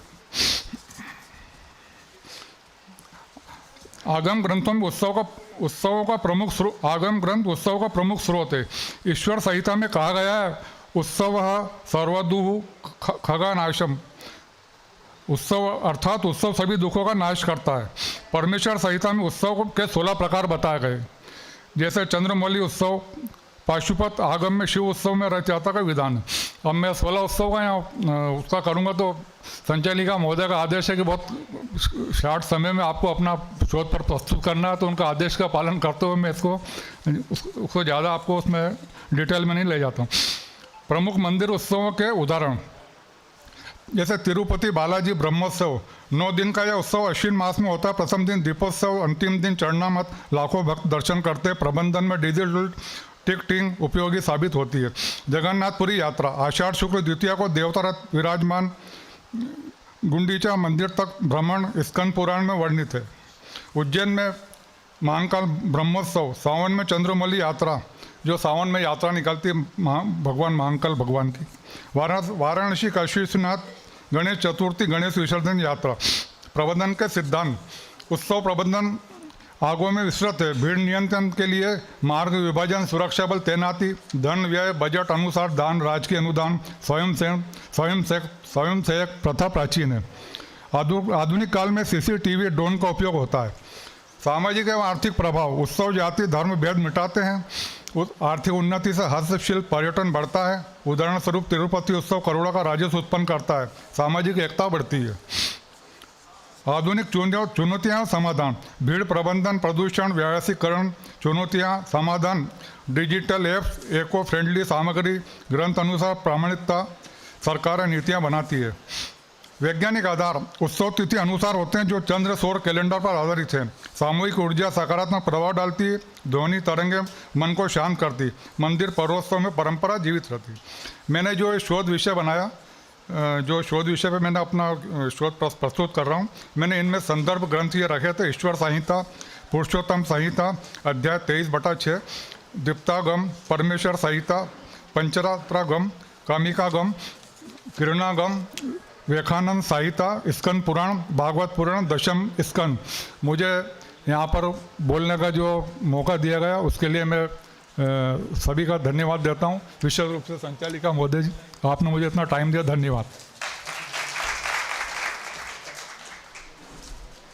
बहुत बहुत धन्यवाद आदरणीय महोदय। जैसा कि आपने सर्वप्रथम आकर ही मुझे छोटी बहन के रूप में संबोधित किया, तो मैं भी बड़े भाई के साथ में आपसे निवेदन करती हूँ। सबसे मेरा विनम्र निवेदन था, आदेश नहीं था, क्योंकि समय का पालन हम सबको करना है, आपको भी मुझे भी, इसीलिए मैंने बोला था।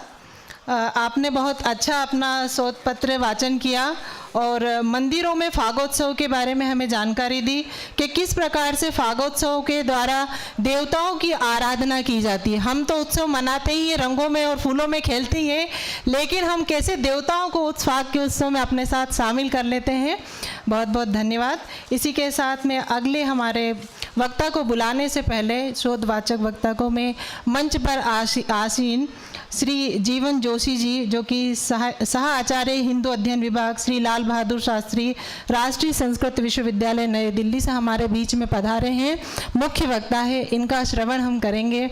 आदरणीय डॉक्टर श्री जीवन जोशी महोदय जी सादर आमंत्रित है।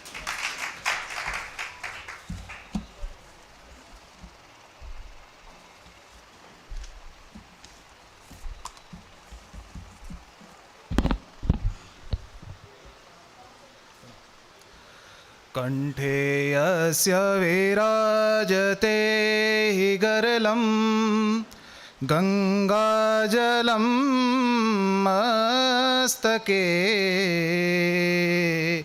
वामांगे गिरिराज राजतनया जाया भवानी स्थिता नंदीस्कंदगणाधिनाथ सहित केदारनाथ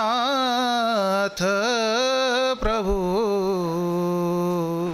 केदारांचल संस्थितो हि सततं कुर्यात् सदा मंगलम कुर्यात् सदा मंगलम।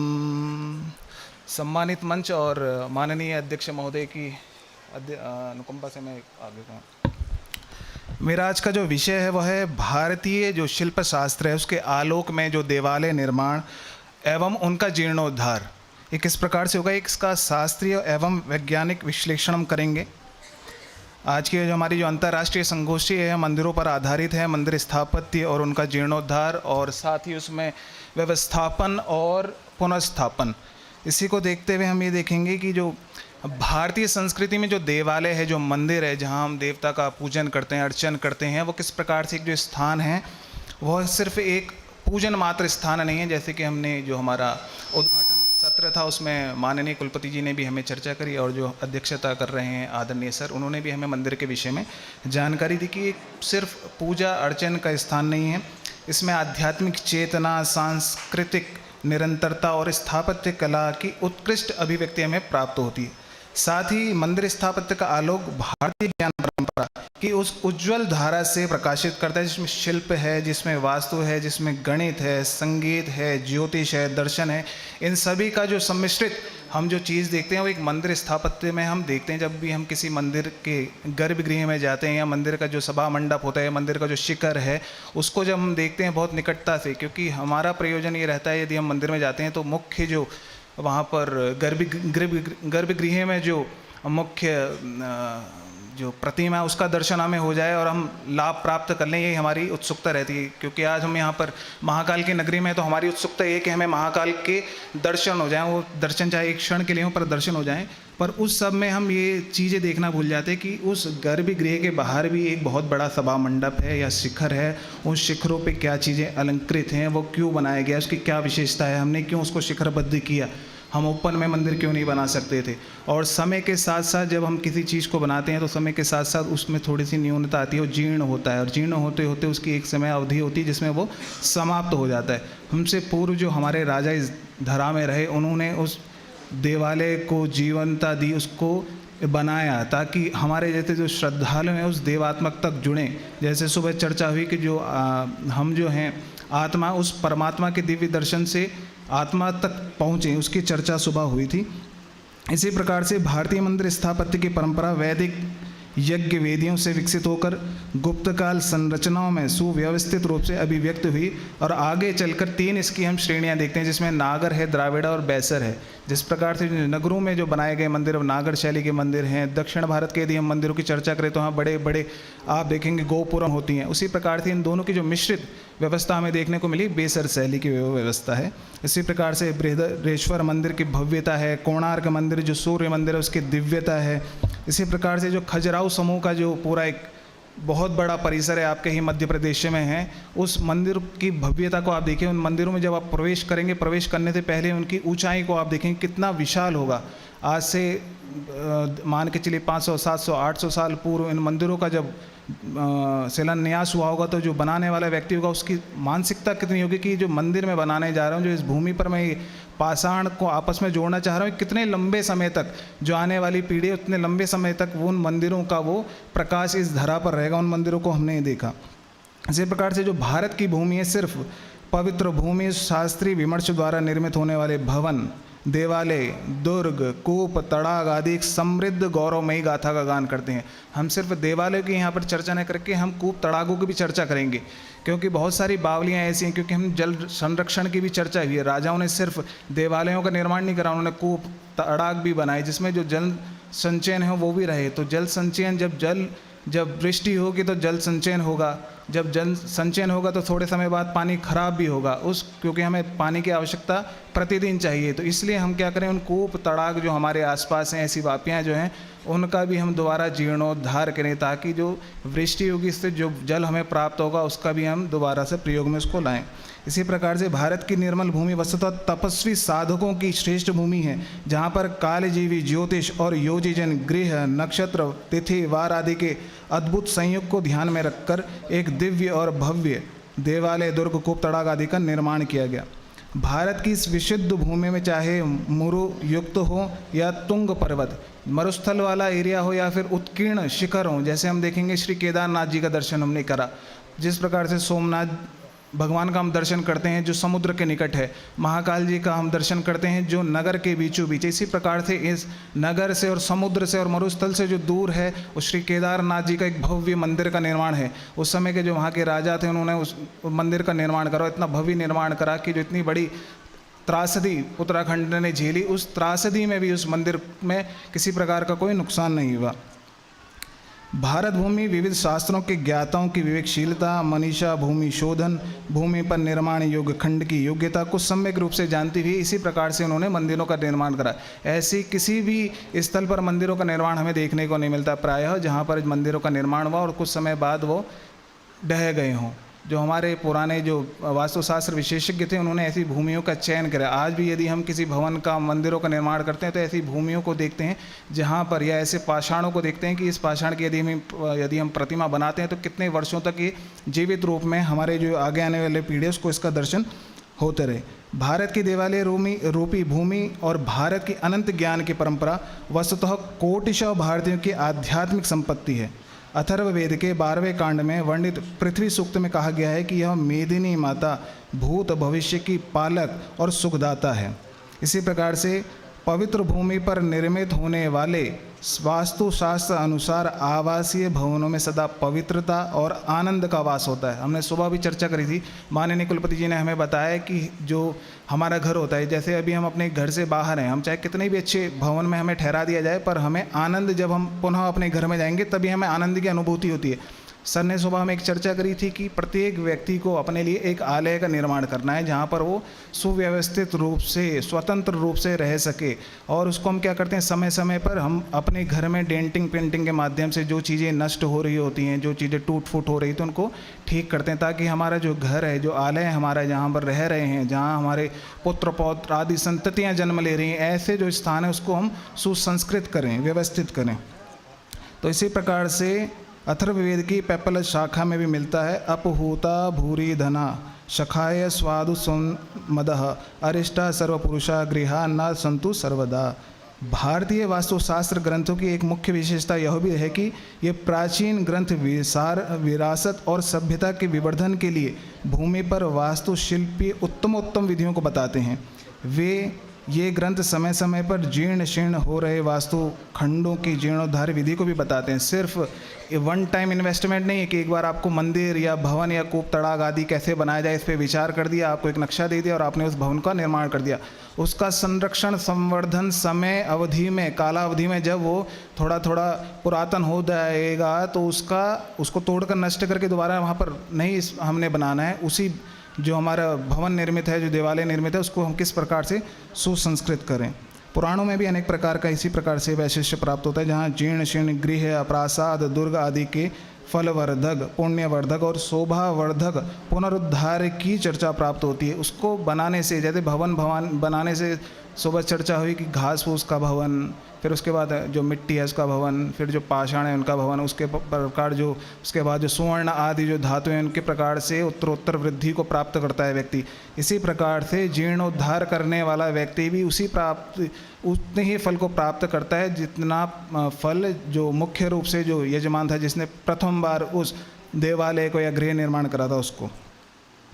जीर्णोद्धार से फल प्राप्ति के विषय में प्रासाद मंडन में वर्णन प्राप्त होता है कि पूर्व में बनाए गए वापी, कूप, जलाशय, भवन और प्रासाद आदि यदि जीर्ण शीर्ण अवस्था को प्राप्त हो चुके हैं तो उनका पुनः संस्कार किया जाना चाहिए। इस प्रकार की जो चर्चा है वो आचार्य हमें बताते हैं कि यदि कोई चीज़ में टूट फूट हो गई है, जो नष्ट हो रही है या होने वाली है, उसकी रक्षा के लिए आपका कर्तव्य है कि आप उसकी रक्षा करें। वापी, कूप, तड़ागानी, प्रासाद, भवनानि च जीर्णान्योद्धरते यस्तु पुण्यमस्तु गुणम लभेत। मनुष्य यदि पूर्ण श्रद्धा और भक्ति के साथ यज्ञशालाएं, जलाशय, देवालयों के निर्माण या पुनः उद्धार करे तो उससे उसकी संपूर्ण लोगों की सिद्धि होती है और जो अभिष्ट कार्य होते हैं उनकी भी स्वतः उसको सिद्धि प्राप्त हो जाती है। इस भूलोक पर जिन देवालयों की प्रतिष्ठा हो चुकी हो, ऋषियों द्वारा जहाँ पर पूजन किया हो, असुर, राक्षस, किन्नर, राजा, मनुष्य, विप्रों के द्वारा भी जहाँ पर पूजा प्रतिष्ठा की हुई है, ऐसी भूमि पर देव वृक्षादि वनों के स्थानों पर, मार्ग में, नदी तीर या सरोवर के मध्य में आए हों, ऐसे पुरातन देवालयों व बिंब प्रतिमाओं का बुद्धिमान लोगों को अवश्य ही जीर्णोद्धार करना चाहिए। भारत की वैदिक एवं पौराणिक सांस्कृतिक मूल भावनाएं और मान्यताएं इतनी अधिक प्रबल हैं कि किसी भी शासक के कालखंड में वो नष्ट नहीं हो सकी। बहुत सारा काल परिवर्तन हमने देखा, बहुत सारा, जैसे सोमनाथ से आचार्य हमारे बीच में आए हैं तो प्रथम ज्योतिर्लिंग है, उसको कई बार जो शासक थे, मुगल शासक थे, जो बाह्य देशों से आए, उन्होंने बहुत आक्रांताओं ने उस पर आक्रमण करा। और आज भी हम देखते हैं कि समुद्र के तट पर समुद्र की जो लहरें उनसे आच्छादित होते हुए जो सोमनाथ मंदिर है कैसे अपनी भव्यता दिव्यता को प्राप्त हो रहा है, क्योंकि हमने उसको जीर्णोद्धार करा। जो ऋषियों ने, जो हमारे शास्त्रज्ञों ने जो हमें ज्ञान दिया था, उस ज्ञान के अनुसार हमने उस मंदिर की भव्यता वैसे ही बनाए रखी है। वेदों में जल के महत्व को भी सर्वाधिक प्राथमिकता दी गई है तथा जल के स्वामी के रूप में वरुण देवता को भारतीय अपने नित्य कर्म का, अपने स्नान, भोजन आदि कर्म का अभिन्न अंग मानते हैं। पर्यावरण संरक्षण की दृष्टि से जीव जंतु और वनस्पतियों की वृद्धि में निर्मल जल सदैव सहायक होता है। अतः जल आपूर्ति के विषय में प्रासाद मंडन में कहा गया है कि जिस व्यक्ति के द्वारा जलाशयों का निर्माण किया जाता है वह इस जीवन काल के सभी उत्तम सुखों को प्राप्त करता है और अंत में स्वर्ग का भी अधिकारी होता है। अब इसी प्रकार से जो जीर्णोद्धार है उसकी क्या महत्वता है, इसके विषय में वर्णन प्राप्त होता है वास्तु उद्धार दौड़िनी में कि कुरुक्षेत्र समम तीर्थम न च परम प्रचक्षते न नद्या गंगा रूपेणा न देवो भास्कराद्वर नौद्वार समम पुण्यम नाद्यमम ब्रह्महत्या सुत जन्म सौख्य स्थूलम न सुखम विद्यते यथा। कुरुक्षेत्र की तुलना में कोई अन्य तीर्थ नहीं है, गंगा के समतुल्य कोई अन्य नदी नहीं है, सूर्य के समान कोई अन्य श्रेष्ठ देवता नहीं है और जीर्णोद्धार के समान कोई अन्य पुण्य और सुत जन्म के सुख के तुल्य जिस प्रकार का सुख प्राप्त होता है उसी प्रकार का सुख हमें किसी भी जो आलय है, जो भवन है, उसका जीर्णोद्धार जब हम करते हैं तो उतना ही सुख हमें प्राप्त होता है। जिस व्यक्ति विशेष के द्वारा देवालयों का शास्त्रोक्त जीर्णोद्धार किया जाता है, उसका भव्य श्रृंगार किया जाता है, ऐसे व्यक्तियों की कीर्ति सदैव बनी रहती है। भूलोक में इस शरीर को त्यागने के पश्चात भी इस लोक में अपनी पारमार्थिकता कीर्तिकाय के रूप में परिभ्रमण करते रहते हैं। यदि वर्तमान परिप्रेक्ष्य में भारतीय ग्रामीण संस्कृतियों को देखा जाए तो यह निर्विवाद सत्य है कि ग्रामीण भूमि से ग्राम वास्तव्यों के अत्यधिक संख्या में त्वरित गति से बृहन नगरों में लोगों का पलायन हो रहा है। आजीविका एवं शिक्षा प्राप्ति के लिए यह पलायन एक अभिशाप है, क्योंकि ग्रामीण परिवेश में स्थित गृह, प्रासाद, तड़ाग आदि की अस्वस्थता शिथिल एवं जीर्ण शीर्ण हो रही है, क्योंकि हम अपने ऐसे स्थानों से च्युत होते जा रहे हैं जहाँ पर हम उनको ठीक नहीं कर रहे हैं। हम दूसरे पे दोषारोपण करते हैं कि तो दूसरे व्यक्ति का कार्य है, ये तो हमारा कार्य नहीं, तो सरकार का कार्य, अन्य लोगों का कार्य है। क्योंकि हमें ये देखना है प्राय हम जिस स्थान से आते हैं, जो हमारी मातृभूमि है, जहाँ हमने जन्म लिया, उसके आसपास भी ऐसे कूप, तड़ाक, भवन होंगे।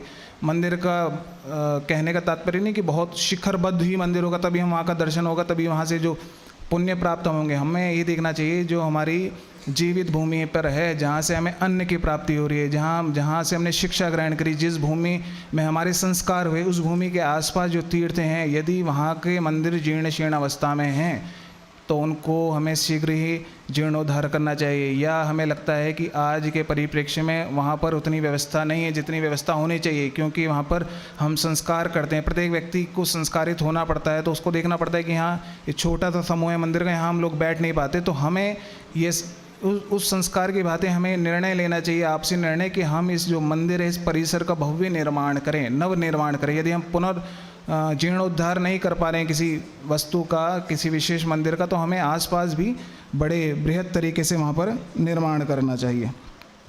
उसी प्रकार से खंडित मूर्तियाँ हमने देखा, जैसे बहुत सारे मंदिरों का हमने दर्शन करा, वहाँ पर जो आक्रांत आए उन्होंने जो आयुध थे, जो मुख थे, उनको तोड़ दिया ताकि हम यह पहचान ना पाएँ कि किस देवता की प्रतिमा है, क्योंकि देवता का मुख दर्शन और उसके आयुध से हमें उस देवता के विषय में ज्ञान प्राप्त हो जाता है कि किस देवता देवी की मूर्ति है, या यह जो मंदिर है किस देवता को समर्पित मंदिर है। तो जो आक्रांत आए उन्होंने यह देखा कि यह जो भारतीय ज्ञान परंपरा है, जो भारतीय परंपरा है, यह इतनी सटीक है, इसलिए उन्होंने देखा मुखों पर प्रहार करा, और जो आयुध थे जिससे पहचान हो सके किस कौन देवी है, कौन देवता है, यह मंदिर किसको समर्पित है, तो उन्होंने क्या करा, उन आक्रांतों ने क्या करा, मुखों पर वार करा, आयुधों पर वार करा और सारी चीज़ें तोड़ दी। पर हमारी जो ज्ञान परंपरा है, हमारे जो शास्त्रोक्त जो सामग्री हमें प्राप्त होती है, हम उनसे पुनः उन मंदिरों का दर्शन करके पहचान कर पाते हैं कि जो अमुक अमुक जो देवी देवता हैं, इनका जो आयुध एक भी यदि उसका हाथ जीवित होगा, यदि उसका मुख का आधा मुख भी यदि हमें जीवित अवस्था में मिलता है, तो उससे उसकी पहचान कर पाते हैं कि ये अमुक देवी है या अमुक देवता है, और ये जो विशाल मंदिर बना है ये अमुक देवी देवता को समर्पित मंदिर है। इसलिए हमने किसी भी जो प्राचीन पाषाण है, जो हम जैसे पांडुलिपियों के सर्वेक्षण की हम चर्चा करते हैं कि आजकल बहुत चल रहा है पांडुलिपि सर्वेक्षण, हम पांडुलिपियों का जैसे सर्वेक्षण कर रहे हैं, उनका संयोजन कर रहे हैं, उसी प्रकार से हमें ऐसी जो हमारी ऐतिहासिक परंपराएं हैं, जो मंदिर रूप में प्रतिष्ठापित हैं, उन परंपराओं का भी हमने दर्शन करना है। हमें अपने जीवन काल में अधिक से अधिक तीर्थ स्थानों का दर्शन करना है। आपका सौभाग्य है कि आप महाकाल की भूमि में हैं, आप महाकाल के दर्शन नित्य प्रति कर सकते हैं। हमारा ये इतना भाग्य नहीं कि हम नित्य प्रति ऐसे तीर्थ स्थल का दर्शन कर पाएँ, क्योंकि हम दिल्ली से आते हैं, मुख्य रूप से नैनीताल से हैं, पर हमारा ये सौभाग्य नहीं, आप लोगों का ये सौभाग्य है कि आप नित्य प्रति जाकर जो पूजनीय हमारे महादेव हैं उनका नित्य प्रति दर्शन कर सकते हैं। और आसपास आपके विश्वविद्यालय परिसर में भी एक मंदिर है, उसका भी आप दर्शन कर सकते हैं। मंदिर दर्शन मात्र से क्या होगा, मंदिर बनाने का है कि आप लोग उस मंदिर का दर्शन करें। उस मंदिर को सिर्फ बनाने का प्रयोजन ये नहीं था कि वहाँ पर ताला लगा दिया जाए। वहाँ पर हमें नित्य प्रति यदि हम कम से कम एक सोमवार को वहाँ पर जलाभिषेक अवश्य रूप से करना चाहिए, और हमें उस जो प्रांगण है उसका विस्तार और भी करना चाहिए।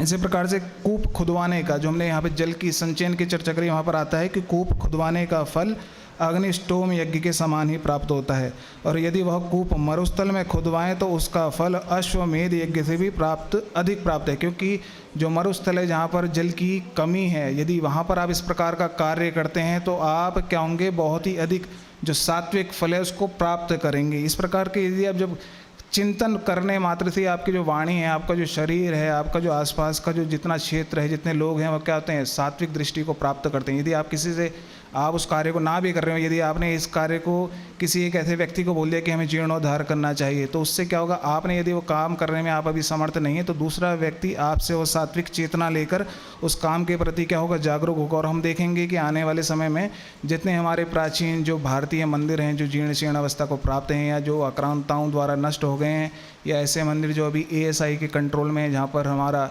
इतना आना जाना बहुत अधिक नहीं होता, वहाँ पर कुछ चीज़ें नहीं कर पाते हैं, तो आप जो शोधार्थी हैं उनसे, जो वास्तुशास्त्र के शोधार्थी हैं, उनसे यही मेरा निवेदन रहेगा कि आप मंदिरों पे काम करें। क्योंकि मेरे गुरु भी यहाँ पर बैठे हुए हैं, डॉक्टर प्रवेश व्यास जी। मेरा जो MPhil था, मैंने जो दिल्ली स्थित जो अक्षरधाम मंदिर है उसका जो वास्तुशिल्प है उस पर अपनी MPhil करी डॉक्टर प्रवेश व्यास सर के निर्देशन में। उसके बाद मैं, क्योंकि उत्तराखंड राज्य से संबंध रखता हूँ, तो मैंने ये निर्णय लिया है कि जो पंच केदार मंदिर हैं, आप में से कितने लोग पंच केदार मंदिरों का दर्शन, या आप कितने लोग जानते हैं पंच केदार मंदिर के बारे में? तो यहाँ पर जो जनता बैठी है उसमें से 1% भी ऐसा लगता है कि लोग पंच केदार मंदिरों के विशेष रूप से उनको नहीं जानते हैं कि पंच केदार मंदिर क्यों हैं, कहाँ व्यवस्थित हैं, किसने उनको बनाया, किस अवस्था में है। तो हम जीर्णोद्धार मंदिरों की चर्चा करते हैं तो उनकी बात करना भी आवश्यक है। उसमें प्रथम मंदिर जो है वह श्री केदारनाथ जी का मंदिर है, जो 12 ज्योतिर्लिंगों के अंदर परिगणित है। साथ ही एक मंदिर और है जिसे हम तुंगनाथ मंदिर के नाम से जानते हैं। क्योंकि वह संपूर्ण भारत नहीं, संपूर्ण एशिया नहीं, संपूर्ण विश्व में सबसे ऊपर स्थित जो मंदिर है उनकी श्रेणी में, जिसे हम शिवालय कहते हैं, उसकी श्रेणी में आता है। क्योंकि हम गूगल, यूट्यूब और रील्स देखते हैं तो हमें इन 2 मंदिरों के बारे में भली भांति चिंतन प्राप्त होता है, और जो प्रायः पहाड़ी क्षेत्र से लोग नहीं आते तो उनका ये मन रहता है कि हम इन 2 मंदिरों के दर्शन करने तो अवश्य जाएंगे। इसके इतर जो 3 मंदिर हैं उनके विषय में लोग नहीं जानते, क्योंकि वो इतने विख्यात प्रख्यात मंदिर नहीं हैं। उसमें से जो दूसरा मंदिर है जो है मद महेश्वर, दोनों मंदिर गढ़वाल क्षेत्र के, मतलब जो 5 मंदिर हैं गढ़वाल क्षेत्र में आते हैं। मद महेश्वर मंदिर, कथा ऐसी प्राप्त होती है जब पांडवों ने गोत्र हत्या करी, जब उन्होंने अपने बांधवों को मारा और उन्हें बाद में प्रायश्चित हुआ कि हमने अपने ही जो कुटुंबीय हैं उन लोगों की हमने हत्या कर दी, तो ये जो हमने पाप किया है, इस पाप से मुक्ति हमें कैसे मिलेगी। तो उसके लिए वो शिव की खोज में जाते हैं। तो शिव उन्हें दर्शन नहीं देना चाहते, क्योंकि उनके दर्शन मात्र से ही वो जो पाप था उनका नष्ट हो जाता। तो जब वो हिमालय, जहाँ केदारखंड की भूमि में जाते हैं, तब उन्हें भगवान शिव पूर्ण रूप से दर्शन नहीं देते। उन्हें दर्शन देते हैं 5 प्रकार से उनको दर्शन प्राप्त होते हैं। उनको पृष्ठ भाग के दर्शन वहाँ पर होते हैं।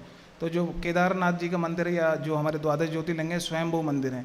दूसरा दर्शन करने जाते हैं जहाँ मध्य भाग है, जो मद महेश्वर का मंदिर है। जब आप उस मंदिर का दर्शन करेंगे, आज इस चर्चा के बाद यदि आप गूगल करेंगे तो आप देखेंगे उसी प्रकार का मंदिर आपको मिलेगा जिस प्रकार का मंदिर श्री केदारनाथ जी का मंदिर है। सुगम वैली के अंदर बीचों बीच बहुत अच्छा मंदिर है। तीसरा मंदिर जो हमने चर्चा करी जो है तुंगनाथ जी का मंदिर, जो ऊंचाई पर स्थित मंदिर है, जहाँ पर ट्रैक बहुत सरल ट्रैक है, उसको आप कर सकते हैं, जहाँ पर भुजाओं की बात हुई है। चौथा मंदिर आता है कल्पेश्वर मंदिर, या फिर हम कह सकते हैं रुद्रनाथ मंदिर। रुद्रनाथ मंदिर की चढ़ाई और जर्मन की लड़ाई, छोटे छोटे से कोट आपको मिलेंगे, क्योंकि उसकी जो यात्रा बहुत कह सकते हैं बहुत कठिन है। क्योंकि केदारनाथ जी मंदिर तो द्वादश ज्योतिर्लिंगों के अंतर्गत आता है, तो वहाँ जाने का मार्ग सरकार उस पर बहुत नियंत्रण रखती है और सारी सुख सुविधाएं वहाँ पर हमें प्राप्त हो जाती है। पर जो रुद्रनाथ जी का जो मंदिर है वो दुर्गम है, आपको घने जंगलों के बीच से होकर जाना पड़ता है। वहाँ पे आपको मुख के दर्शन होते हैं, भगवान जो शिव हैं उनके मुख के दर्शन वहाँ प्राप्त होते हैं। और जो पाँचवा जो अंतिम केदार है वो है श्री कल्पेश्वर देव, तो कल्प यानी जो जटाएं, वहाँ पे जटाओं के दर्शन होते हैं। इस प्रकार से जब हम पांचों मंदिरों का दर्शन करते हैं तो हमें शिव जो भगवान शिव हैं उनके पूर्ण दर्शन का लाभ इस प्रकार से प्राप्त होता है। तो हमने देखा जो केदारनाथ मंदिर हैं और जो मदमहेश्वर मंदिर हैं, ये दो मंदिर तो व्यवस्थित रूप से बनाए गए हैं। साथ ही जो तीसरे मंदिर हैं जो तुंगनाथ मंदिर हैं, इनकी संरचना भी बहुत अच्छी नहीं है, बड़े बड़े पाषाणों को आपस में जोड़कर उनको मंदिर का रूप दिया गया है। इसी प्रकार से जो हमने रुद्रनाथ की चर्चा करी, तो रुद्रनाथ जो है मंदिर वो एक गुफा के अंदर, जैसे माता वैष्णो देवी की गुफा, इसी प्रकार से एक छोटे से गुफा के अंदर एक शिवलिंग है जो मुखाकृति का है। तो बाद के जो राजा आए, राजाओं ने उस पर काम करा, जो वहाँ की जो जनता है उन्होंने काम करा कि यहाँ पर यदि हम लोग इतने विशाल लोग, यदि जैसे आप लोग बैठे हैं तो व्यवस्था बनती है, कुर्सियाँ आती हैं और लगते चले जाती हैं। इसी प्रकार से यदि हमें लगेगा कल को 2000 लोग बैठेंगे तो हम इसको और व्यवस्थित करेंगे। तो जहाँ वहाँ पूजा पाठ हुई तो हमने उस गुफा से थोड़ा बाहर सभा मंडप का रूप दिया, क्योंकि वो पर्वत पर है, वहाँ बहुत ज़्यादा आप कार्य नहीं कर सकते, तो हमने सभा मंडप का उसको रूप दिया। तो धीरे धीरे वहाँ पे काम हुआ, तो उस मंदिर का हमने जीर्णोद्धार भी करा और साथ ही साथ वहाँ पर सभा मंडप, जहाँ पर 150 लोग भी व्यवस्थित रूप से भगवान शिव का दर्शन कर पाएँ, उनकी आरती कर पाएँ। जो पांचवा जो केदार है, जो कल्पेश्वर महादेव है, वो भी जटाएँ, क्योंकि वो संपूर्ण जो पर्वत है वो जटा रूप में है, वहाँ से उनकी जटाओं से जल गिरता है, जिसको हम कह सकते हैं गंगा जी हैं। तो वहाँ पर भी हमने थोड़ा थोड़ा जैसे जैसे हमारे पास पैसा आया, जो वहाँ के जो मुख्य पुजारी उनके पास जब धन आया, तो धन कौन देगा? जो हम जैसी जो जनता है, वो जब हम जाते हैं, जो कुछ हम देते हैं और अर्पित करते हैं भगवान को, उसी से वो सारी चीज़ें होती हैं। तो कहीं ना कहीं जो हम अर्पित कर रहे होते हैं भगवान को, तो वो हमारा जो थोड़ा सा जो पैसा है वो भी किसी न किसी रूप से जीर्णोद्धार में जाता है। तो हमें ये मान के चलना चाहिए, जब कुछ पुण्य हम किसी मंदिर में जाते हैं तो उस पुण्य को हम वहाँ पर किसी न किसी रूप से करते हैं। तो मेरा आग्रह आपसे यही रहेगा कि आप अधिक से अधिक तीर्थस्थलों का दर्शन करें, मंदिरों का दर्शन करें, मंदिरों पर शोध लिखें। मंदिर जब आते हैं तो सिर्फ केवल गर्भगृह में जो भगवान है उनका दर्शन तो करें अवश्य रूप से, वहाँ प्रार्थना भी करें अपने लिए, समाज के लिए, पूरे कुटुंब के लिए, पूरी सृष्टि के लिए। साथ ही मंदिर का जो बाहरी परिसर होता है, जब आप वहाँ पर परिक्रमा करेंगे, उस परिक्रमा मार्ग को जब आप देखेंगे तो वहाँ पर आप देखिए कि किस किस प्रकार से जो आकृतियाँ क्यों बनाई गई हैं, किसी राजा ने क्यों बनाई, उस समय की आपको सभ्यता, समाज, उस सभी का दर्शन वहाँ पे प्राप्त होगा। क्योंकि मैडम का हमें निवेदन है कि थोड़ा संक्षिप्त करें, तो मैं इन्हीं बातों को कहते हुए अध्यक्ष महोदय आपका धन्यवाद करता हूँ और माननीय कुलपति जी का भी धन्यवाद करता हूँ, और जो विश्वविद्यालय इसमें समस्त जो आचार्य हमारे सामने उपस्थित हैं और जो शोधक छात्र हैं, जो आचार्य हैं, उनको मैं प्रणाम करता हूं और इसी के साथ मैं अपनी वाणी को विराम देता हूं। धन्यवाद।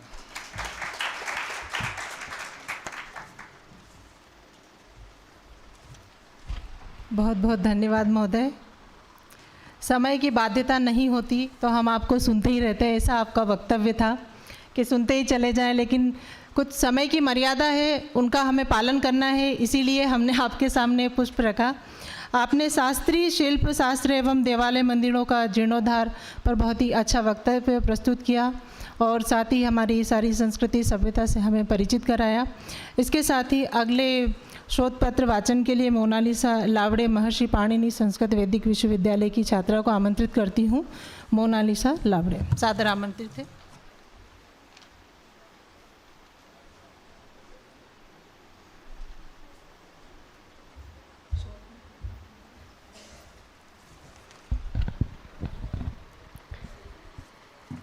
आदरणीय महोदय, मंचासीन विद्वत जन एवं उपस्थित सभी सम्मानीय श्रोतागण, आप सभी को मेरा सादर नमस्कार। मैं मोनालिसा लावरे एमए वास्तु की छात्रा आज मैं अपने देव वस्त्र निर्माण का तकनीकी और सांस्कृतिक अध्ययन विषय पर अपना शोध पत्र प्रस्तुत कर रही हूँ। भारतीय वैष्णव परंपरा में देव वस्त्र निर्माण केवल भक्ति का प्रतीक नहीं बल्कि सूक्ष्म वस्त्र अभियांत्रिकी और वैज्ञानिक सिद्धांतों का समन्वित रूप भी है। जैसा कि हम जानते हैं कि भारतीय सभ्यता में देवताओं को सजीव मानकर उनकी सेवा पूजा भी की जाती है, विशेष रूप से लड्डू गोपाल जी की।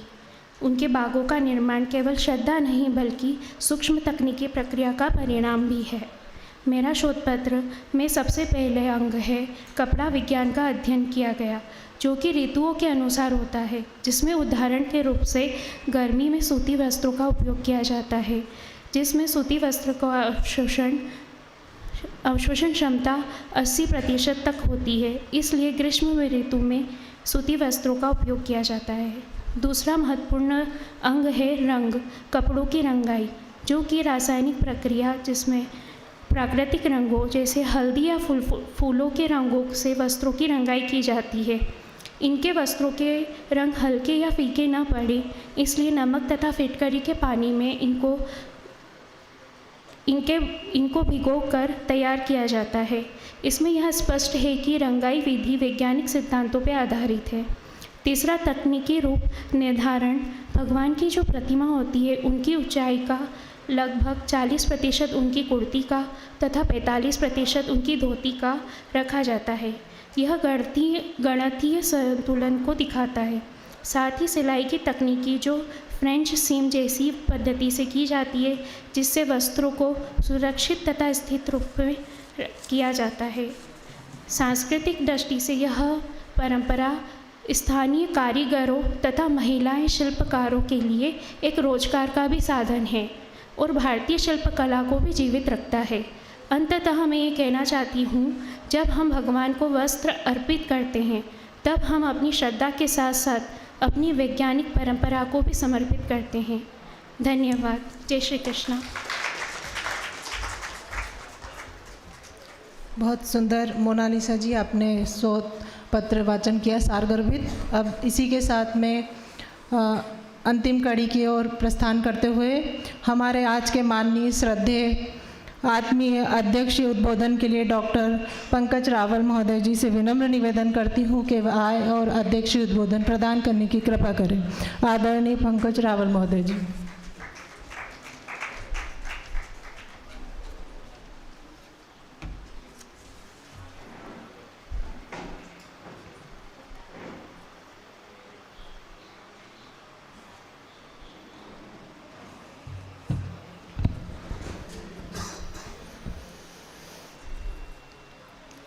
प्रदीप्तरत्नोज्ज्वलकुण्डलायै स्फुरन्महापन्नगभूषणाय दिव्याम्बरायै च दिगम्बराय नमः शिवायै च नमः शिवाय। परमादरणीयाः परमश्रद्धेयाः ज्योतिर्लिङ्गे विराजमानाः सर्वेपि महादेवाः, मंचस्थ सर्वेपि महानुभावाः, संचालिका महोदया एवं च अत्र सदस्य विराजमानाः भवन्तः सर्वेपि सज्जनाः स्वजनाश्च। भगवान पुराण पुरुषोत्तम के कृपा प्रसाद से आज प्रथम ज्योतिर्लिंग में से तृतीय ज्योतिर्लिंग में आने का एक सौभाग्य मिला और तृतीय ज्योतिर्लिंग में आने के बाद भी 9वें ज्योतिर्लिंग के विश्वनाथ ज्योतिर्लिंग के कृपा प्रसाद से यहाँ उपस्थित कुलपति जी का उद्बोधन सुनने को मिला। और आज हम भारतीय संस्कृति, मंदिर संस्कृति, वास्तु एवं च व्यवस्थापन के साथ साथ संघर्ष एवं पुनरुत्थान के विषय में चर्चा कर रहे हैं। मुझे 2 दायित्व मिले हैं। एक दायित्व है, जितने शोध पत्र वाचकों ने शोध पत्र पढ़ा है उनका थोड़ा कुछ अध्यक्षीय करना, और मेरे इस सामान्य ज्ञान के माध्यम से जो थोड़ा बहुत शब्द पूजन भगवान आशुतोष का, भगवान शिव शंकर का जो हुआ है, ऐसा कुछ एक शोध पत्र बिल्व पत्र के रूप में आपके सामने उपस्थित करने का एक सौभाग्य मिला है। मेरे शोध पत्र का विषय ये है कि धार्मिक संगीत के विकास में मंदिर संस्कृति की भूमिका। इस विषय को केंद्र में रखकर मैं कुछ अपने विचार यहाँ प्रस्तुत करने जा रहा हूँ। यदि पूरे विश्व को एक घर माने तो उस घर का मंदिर होगा भारत देश। हम महोपनिषद का वचन पढ़ते हैं और बोलते हैं, अयम निजः परोवेति गणना लघुचेतसाम उदार चरितानाम तो वसुधैव कुटुंबकम। तो पूरी वसुधा हमारा एक कुटुंब है, तो उसी तरह से पूरा विश्व एक घर है और उस घर में जिस तरह से हम हमारे घर में एक मंदिर रखते हैं, तो उस तरह से पूरे विश्वरूप घर में ये भारत देश जो है वो एक मंदिर है। श्रीमद् भागवत महापुराण के 11वें स्कंद का एक वचन है, परोक्षवादो वेदोयम। वेदों ने जो भी बात कही है, पुराणों ने जो भी बात कही है, कुछ परोक्ष हैं, हम प्रत्यक्ष जो पढ़ते हैं वैसा ही कुछ नहीं, उसके पीछे कुछ रहस्य छिपा है। उस रहस्य को हमें पढ़ना होता है, समझना होता है, और इसके लिए हमें सद्गुरु की आवश्यकता होती है। तो भगवान वेदव्यास के कृपा प्रसाद से जो थोड़ा बहुत मेरा पुराण का स्वाध्याय होता है, उस पुराण के स्वाध्याय को केंद्र में रखकर स्थूल रूप में जो हम संस्कृत वाङ्मय का अभ्यास करते हैं वो केवल सामान्य अभ्यास नहीं है, उसके पीछे जो वैज्ञानिक तथ्य और रहस्य छिपे हैं, सांस्कृतिक रहस्य और तथ्य छिपे हैं, उन सारी बातों को हमें उद्घाटित करना होता है। और इसलिए कभी कभी हम टीका के माध्यम से कुछ समझ पाते हैं, लेकिन फिर भी हमें हमारे महापुरुष ऐसा कहते हैं कि मूल ग्रंथ का मूल रहस्य आप टीका से भी नहीं समझ सकते हैं। और इसके लिए हमारे यहाँ एक वाक्य बहुत प्रसिद्ध रूप से पाया जाता है। तो कहते हैं, भक्त्या भागवतम शास्त्रम न बुद्धिया न च टीकया। भागवत भगवान वेदव्यास की समाधि भाषा है, और उस समाधि भाषा को हम ठीक ठीक से तब तक नहीं समझ सकते हैं। कोई अगर यदि ये कहे कि मैं बहुत अत्यंत बुद्धिमान हूँ और भागवत के रहस्य को समझ सकता हूँ या तो समझा सकता हूँ, तो इसका अर्थ ये होता है कि वो कुछ भ्रम में अभी जी रहा है। कोई व्यक्ति यदि ये कहे कि मेरे पास बहुत सारे भागवत महापुराण की टीका है, मैं इस टीका के माध्यम से भगवान वेदव्यास जी की समाधि भाषा को समझ सकता हूँ, तब भी वो भ्रम में जी रहा है। पुराणों की, वेदों की, ब्राह्मण ग्रंथों की, आरण्य ग्रंथों की, आगम ग्रंथों की, स्मृतियों की और हमारे संस्कृत वाङ्मय की यदि वास्तविक विद्या प्राप्त करनी है, तो उस वास्तविक विद्या, रहस्यपूर्ण विद्या प्राप्त करने के लिए हमारे यहाँ दो ही मार्ग दिए हैं। या तो आप अपनी भक्ति बढ़ाओ, या तो आप अपने गुरु के कृपा पात्र बनो। भक्त्या भागवतम शास्त्रम न बुद्धिया न च टीकया। बुद्धि से भी आप ज्ञान प्राप्त नहीं कर सकते हैं और टीका से भी आप ज्ञान प्राप्त नहीं कर सकते हैं। ज्ञान प्राप्त करने के लिए दो ही मार्ग दिए हैं, या तो आप पात्र बनो, या तो आप कृपा पात्र बनो, या तो आप अपनी भक्ति बढ़ाओ। तो ऐसे कुछ विचार संग्रहित करते हुए कुछ एक छोटा सा शोध पत्र तैयार करने का नम्र प्रयास किया है। हम जहाँ बैठे हैं ये भी भगवान सदाशिव की भूमि है, महाकाल की भूमि है। प्रातः सत्र में हमने एक बात रखी थी कि पुराणों ने एक बात तो अवश्य रूप से कही है कि यदि आपको ज्ञानी बनना है या तो ज्ञान के क्षेत्र में आपको प्रवेश करना है, तो महादेव की उपासना तो अवश्य करनी चाहिए और अपने गुरु को शिव के रूप में अवश्य देखना चाहिए। तो ऐसे इस ज्ञान की भूमि में, भगवान महाकाल की भूमि में सोमनाथ से कुछ अर्जित करते हुए जो प्रसाद पाया है वो हम आपके पास रख रहे हैं। यहाँ हम कहना ये चाहते हैं कि हमारी जो धार्मिक संगीत की यात्रा है, उस धार्मिक संगीत की यात्रा भी जो हम तक पहुँची है, उसमें भी मंदिर संस्कृति का कुछ योगदान रहा है, कुछ भूमिका रही है। एक बात तो मैं अवश्य आत्मविश्वास पूर्वक गुरु कृपा प्रसाद से कहना चाहूँगा कि शोध पत्र के माध्यम से बहुत कुछ ऐसा होगा जो आपने पहले कभी कदाचित ही सुना होगा। तो इसलिए सावधान बने रहना हमारा एक लक्ष्य है। संगीतमपि साहित्यम सरस्वत्या स्तनद्वयम एक मापात मधुरम अन्यदालोचनामृतम। हम संगीत की बात को करते करते मंदिर संस्कृति की ओर बढ़ रहे हैं, क्योंकि मंदिर में विराजमान देवी देवताओं ने भी अपने हाथ में कभी कभी कोई संगीत का वाद्य रखा है। तो संस्कृत वाङ्मय की एक विशेष लाक्षणिकता देखिए, विलक्षणता देखिए, एक अद्भुत कल्पना देखिए, या तो इसके पीछे छिपा हुआ एक रहस्य समझिए कि संगीत और साहित्य ये माता सरस्वती के दो स्तन हैं, और दोनों का जब हम उसमें निमग्न नहीं हो जाएंगे, डूब नहीं जाएंगे, तब तक हम उस दूध का, सरस्वती के उस स्तन में विद्यमान दूध का हम स्वाद ग्रहण नहीं कर सकते हैं। साहित्य में भी डूबना पड़ेगा और संगीत में भी डूबना पड़ेगा। और जो लोग संगीत की उपासना करते हैं उनकी उपासना तभी उपासना मानी जाती है जब संगीत की आराधना करते करते वो डूब जाते हैं। हम यहाँ भी देखते हैं, हालांकि संचालिका महोदया के द्वारा सूचना मिलने के बाद भी हम अपने शोध पत्र को प्रस्तुत करने में लगे रहते हैं। इसका आशय यही एक है कि हम संगीत में के साथ साथ साहित्य में डूबे हुए हैं। हमें पता है कि मुझे यहाँ आके समय मर्यादा में बोलना है, लेकिन जब हम अपने स्थान पर बैठे होते हैं तो उस ज्ञान से हम ज्ञानान्वित होते हैं, लेकिन जब यहाँ आते हैं तो हम भूल जाते हैं। हमारे आशय ये नहीं है कि हम किसी का समय खा जाएं, लेकिन हम साहित्य में डूब जाते हैं। बहुत परिश्रम करके शोध पत्र तैयार किया होता है, तो उसमें से कुछ दो अच्छी बातें यहाँ रखना हमारा एक शुभ शिव संकल्प होता है, इसलिए हम ये मानते हैं। तो संगीत और साहित्य ये दो सरस्वती के स्तन हैं। भारतीय संस्कृति में संगीत, धर्म और आध्यात्मिक साधना का परस्पर संबंध अत्यंत प्राचीन और अविच्छिन्न रहा है। भारतीय संगीत की उत्पत्ति वैदिक ऋचाओं के सामगान से रही। हम श्रीमद् भगवद गीता का यदि विभूति योग नाम का 10वां अध्याय पढ़ें तो हमें पता चलेगा कि वहाँ भगवान ने कहा है वेदानाम सामवेदोस्मि, और दूसरा एक वाक्य कहा है जिस वाक्य की समूह में चर्चा कम होती है। वेदानाम सामवेदोस्मि विद्वानों की सभा में बोला जाता है, लेकिन एक वाक्य और भी विभूति योग का समझने जैसा है, और वो वाक्य है बृहत् साम तथा साम नाम।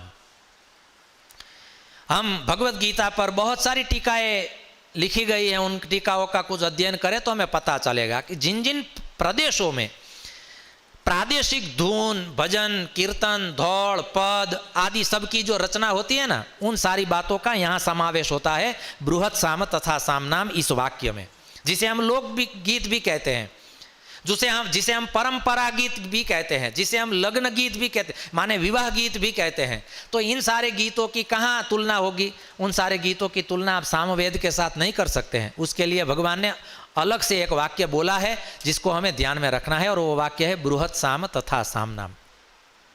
तो इस तरह से हम ये देख सकते हैं कि भारतीय संगीत की उत्पत्ति वैदिक ऋचाओं के सामगान से मानी जाती है, लेकिन उसके साथ साथ बृहत् साम तथा साम नाम ये वाक्य भी हमें ध्यान में रखना चाहिए। जहाँ स्वर, लय, छंद का प्रयोग ईश्वर आराधना के लिए किया जाता था, कालांतर में यह परंपरा मंदिरों में विकसित होकर धार्मिक संगीत की सशक्त परंपरा का आधार बनी। भारतीय मंदिर केवल पूजा अर्चना के स्थल नहीं हैं, अपितु कला, स्थापत्य, नृत्य, संगीत और साहित्य के संरक्षण एवं संवर्धन के प्रमुख केंद्र है। धार्मिक संगीत के विकास में मंदिर संस्कृति की भूमिका को समझने के लिए वैदिक युग से लेकर मध्यकालीन भक्ति आंदोलन और आधुनिक काल तक की संगीत परंपरा का अध्ययन आवश्यक है। इस शोध पत्र में मंदिर संस्कृति द्वारा धार्मिक संगीत को प्रदान किए गए संरक्षण, संरचना, शास्त्रीयता तथा सामाजिक प्रसार का विश्लेषण किया जाएगा।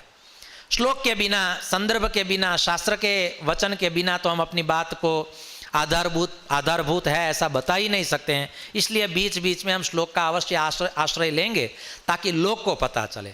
लोग कहेंगे तो हम नहीं मानेंगे, श्लोक कहेंगे तो हम अवश्य मानेंगे। तो श्लोक के साथ, संदर्भ के साथ की गई बात, उसमें से एक संदर्भ हम यहाँ देते हैं।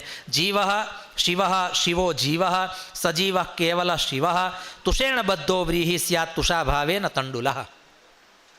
आपने एक धान्य देखा होगा, जो वो तुषा में होता है तो उसे व्रीहि कहते हैं, लेकिन तुषा से बाहर निकलता है तो हम उसे तंडुल कहते हैं। उसी तरह से जब तक जीव संसार में लिप्त रहता है तब तक ही उसको जीव की संज्ञा देते हैं। जब उस संसार की माया से ऊपर उठ जाता है तो वो अपने आप शिव बन जाता है।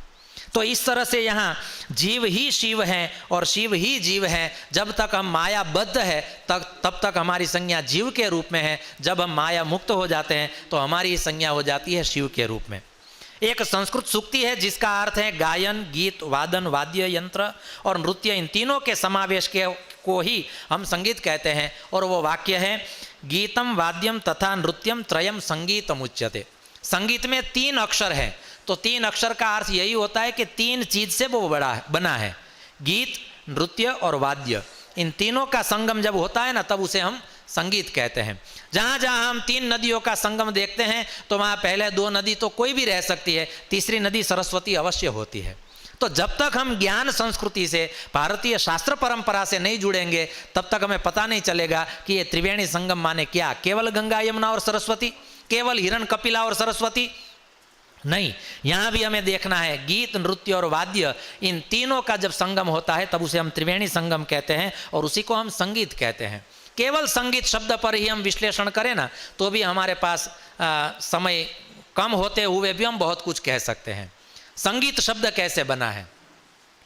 एक सुभाषित का हमें स्मरण होता है, एके नैव तपः द्वाभ्याम पठनम गायनम त्रिभिः चतुर्भिर्गमनम क्षेत्रम पंचभिर बहुभी रणे। इस श्लोक का तात्पर्य यह है कि यदि आपको तप करना है तो अकेले रहना पड़ेगा। तप करने के लिए किसी का आप संगम नहीं कर सकते। श्रीमद् भागवत महापुराण में जाएंगे, चौथे स्कंद में छोटा 5 वर्ष का बालक तप करने के लिए निकला है। अपनी माता सुरुचि के कठोर वचन सुनने के बाद, सुनीति के आशीर्वाद प्राप्त करने के बाद और देवर्षि नारद की कृपा प्राप्त करने के बाद जब वो मधुवन में तप करने के लिए गया तब भी वो ध्रुव अकेला था। क्यों? तप अकेले ही कर सकते हैं। 2 जब मिल जाते हैं ना तो थोड़ी थोड़ी बातें होने लगती है। श्रीमद् भागवत महापुराण के 11वें स्कंद में दत्तात्रेय 24 गुरु की संकल्पना देते हुए कहते हैं कि वहाँ एक छोटी बालिका को भी वो गुरु मानते हैं, गुरु दत्तात्रेय। क्यों? क्योंकि वहाँ उन्होंने कहा है वासे बहुनाम कलहो भवेद वार्ता द्वयोरपि एक एव चरेत प्राज्ञा कुमारिया इव कंकणः।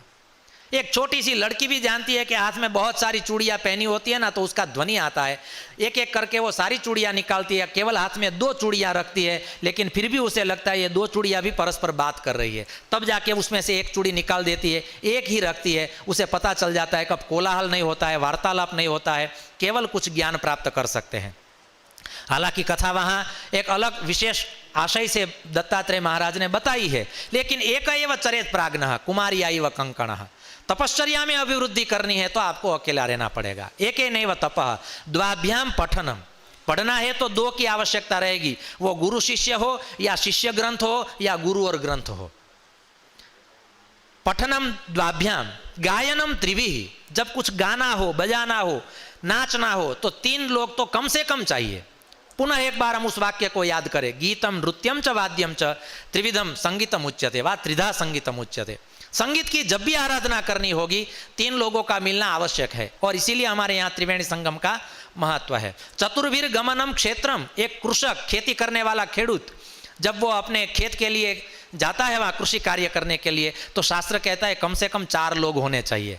2 उसके बैल होते हैं, एक उसका हल होता है और एक वो स्वयं होता है। कम से कम ये 4 लोग तो होते हैं। और पंचवीर बहुभी रणे। कुरुक्षेत्र में या धर्म क्षेत्र में युद्ध करने के लिए जाना हो तो कम से कम 5 लोग होने चाहिए। तो वहाँ कम से कम 5 पांडव थे और 6ठे भगवान कृष्ण थे। हालांकि वो रथ ही चला रहे थे और कुछ नहीं कर रहे थे। और दूसरे शब्दों में कहे तो केवल वो रथ नहीं चला रहे थे, पूरे युद्ध का संचालन कर रहे थे। अर्जुन को तो भ्रम था मैं युद्ध कर रहा हूँ।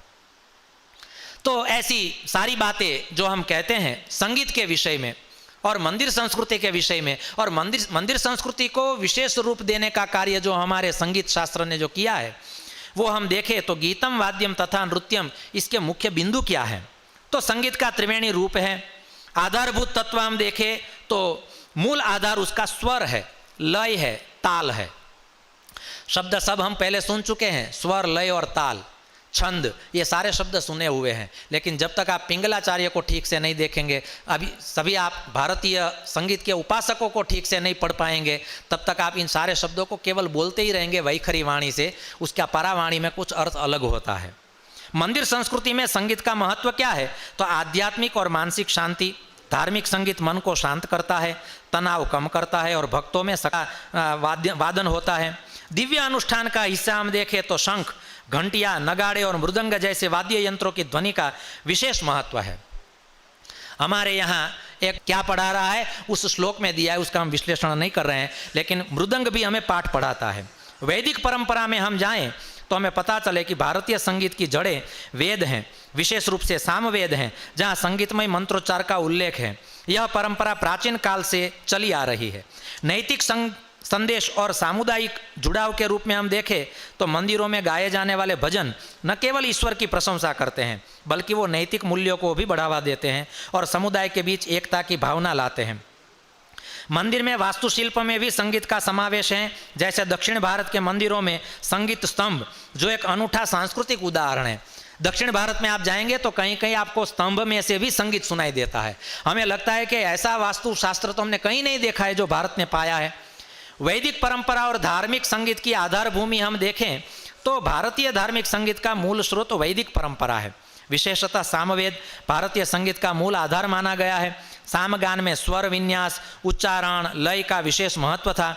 वैदिक यज्ञों में ऋत्विजों का गाए जाने वाले मंत्र संगीतात्मक स्वरूप में होते थे, जिससे धार्मिक अनुष्ठानों में आध्यात्मिक वातावरण का निर्माण हो जाता था।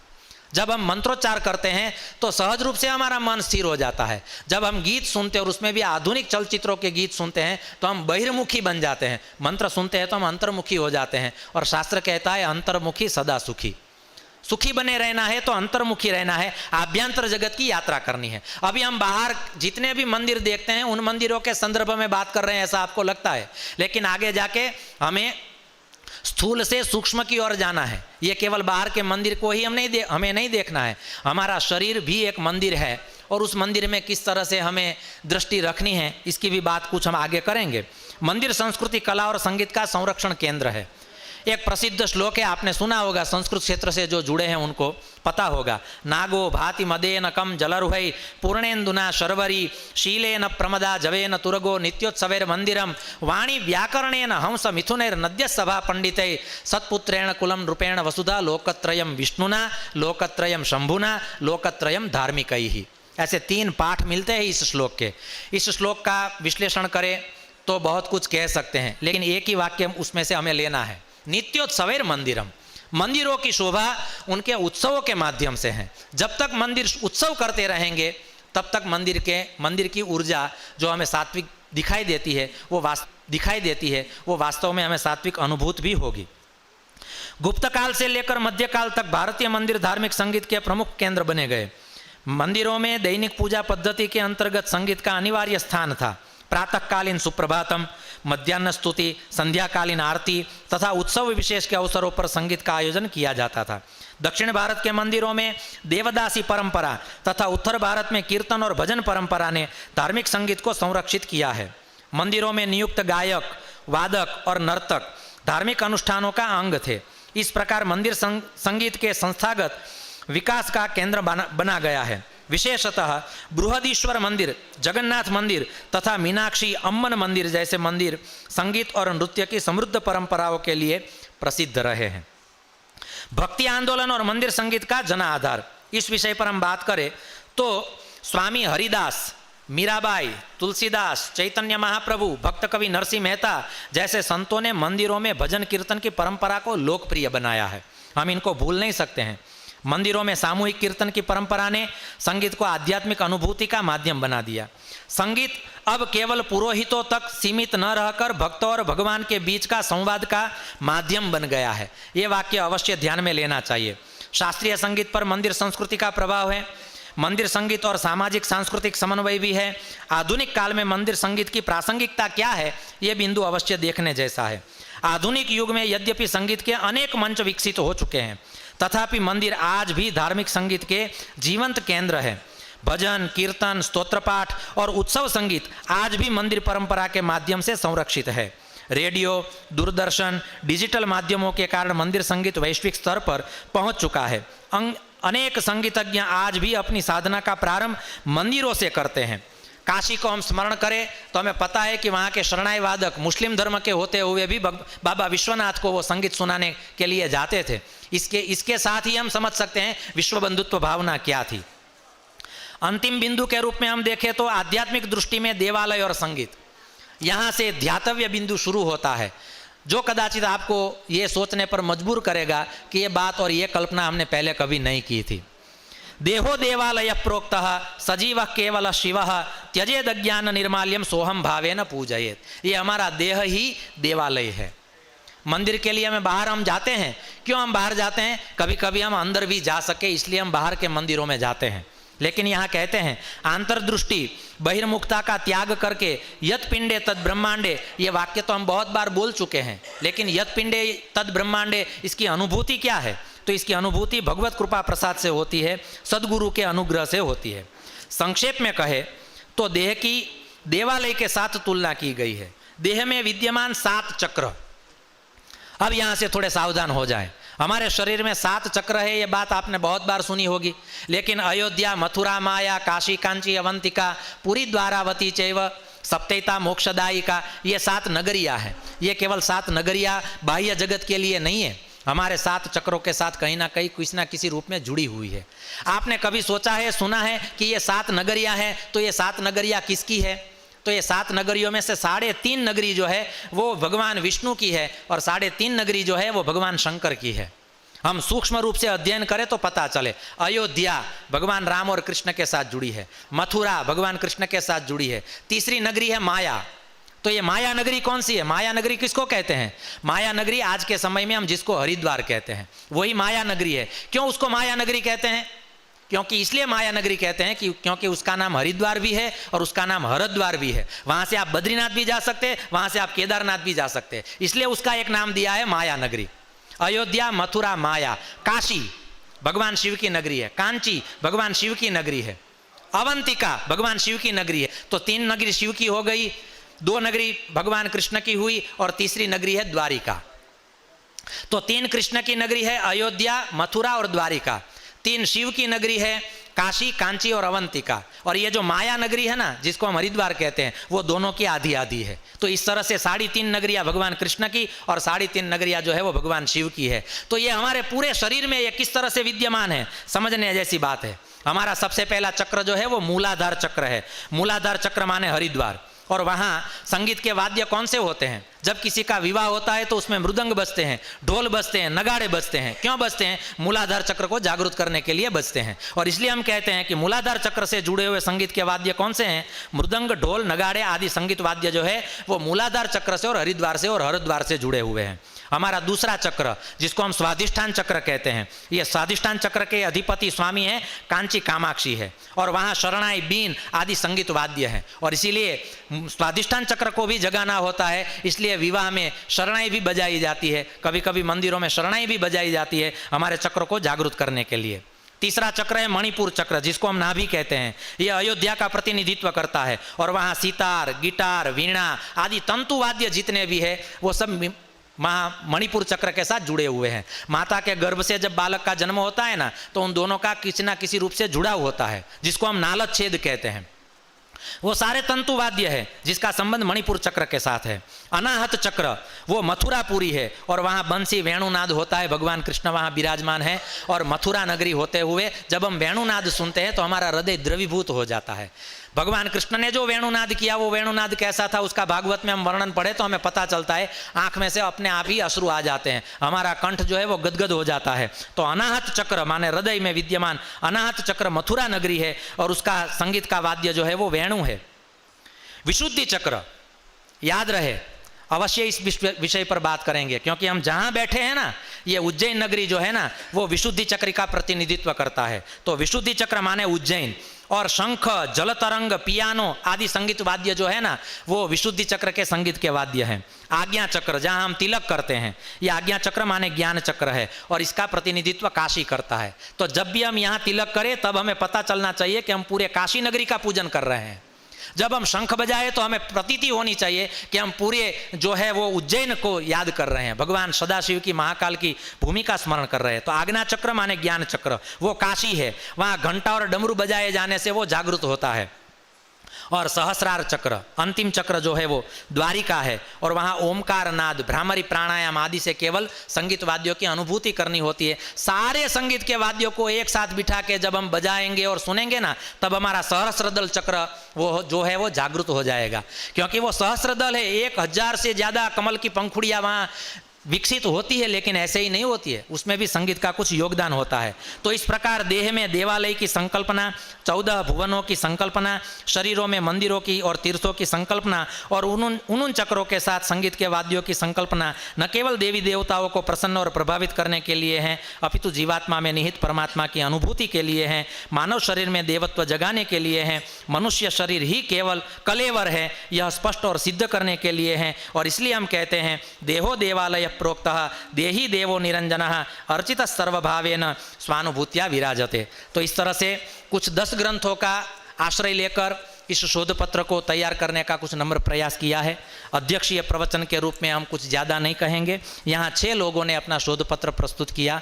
6 के 6 लोगों का शोध पत्र मीमांसा करेंगे तो समय ज़्यादा जाएगा, लेकिन श्रीनिवास जी ने यात्रा शुरू की थी उत्सव से और यात्रा से उनकी यात्रा शुरू हुई थी और अंतिम मोनालिसा जी ने देव वस्त्र निर्माण करके यात्रा करने के बाद भगवान को वहाँ उन्होंने जाके वस्त्र पहना दिए हैं। ऐसा कुछ भाव करते हुए सभी शोध पत्र वाचकों के प्रति हम कृतज्ञ भाव व्यक्त करते हैं। बहुत अच्छा परिश्रम और पुरुषार्थ उन्होंने अपने शोध पत्र में किया था। हालांकि ये सारे शोध पत्र हमारे शोध पत्र नहीं है, भगवान महाकाल की पूजा करने के लिए बिल्व पत्र हैं। ऐसे कुछ भाव भगवान महाकाल के चरणों में अर्पण करते हुए, भगवान सोमनाथ का और विश्वनाथ का स्मरण करते हुए हम समय समय पर 4 धाम की, 12 ज्योतिर्लिंग की और 51 शक्तिपीठ की और 68 तीर्थों की यात्रा करते रहें और इसके लिए भगवान हम सब पर कृपा बनाए रखे, ऐसी कुछ कामना करते हुए यहाँ ये अवसर प्रदान करने के लिए इस विश्वविद्यालय के माननीय कुलपति जी सहित समेत संचालिका तब के जितने भी महानुभाव हैं उन सबके प्रति कृतज्ञ भाव व्यक्त करते हुए हम यहीं अपनी बात को विराम देते हैं और आपके कानों को विश्राम देते हैं। हरिओम तत्सत, हरिओम तत्सत, हरिओम तत्सत।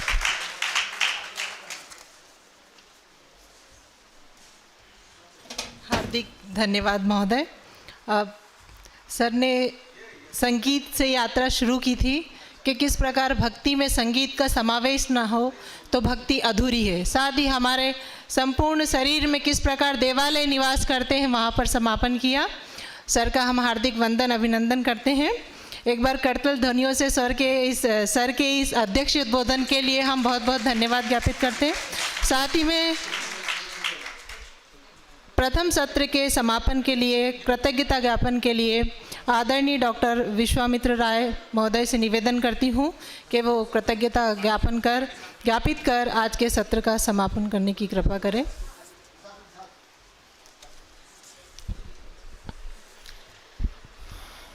ओम वागर्थाविव संपृक्तो वागर्थ प्रतिपत्ते जगतः पितरो वंदे पार्वती परमेश्वरो मूकं करोति वाचालं पंगुं लंघयते गिरिं यत्कृपातमहं वंदे परमानंद माधवम।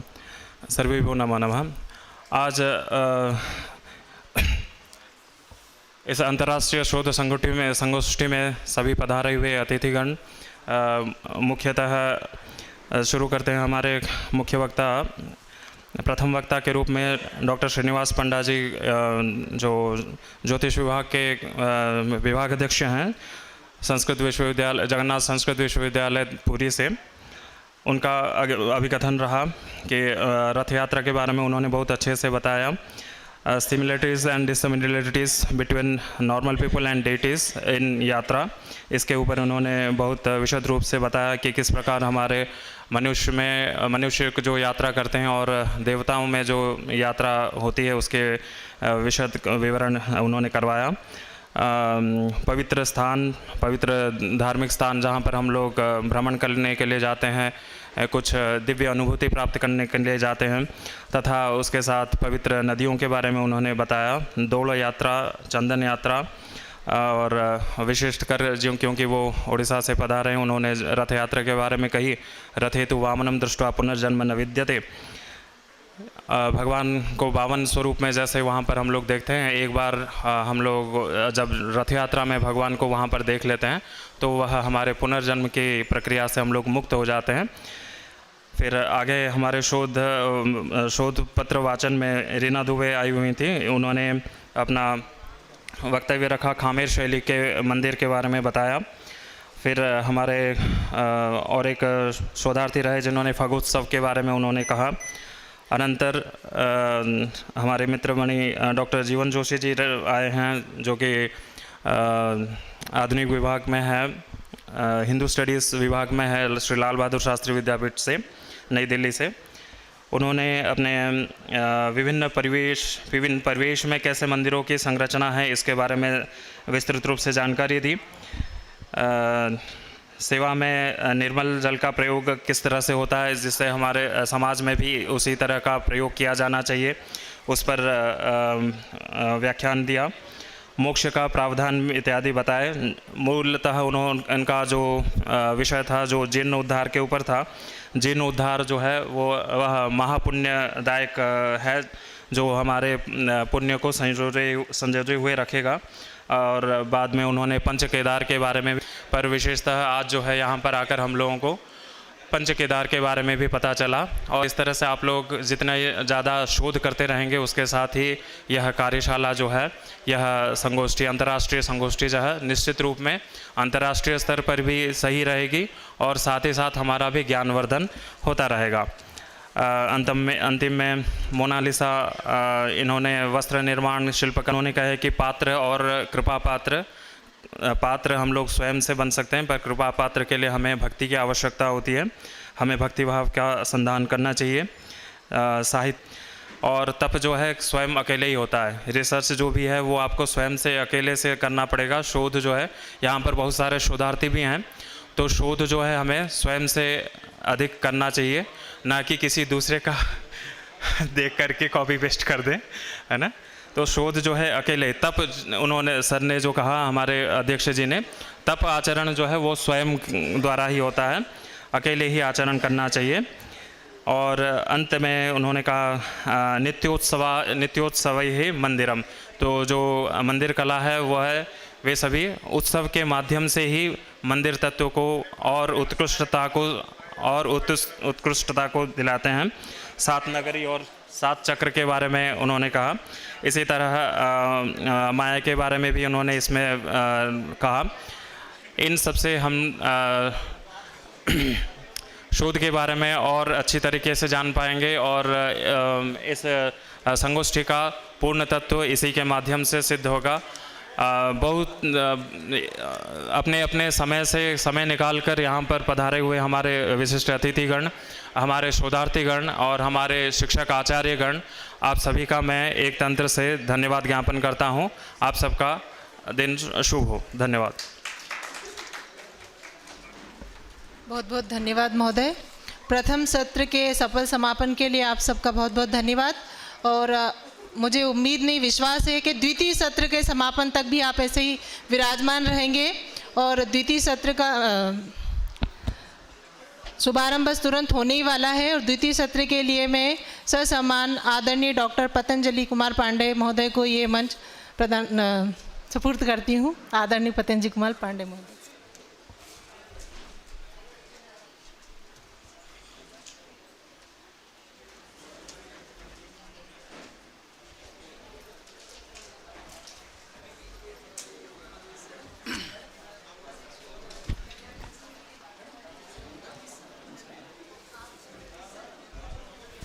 आत्मा त्वंगिरिजामति सहचरा प्राणा शरीरं गृहं पूजा ते विषयोपभोगरचना निद्रा समाधिस्थितिः संचारः पदयोः प्रदक्षिणविधि स्तोत्राणि सर्वा गिरो यद्यत्कर्म करोमि तत्तदखिलं शम्भोतमाराधनम्।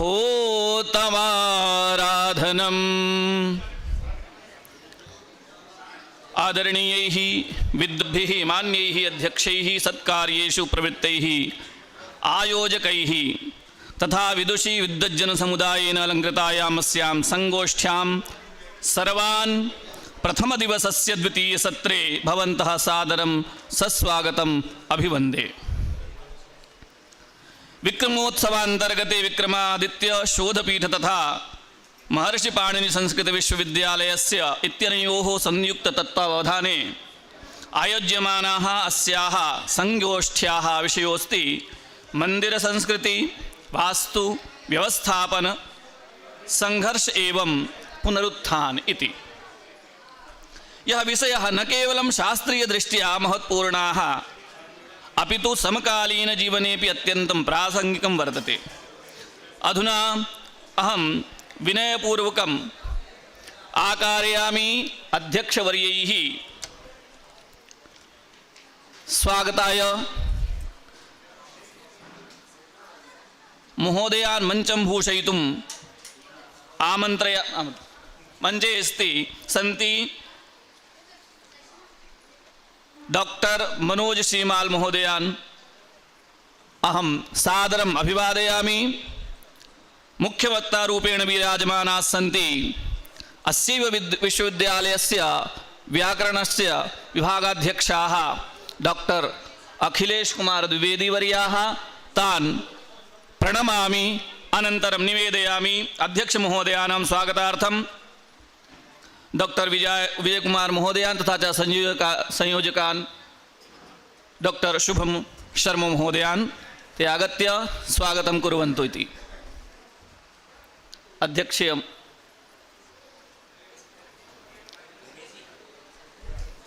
भवन्तः करतलध्वनिना स्वागतम् अभिनन्दनं च करो।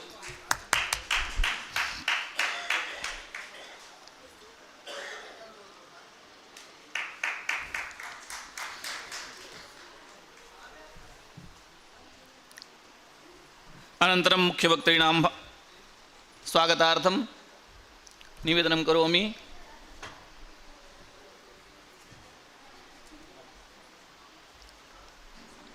करतल ध्वनि से अभिनंदन करें।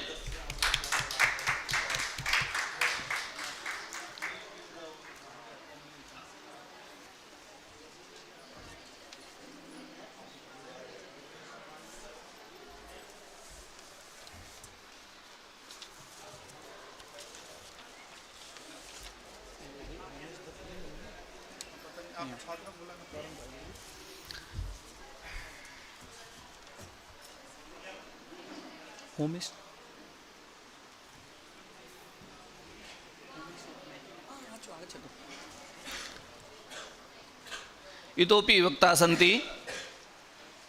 निवेदयामि विजय कुमार महोदयान् स्वागतार्थम्।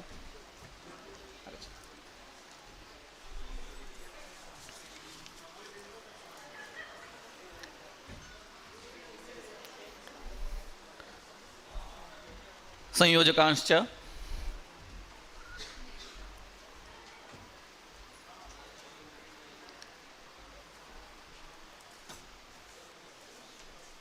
करतल ध्वनिना अभिनंदनं करोमि।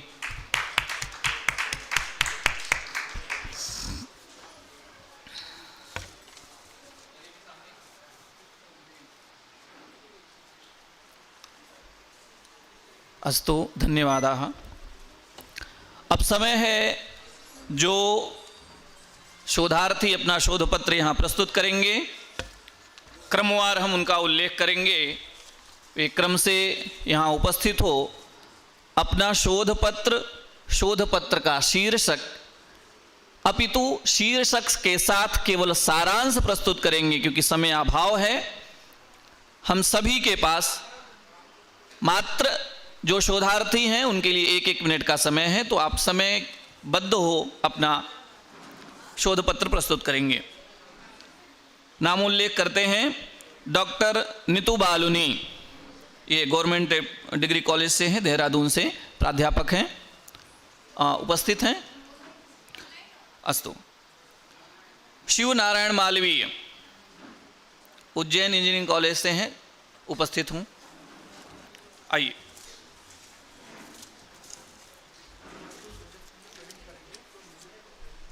आपको प्रोजेक्ट वगैरह तो नहीं है?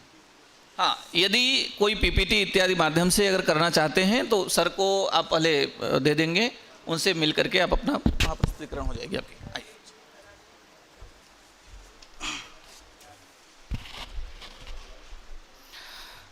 धन्यवाद महोदय। मेरा शीर्षक है earthquake seismic hazard analysis of Mahakal temple structure. Italy में लास्ट ऐसा अर्थक्वेक आया था जिसकी वजह से सारे कोडल प्रोविजन रिवीजन करने पड़े। पहले हम उज्जैन में सेस्मिक जोन 2 में आते थे, अब जोन 3 में आ रहे हैं। ठीक है, तो उसके साथ सारी बिल्डिंग्स के रिविजन्स होंगे, कुछ लगभग। बट मेरा टॉपिक है अपना seismic hazard analysis of Mahakal temple. इस पे हम पूरा सेस्मिक एनालिसिस करेंगे, जिसमें DSHA और PSA जो 2 मेथड्स होती हैं, इसके थ्रू एनालिसिस करेंगे। और पूरे स्ट्रक्चर का बिहेवियर, अगर इफ़ बाय चांस अर्थक्वेक आता है तो उसका स्ट्रक्चर का बिहेवियर क्या रहेगा, या स्ट्रक्चर किस तरीके से डिफ्लेक्ट होता है, या स्ट्रक्चर सेस्मिसिटी से पूरा प्रूफ है या सेस्मिसिटी पूरी सहन कर पाएगा, इस तरीके से उसका पूरा एनालिसिस करके हम उसकी रेट्रोफिटिंग देंगे। इस सेम कॉन्सेप्ट कंबोडिया का अंगोर वाट का जो टेम्पल है उसमें किया जा चुका है। सेकेंड जो आपने इंडिया में किया गया है वो मीनाक्षी टेम्पल जो मदुरई में उपस्थित है। हम भी चाहते हैं कि हमारे यहाँ पे पूरा सिटी टेम्पल सिटी है, तो इसमें से एटलीस्ट अब महाकाल मंदिर पे एक बार अपनी सेस्मिसिटी के अकॉर्डिंग लगा के चेक कर लें। हो सकता है ये सेस्मिसिटी रेजिस्टेंस हो या ना भी हो, तो उसके लिए रेट्रोफिटिंग का जो डिज़ाइन मिलेगा उस रेट्रोफिटिंग की डिज़ाइन के थ्रू अपने मंदिर को जिस संरचना में बना हुआ उसी संरचना में बनाए रखने के लिए मेरा ये टॉपिक है। ठीक है, और इसमें DSHA और PSHA दो मेन मेथड रहेगी। DSHA तो डिटर्मिनिस्टिक एनालिसिस है और PSHA जो प्रोबेबिलिस्टिक एनालिसिस है। DSHA में स्ट्रक्चर पूरा किस तरीके से ब्रिटल बिहेवियर करेगा और प्रोबेबिलिस्टिक में सोर्स के रिस्पेक्ट में, जैसे नर्मदा वैली से अगर अर्थक्वेक आता है या भुज वाले एरिया से अर्थक्वेक आता है तो हमारे मंदिर के ऊपर क्या इफेक्ट पड़ेगा। इस एनालिसिस के बाद हमें एक PGA कर्व मिलेगा जिसके बेसिस पे हम पूरे उज्जैन सिटी का सेस्मिक माइक्रोजोनेशन करेंगे। यहाँ पे स्थित 84 महादेव मंदिर जो हैं उस माइक्रोजोनेशन के अंदर कौन सा मंदिर सेस्मिक ज़्यादा सेस्मिक जोन में आता है या फिर ज़्यादा सेस्मिक सिटी में आता है उसका एनालिसिस करेंगे। देन फाइनली कुछ रिजल्ट निकल के आएंगे, उसके आधार पे 84 महादेव के मंदिर की रेट्रोफिटिंग प्लस अपने महाकाल मंदिर की रेट्रोफिटिंग प्रोवाइड करेंगे। ठीक है, धन्यवाद। धन्यवाद। अग्रिम पंक्ति में है, अग्रिम क्रम है वरुण सुनीता शरण, अपना शोध पत्र प्रस्तुत करें।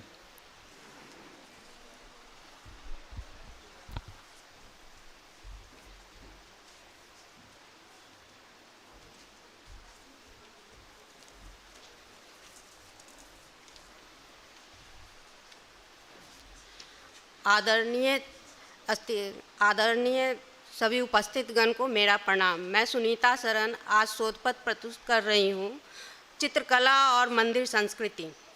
भारतीय मंदिर संस्कृति कला, अध्यात्म एवं संस्कृति का अद्वितीय समन्वय रहा है। मंदिर के दीवारों, स्तंभ, मंडप और गर्भगृह के बाहरी भागों पर अंकित चित्र धार्मिक शिक्षा और संस्कृति संरक्षण के सशक्त माध्यम रहे हैं।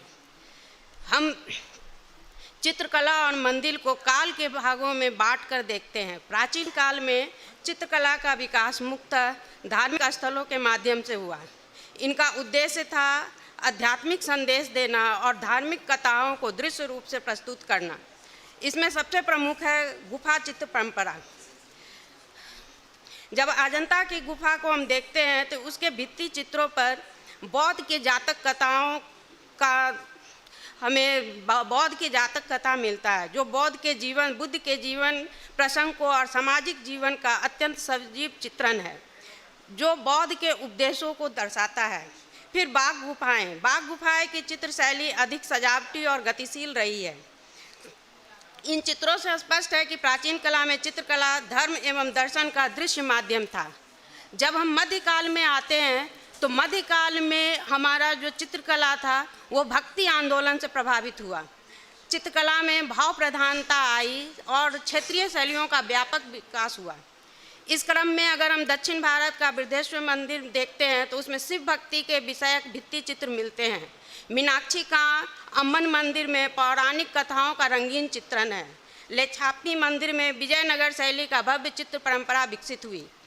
जब हम उत्तर भारत में आते हैं तो राजस्थान में राजपूत शैली के अंतर्गत कृष्ण लीला और रामायण के विषय प्रमुख रहे हैं। कांगड़ा शैली में राधा कृष्ण भक्ति की कोमल अभिव्यक्ति मिलती है।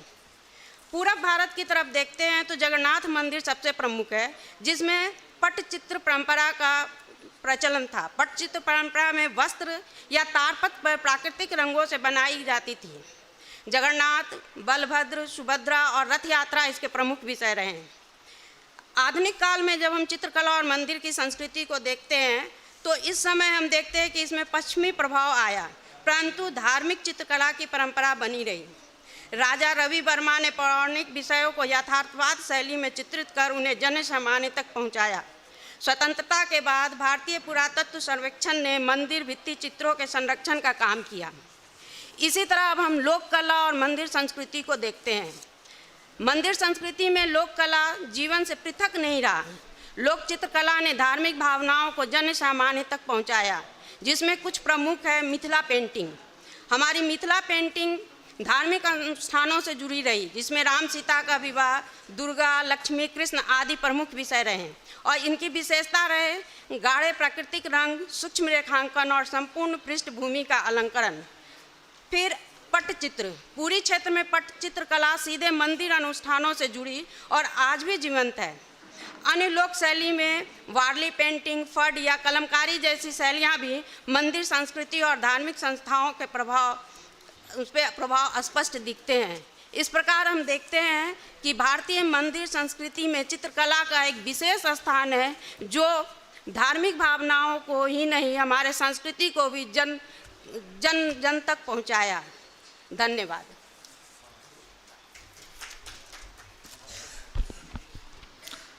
अगला क्रम है शिवम अत्रे, रुचि जोशी, जितेंद्र कुमार निर्मल, हंसते, गजानन आवलेकर,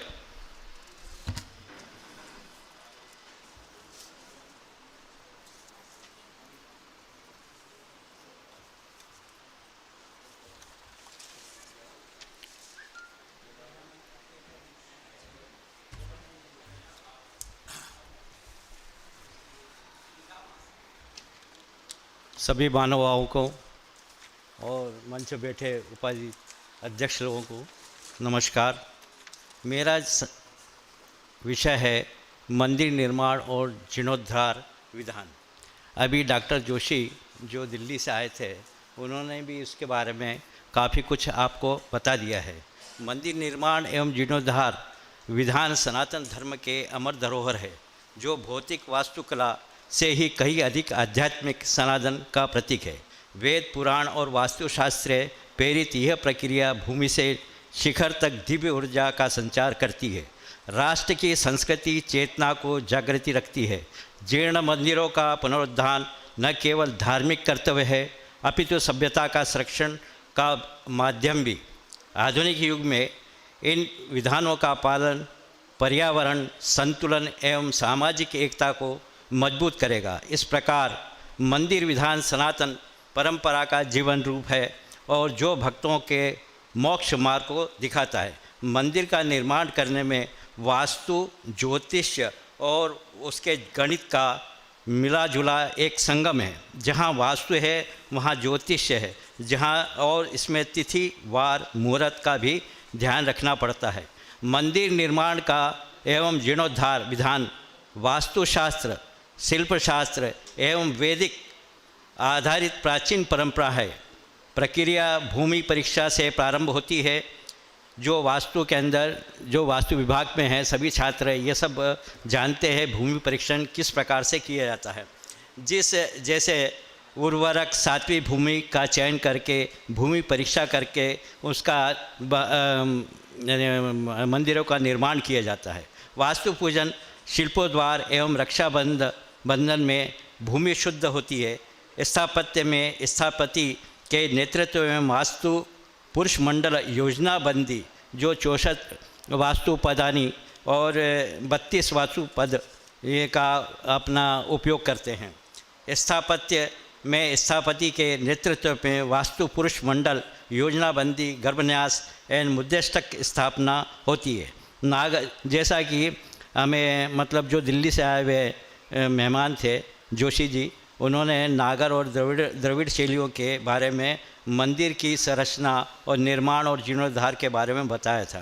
तो और नवधातु से युक्त नींव डाली जाती है। प्राण प्रतिष्ठा में नयनोमिलन अभिषेक एवं कुंभाभिषेक से मंदिर प्राणयुक्त होता है। जीर्णोद्धार में वास्तु शांति, पुरानी मूर्ति का चालन विसर्जन एवं पुनः प्रतिष्ठा अनिवार्य है। इस प्रकार से मैं अपना मंदिर निर्माण और जीर्णोद्धार विधान पर जो मुझे शोध पत्र दिया था उसको मैं यहाँ समाप्त विराम लेना चाहता हूँ। धन्यवाद। समय में समाप्त करने के लिए पूर्व और परपीठिका इसलिए हम नहीं बना रहे हैं क्योंकि समय का अभाव है और सूत्रधार का कार्य होता है माला में पिरोना। इस माला में और अवयव नहीं जोड़ रहे हैं, केवल पुष्प जो आप शोधपत्र के रूप में प्रस्तुत कर रहे हैं और सुमेरु के रूप में जैसे हमारे अध्यक्ष महोदय उपस्थित हैं वैसे ही हम ग्रहण कर रहे हैं क्योंकि समयाभाव है। तो अगला क्रम है, हम बुलाते हैं अखिल पांडे।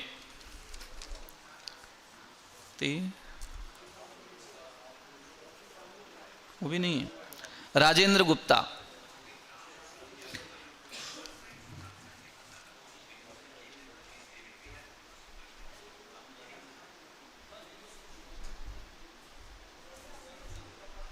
आदरणीय अध्यक्ष महोदय, सम्मानित अतिथि एवं मेरे सहपाठियों, मैं आज का जो विषय है मंदिर संस्कृति, उसमें थोड़ा सा लीक सेट के एक बात और जोड़ना चाहूँगा।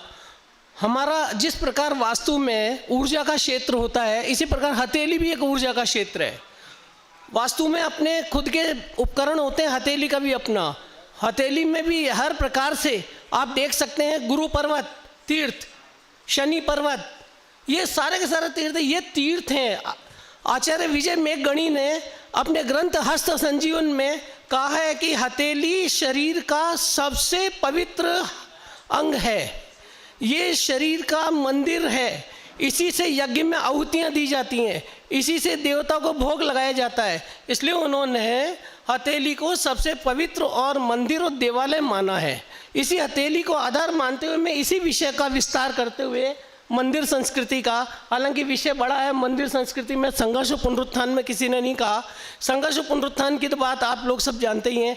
हमारा देश दुनिया का अकेला देश है जहाँ सारी दुनिया की जो प्राचीन संस्कृतियाँ मिट गई, लेकिन हमारी संस्कृति के मूल्य आज भी विद्यमान है। अल्लामा इकबाल ने भी कहा था, यूनान, मिस्र, रोमा सब मिट गए जहाँ से, कुछ बात है कि हस्ती मिटती नहीं हमारी, सदियों रहा है दुश्मन दौरे जहाँ हमारा, सारे जहाँ से अच्छा हिंदुस्तान हमारा। तो साथियों, यही मैं हथेली इसी बात को आगे जोड़ रहा हूँ। वो संस्कृति, सारे सांस्कृतिक मूल्य हमारे देश में है।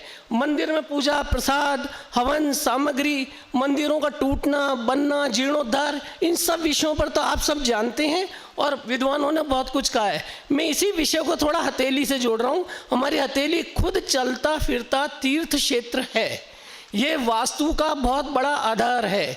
जिस प्रकार वास्तु में ऊर्जा क्षेत्रों पर अपन बात करते हैं, इसी प्रकार हथेली के ऊर्जा क्षेत्रों को आचार्य विजय मेघगणी ने तीर्थ कहा है। ये तीर्थ ऊपर जो प्रथम अंगुली है, ये इंडेक्स फिंगर, इसे तर्जनी कहते हैं, ये गुरु का तीर्थ क्षेत्र है। यहाँ से ईशान कोण, इसी प्रकार मध्यमा, और ये सारे के सारे जो नवग्रह हथेली में देखे जाते हैं। मैं सारी की सारी बात को, चूँकि समय बहुत कम और 1 ही मिनट का कहा था, इसलिए मैं अब इसको इसको जोड़ते हुए कि जिस प्रकार सारे के सारे सिद्धांतों को समायोजित करते हुए, वास्तु के सिद्धांतों को समायोजित करते हुए मंदिर निर्माण, गर्भगृह, ये सारी चीज़ों का इसमें समायोजन करते हैं, इसी चीज़ को हथेली में भी किया जा सकता है। वास्तु का सिर्फ इसलिए कि व्यक्ति जहाँ रहता है उसका संपूर्ण व्यक्तित्व, उसका संपूर्ण रहन सहन, खान पान, रीति रिवाज, जहाँ उसका सारा ऊर्जा क्षेत्र, नकारात्मक सकारात्मक सब चीज़ें ये हथेली में भी नज़र आती हैं। तो कभी भी किसी भी व्यक्ति का अगर आप वास्तु देखते हैं तो हथेली को भी देख सकते हैं, या हथेली से भी वास्तु जहाँ वो रह रहा है मालूम पड़ता है। और इसी चीज़ को मंदिर से जोड़ते हुए कि ये हमारी हथेली भी तीर्थ क्षेत्र है, ये देवालय है, इसे चलता फिरता देवालय कहते हैं। इति शुभम, नमस्कार। धन्यवाद। शोधपत्र वाचन में अंतिम अभयकांत मिश्र।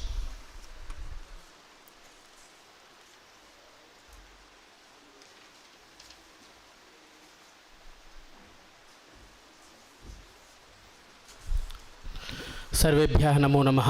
अधिमञ्चम् अलङ्कुर्वाणः अध्यक्ष महोदयाः, उपमञ्चं विराजमानेभ्यः सर्वेभ्यः सह प्रतिभागिनेभ्यः नमामि। मम शोधस्य विषयं वर्तते आगमशास्त्रेषु मठमन्दिराणां प्रबन्धनम्। आसमन्तात् गमयति धर्माधर्मौ परं पदम् आगमस्तेन कथितम् इति वेदविदो विदुः। आगमशास्त्राणि हिन्दूधर्मस्य उपासना परम्परायाः मूलाधाराः सन्ति। विशेषतः शैवागमे, वैष्णवागमे तथा शाक्तागमग्रन्थेषु मठमन्दिराणां व्यवस्थायाः विस्तृतविधानं निर्दिष्टमस्ति। एतेषु शास्त्रेषु केवलं देवप्रतिष्ठा वा पूजाविधिः एव न, अपि तु प्रशासनिक, आर्थिक, सामाजिक, आध्यात्मिक पक्षाः अपि सम्यक् निरूपिताः सन्ति। आध्यात्मिक संरचना आगमानुसारं मठः ज्ञानसाधना संन्यास परम्परायाः केन्द्रम् अस्ति। यत्र आचार्याः वा महन्तः प्रधानाः भवन्ति, स एव शास्त्रानुसारं नित्यकर्म उत्सव दीक्षायां च नियोजयति। अतः उक्तञ्च शुद्धञ्च वैदिकं केति तान्त्रिकञ्च त्रिधा भवेत्। पांचरात्रेण पूजा तु शुद्ध विष्णोरिति स्मृतं। यथा दक्षिण भारते वयं गच्छामः तर्हि तत्र तिरुपति देवस्थानं, तत्र या भगवतः विष्णोः पूजनं भवति तत् पांचरात्रेण आगमानुसारेण पूजनं भवति। तथा यत् मल्लिकार्जुने अस्माकं मल्लिकार्जुन मन्दिरे तत्र वैखानसमाध्यमेन वैखानस आगमेन तत्र पूजनादिकं भवति। वैखानसा स्वसूत्रेण पूजयेत् विष्णुमव्ययं वैदिकं तदिति प्रोक्तं द्विजातीनां प्रशस्यते। युधिष्ठिरोवाच तर्हि तस्मिन् मध्येपि आगच्छति यथा कथं देवालये पूजनं कर्तव्यम्। अस्मिन् विषये युधिष्ठिरः वदति कथं त्वमर्चनीयोऽसि मूर्तयः कीदृशाश्च ते। पौष्कर संहितायां लिखितम् अस्ति। वैखानसा कथं ब्रूयुः कथं वा पांचरात्रिकाः। श्री भगवान् वाच भगवन्तः कथयन्ति शृणु पाण्डव तत्सर्वम् अर्चनाक्रममात्मनः स्थितं मां तस्मिन् अर्चयेत् सुसमाहितः। मन्दिरस्य मूलाधारः देवप्रतिष्ठा, नित्यपूजा, उत्सवप्रबन्धनं च भवति। प्रशासनिक व्यवस्था आगमेषु प्रबन्धनस्य कर्मबद्धसंरचना दृश्यते। आचार्याः, महन्तः, सर्वोच्च धर्माधिकारिणः, अर्चकः नित्यपूजायां कर्ता भवति। परिचारकः मन्दिरशुचिता, दीप नैवेद्य व्यवस्था च तथा च कोषाध्यक्षः अपि भवति। दानं धनम् अस्य सम्यक्तया सह लेखनम् इत्यादिकं करोति। एषा व्यवस्था उत्तरदायित्वस्य आदर्शं प्रदर्शयति। अतएव पंचरात्रागमे आचार्याणामपि पंचप्रकाराः सन्ति। यथा आचार्यः, अर्चकः, साधकः, अलङ्कृतिः, वाचकः। देवता आराधनेपि अलङ्कारणादिकं करोति स अलङ्कृतिकः भवति। शिवागमोऽपि द्विविधः श्रोतो श्रोतश्चैव सांस्मितः। श्रुतिसारमया श्रोतं स्वतंत्रः इतरस्मृतः। तांत्रिकं वैदिकं मिश्र त्रिधा पाशुपतं शुभम। तप्तलिंगांशूलादि धारणं तांत्रिकं मतं। लिंग रुद्राक्ष भस्मादि वारणं वैदिकं भवेत्। रवि शंभु तथा शक्तिं विघ्नेशं च जनार्दनं यजन्ति समभावेन मिश्रं पाशुपतं हि तत्। आर्थिक प्रबंधनमपि अस्मिन् परंपरायां दृश्यते। यथा दान, दक्षिणा, भूमिदानं, गौसंरक्षणम् इत्यादयः आयस्रोतांसि निर्दिष्टानि। आगमशास्त्रेषु स्पष्टं यत् धनस्य उपयोगः देवसेवा, साधुसेवा, अन्नदानं, शिक्षोपक्रमेषु च भवेत्। कोशस्य पारदर्शिता अपि अपेक्षिता। सामाजिक धार्मिक भूमिका मठ मंदिरौ केवलं पूजा स्थलौ न अपि तु समाज शिक्षण संस्कार संरक्षणानामपि केन्द्रम् अस्ति। वेदांगम अध्ययनेन यज्ञ उत्सव समारोह लोक कल्याण कार्याणि च प्रबन्धस्य अंगानि सन्ति। अनुशासन नियमः यदा पूजनावसरेपि कथंचित् कानिचन अनुशासन भवेत्। यथा पंचकाल व्यवस्थायै वेंकटेश्वर विपश्चिता श्री पांचरात सिद्धांतं व्यवस्थेयं समर्थिता। अन्ते निष्कर्षं वदामि। यथा एवं द्रष्टुं शक्यते यत् आगमशास्त्रेषु मठमन्दिराणां प्रबन्धनम् अत्यन्तं संगठितं शास्त्रसम्मतं च अस्ति। अतः उक्तं हि चतुष्पादसमायुक्तं चतुर्वर्गफलप्रदं तेन शास्त्रविधानेन समाराधाय केशवम् अथवा शिवम् अनेकशः माध्यमेन जनानां मनसि एका आध्यात्मिकी चेतना जागृता भवति।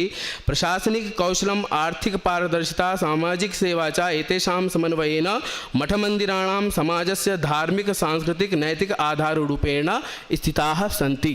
धन्यवादाः। धन्यवादाः। अब समय है, वैसे तो 16 शोधपत्र पढ़े जाने थे, परंतु हमें लगता है समय अतिरेक होने से स्व कार्यनिरता अब अपने अपने कार्य में कोई चले गए होंगे। अब समय है हमें मुख्य वक्ता को श्रवण करने का। अब हम अविलंब आवाहन करते हैं हमारे मुख्य वक्ता डॉक्टर अखिलेश कुमार द्विवेदी महोदय। आदरणीय सर का उद्बोधन हमें निश्चित ही उस ओर प्रशस्त करेगा। द्विवेदी सर।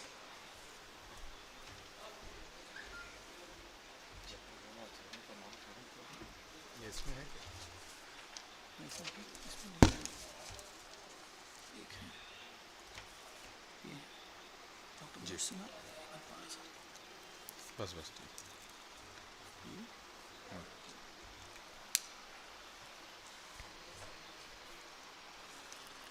आधिमंचम विराजमानाः अध्यक्ष पदलंकुर्वाणाः अत्र डॉक्टर मनोज श्रीमाल महोदयाः, मुख्य वक्तृत्व रूपेण विराजमानाः डॉक्टर होमेश दत्त अपारासर महोदयाः, सत्रेऽस्मिन् एते बान्धवाः समागताः शोधच्छात्राः, येषामत्र शोधपत्राणि प्रस्तुतानि। अथ शोधच्छात्राः ये केचन सन्ति अथवा आभासी पटल माध्यमेन ये सन्ति। अद्य शोधसंगोष्ठी वर्तते, शोधसंगोष्ठी है। इस शोध संगोष्ठी में एक बहुत ही सुंदर विषय है, मंदिर संस्कृति, वास्तु एक अलग अर्थ है, अलग पक्ष है, व्यवस्थापन एक अलग पक्ष है, संघर्ष एवं पुनरुत्थान। ये अपने आप में यदि पूरा विषय देखा जाए बहुत ही सारगर्भित और उतना ही व्यापक विषय। अब प्रत्येक विषय पर जो है एक एक ग्रंथ लिखा जा सकता है, अपने आप में इतना व्यापक विषय है। और वो ग्रंथ ग्रंथ पठितव्य भी है, श्रोतव्य भी है, ये दोनों स्थिति है। मैं अपने आप को केंद्रित कर रहा हूं व्यवस्थापन पर, मंदिर संस्कृति और व्यवस्थापन। सबसे पहली बात आती है कि मंदिर शब्द का अर्थ क्या है, कि यो शब्द आह तदस्माकं प्रमाणम, यत् शब्द आह तदस्माकं प्रमाणम महाभाष्यकार का वचन है। उच्चरितः शब्दः प्रत्यायको भवति नानुच्चरितः, उच्चरित शब्द ही प्रत्यायक होता है, नानुच्चरित। फिर अभिधा से ही फिर लक्षणा व्यंजना प्रतीयमान होती, तो पहले हम अभिधा से अर्थ देखते। तब मंदिर शब्द की बात आती है तो मंदिर पुराणों में दोनों रूप में देखा गया है कि केशवम मंदिरम दृष्ट्वा, है ना, तत्र जलम अर्पयेत, ऐसा इत्यादि जो है। और वहाँ मंदिर शब्द का अर्थ मंदिर ही है। और मंदिर प्रतिकर शोधा, वहाँ पर मंदिर शब्द का अर्थ घर भी है। तो मंदिर अपने आप में एक बहुत ही सारगर्भित है कि इसका अर्थ क्या है। क्योंकि जब अमरकोश देखते हैं, शक्तिग्रहम व्याकरणोपमान कोशाप्त वाक्यात व्यवहार तश्च वाग्यस्य शेषाद विवृते वदन्ति सानिध्यता सिद्ध पदस्य वृद्धा। शक्तिग्रह व्याकरण से होता है, काव्य शक्तिग्रहम व्याकरण काव्य कोश, काव्य से होता है, कोश से होता है, व्यवहार से होता है, वाक्य श्रृंखला से होता है। ये सब जो है 12 कारण बताए गए हैं भर्तृहरि ने, महर्षि भर्तृहरि ने बताया। तो उन्होंने कोशकार क्या बोलते हैं इस पर, निशांत वसत्य सदनम भवनागार मंदिरम गृहा पुंसी भूमनेव निकाय निलयालया, इतने अर्थ है। तो यहाँ पर तो एक एक शब्द, जो शब्द होता है वो शब्द अपने अर्थ का जो है उपाधि, अपने अर्थ की उपाधि को भी बताता है। यहाँ पर यद्यपि ये समानार्थक हैं, फिर भी एक अपने अर्थ के लिए विशिष्टार्थक है। भवन शब्द है, जहाँ रहा जाए वो भवन हो सकता है। आगार शब्द है तो व्यवहार में जिसको हम भवन कहते हैं, आगार कहते हैं, निशांत कहते हैं, वसति कहते हैं, इस सब में थोड़ा थोड़ा अंतर है, ये वास्तुविद जानते। लेकिन जब मंदिर की बात आती तो मंदिर एक व्यापक अर्थ लेता है, व्यापक अर्थ अपने गर्भ में रखता है। इसके लिए हमें पाणिनि व्याकरण के पास जाना पड़ता। पाणिनि व्याकरण में एक धातु है मदि, मदि धातु है भुआदिगण की, स्तुति मोद मद स्वप्न कांति गतिषु, अर्थात तत्र वहां पर स्तुति भी है, मोद भी है, मद है, स्वप्न है, कांति और गति, इतने अर्थ को बताती यह धातु। अब मंद्यते स्तूयते स्वप्यते यत्र, तो यहां मंद्यते जहां पर रोका जाए, स्तूयते जहां पर स्तुति की जाए, सुप्यते जहां पर शयन किया जाए, ये सब अर्थ तो मंदिर के हैं ही। लेकिन आप सोचें कांति और गति भी अर्थ है, और कांति गति अर्थ कैसे है? तो छात्रादि निलयो मठा, मठस छात्रादि निलया, छात्र जहां रहे वो तो मठ है, लेकिन मठ किसके अंग है? एक मंदिर जो है, मंदिर अपने आप में एक व्यवस्था है, बहुत ही महत्वपूर्ण अंग है। जब बात हमारे जो है विश्वविद्यालय के एक होनहार छात्र है, विद्वान छात्र है अभय कांत, उन्होंने बताया कि मंदिर की परिकल्पना जानने के लिए हमें आगम शास्त्र में जाना पड़ेगा। तंत्रागम, एक तंत्र और आगम मिलता जुलता विषय है, और जब आगम की बात करते हैं तो 5-6 बड़े बड़े आगम हैं, वैखानस पंचरात्रम, नारदीय पंचरात्रम, वशिष्ठ का पंचरात्रम। ये व्यवहार में जो हम पूजा करते हैं वैखानस पंचरात्रम के हिसाब से हमारे घर में पूजा होती है। जाने अनजाने आप देखेंगे हमारी पूजा होती है, भगवान के सामने खड़े होते हैं, पहले उनका हम ध्यान करते हैं, ध्यान करने के बाद स्नान करवाते हैं, पाद्य अर्घ, कभी कभार पाद्य अर्घ स्नान में ही समाहित हो जाता है। इस प्रकार पंचोपचार पूजा होती है, दशोपचार होती है, षोडशोपचार होती है और राजोपचार होती है। ये पूजा की अपनी पद्धति है, और महाराजोपचार भी पूजा की पद्धति है। तो हमारे घर में जो पूजा होती, जो कि हम देते हैं पंचदेवोपासना, उन वैखानस पंचरात्रम के अनुसार होती है। पंचरात्र से देखते पंचानाम, वो जो रात्रि अर्थ नहीं है, रात्र शब्द का वहां ज्ञान अर्थ है, जहां 5 ज्ञान से युक्त ऐसा जो आगम वह वैखानस पंचरात्र है। और नारदीय पंचरात्र भी है, अर्थात एक पद्धति है वैष्णवीय, जो भी पूजाएं होती हैं वह नारदीय पंचरात्र के अनुसार होती हैं, जिसमें तत्त अभिमानी देवता होते हैं। जिसमें यहाँ गणेश की होती हैं तो वहाँ विश्वक्सेन भगवान की होती है। अन्य अन्य संप्रदायों में अन्य अन्य देवताओं की वहाँ पर पूजा की पद्धति है, नियम है। फिर उसके संस्कार होते हैं, उसी हिसाब से वो जो मंदिर है, अब वो मंदिर की व्यवस्था कुछ ऐसी होती है कि मंदिर में छात्र रहना अनिवार्य है, क्योंकि मंदिर सब प्रयोजनम अनुद्देश्य मंदोपि न प्रवर्तते। हम ईश्वर के सामने जाते हैं, मंदिर के सामने जाते हैं, तो मंदिर हमारे एक सूत्र भी कभी एक विषय के लिए नहीं बनते, एक प्रयोग के लिए, एक उदाहरण के लिए सूत्र नहीं बनते हैं। तो इतना बड़ा मंदिर केवल एक ही उद्देश्य के लिए कैसे बन सकता है? उसके बहुत उद्देश्य है। जिस प्रकार हमारे यहाँ जो आयुर्वेदिक दवाई है, एक दवाई जो अनेक रोगों को ठीक करती है, वैसे मंदिर की जब बात करते हैं तो मंदिर की जो परिकल्पना अनेक उद्देश्यों के लिए है।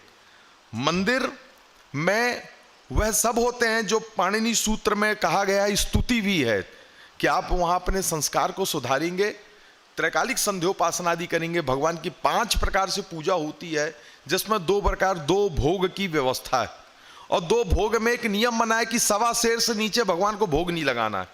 1.25 सेर अन्न गिन तौल करके लगाया जाता है, ये पद्धति है।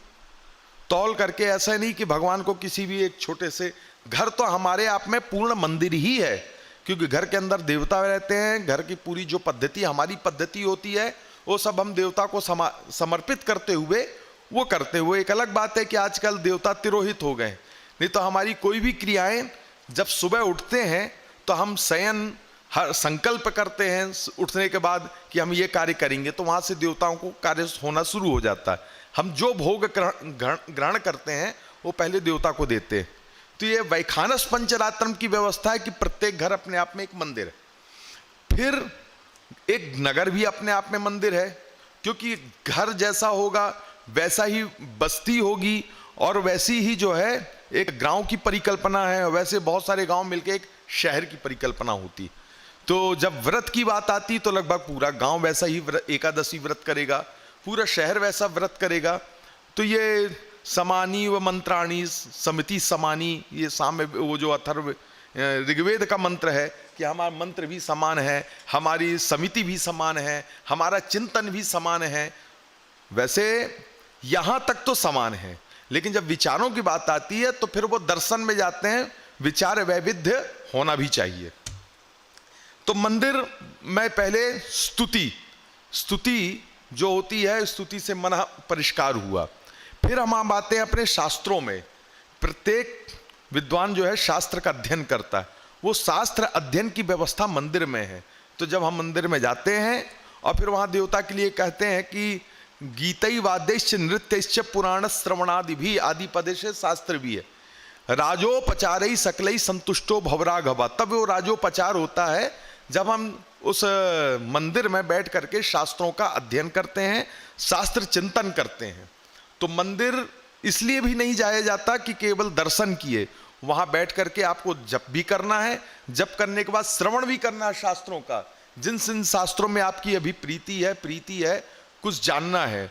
मंदिर के अंदर स्तुति होती है, शयन होता है। शयन का मतलब वो अपने आप में, आज होटल आज धर्मशाला हो गए, पहले ये पूरी व्यवस्था मंदिर में होती थी। हमारी यात्रा होती थी, भोजन भी मंदिरों में होता था। मंदिर में आकर के हम श्रम भी करते थे। वो आश्रम नाम ऐसे ही आगत श्रमम कुर्वन्ति यत्र जनः आश्रम, ऐसे नहीं है, वहां करके श्रम भी किया जाता था। मंदिर अब आपको वो शिक्षा देता था कि कैसे कृषि हो, कैसी व्यवस्था हो, कैसा व्यवसाय हो, कैसे समूह में रहना सीखे, और उस गति प्रदान करने वाला। तो इस तरह आप देखेंगे कि ये तो मंदिर का स्वरूप। अब जब भी हम स्वरूप की बात करते हैं तो वहां पर शास्त्र, तस्मात् शास्त्रम प्रमाणम ते कार्याकार्य व्यवस्थितौ। प्रत्येक मंदिर की अपनी व्यवस्था है, रीति है। तो फिर अब आते हैं देवालय वास्तु में। देवालय वास्तु सुनिश्चित करता है कि मंदिर का आकार कैसा होगा, सत्वरज तमात्मक पहले सीढ़ी होगी, फिर आगे की श्रेणिकाएं कैसी होंगी, ऊपर का वलय कैसा होगा, कलश हो कैसे होगा, स्थापना कैसी होगी, देवताओं की कितने अंगुल्य प्रमाण देवता होंगे, और जो जिन प्रतिमाओं का, जिन विग्रहों का हम पूजन कर रहे हैं उनकी स्थिति कैसे होगी, उनकी आरती कैसे होगी। और नीराजन शब्द है, आरार्तिक्यम तो बाद में है, आरती शब्द है ही नहीं संस्कृत वाङ्मय में। आरार्तिक्यम, नीराजनम, ऐसे कुछ शब्द हैं। फिर उसके बाद ये जो समय होता है, जो कालक्षेप होता है, उस कालक्षेप में अध्ययन मात्र है। बौद्धिक संपदा ही सबसे बड़ी संपदा है। इसीलिए नीतिकारों ने कहा पृथिव्याम त्रीणि रत्नानि जलम अन्नम सुभाषितम। तो जल, अन्न और सुभाषित, यही प्रिय वाक्य, यही शास्त्रीय वचन को ही सुभाषित कहा गया, कोई अन्य वचन को नहीं। तो ये सुभाषित वाक्य, और ये सब मिला करके एक मंदिर का स्वरूप बनता है। तो मंदिर का स्वरूप ये होता है जहां पर विद्वान रहें, जहां पर देवता रहें, जहां पर नित्य स्तुति हो, भगवान का दोनों टाइम भोग लगे, और जहां दान दक्षिणा भी यदि आती है तो दान दक्षिणा वो आयुर्वेद हो अथवा और भी जो है समाजोपयोगी जो सेवायमान जो वस्तुएं हैं वो वहां पर हो। ये एक मंदिर का स्वरूप है। तो जहां पर विद्यालय चलते हैं, महाविद्यालय चलते हैं, विश्वविद्यालय चलते हैं, औषधालय चलते हैं, अतिथि गृह चले, एक मंदिर की विराट परिकल्पना है। तो एक क्षुद्र उद्देश्य के लिए कभी मंदिर नहीं होता। फिर उसके बाद व्यवस्था की बात आती है कि इतना बड़े मंदिर को जब हम बना रहे हैं तो उसकी अपनी व्यवस्था क्या है। तो ये जो पुराने जो मंदिर का जो विराट स्वरूप होता है, जिसे आज विश्वविद्यालय कह रहे हैं, ये पुराने समय के विश्वविद्यालय होते थे। और ये विश्वविद्यालय कहाँ होते थे?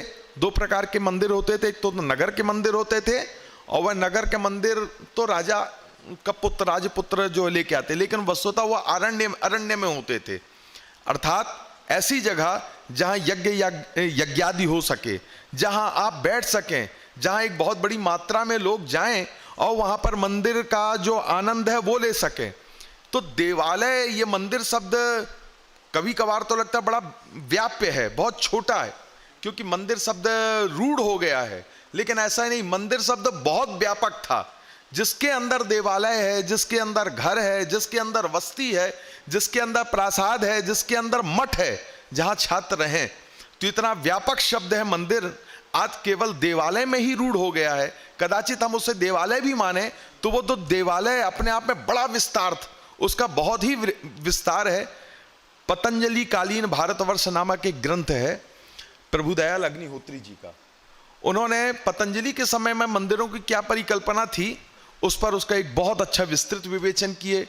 कभी समय नहीं था, नहीं तो मैं पाणिनि व्याकरण से मंदिर की क्या व्यवस्था है इस पर मैं शोध पत्र लिख रहा था।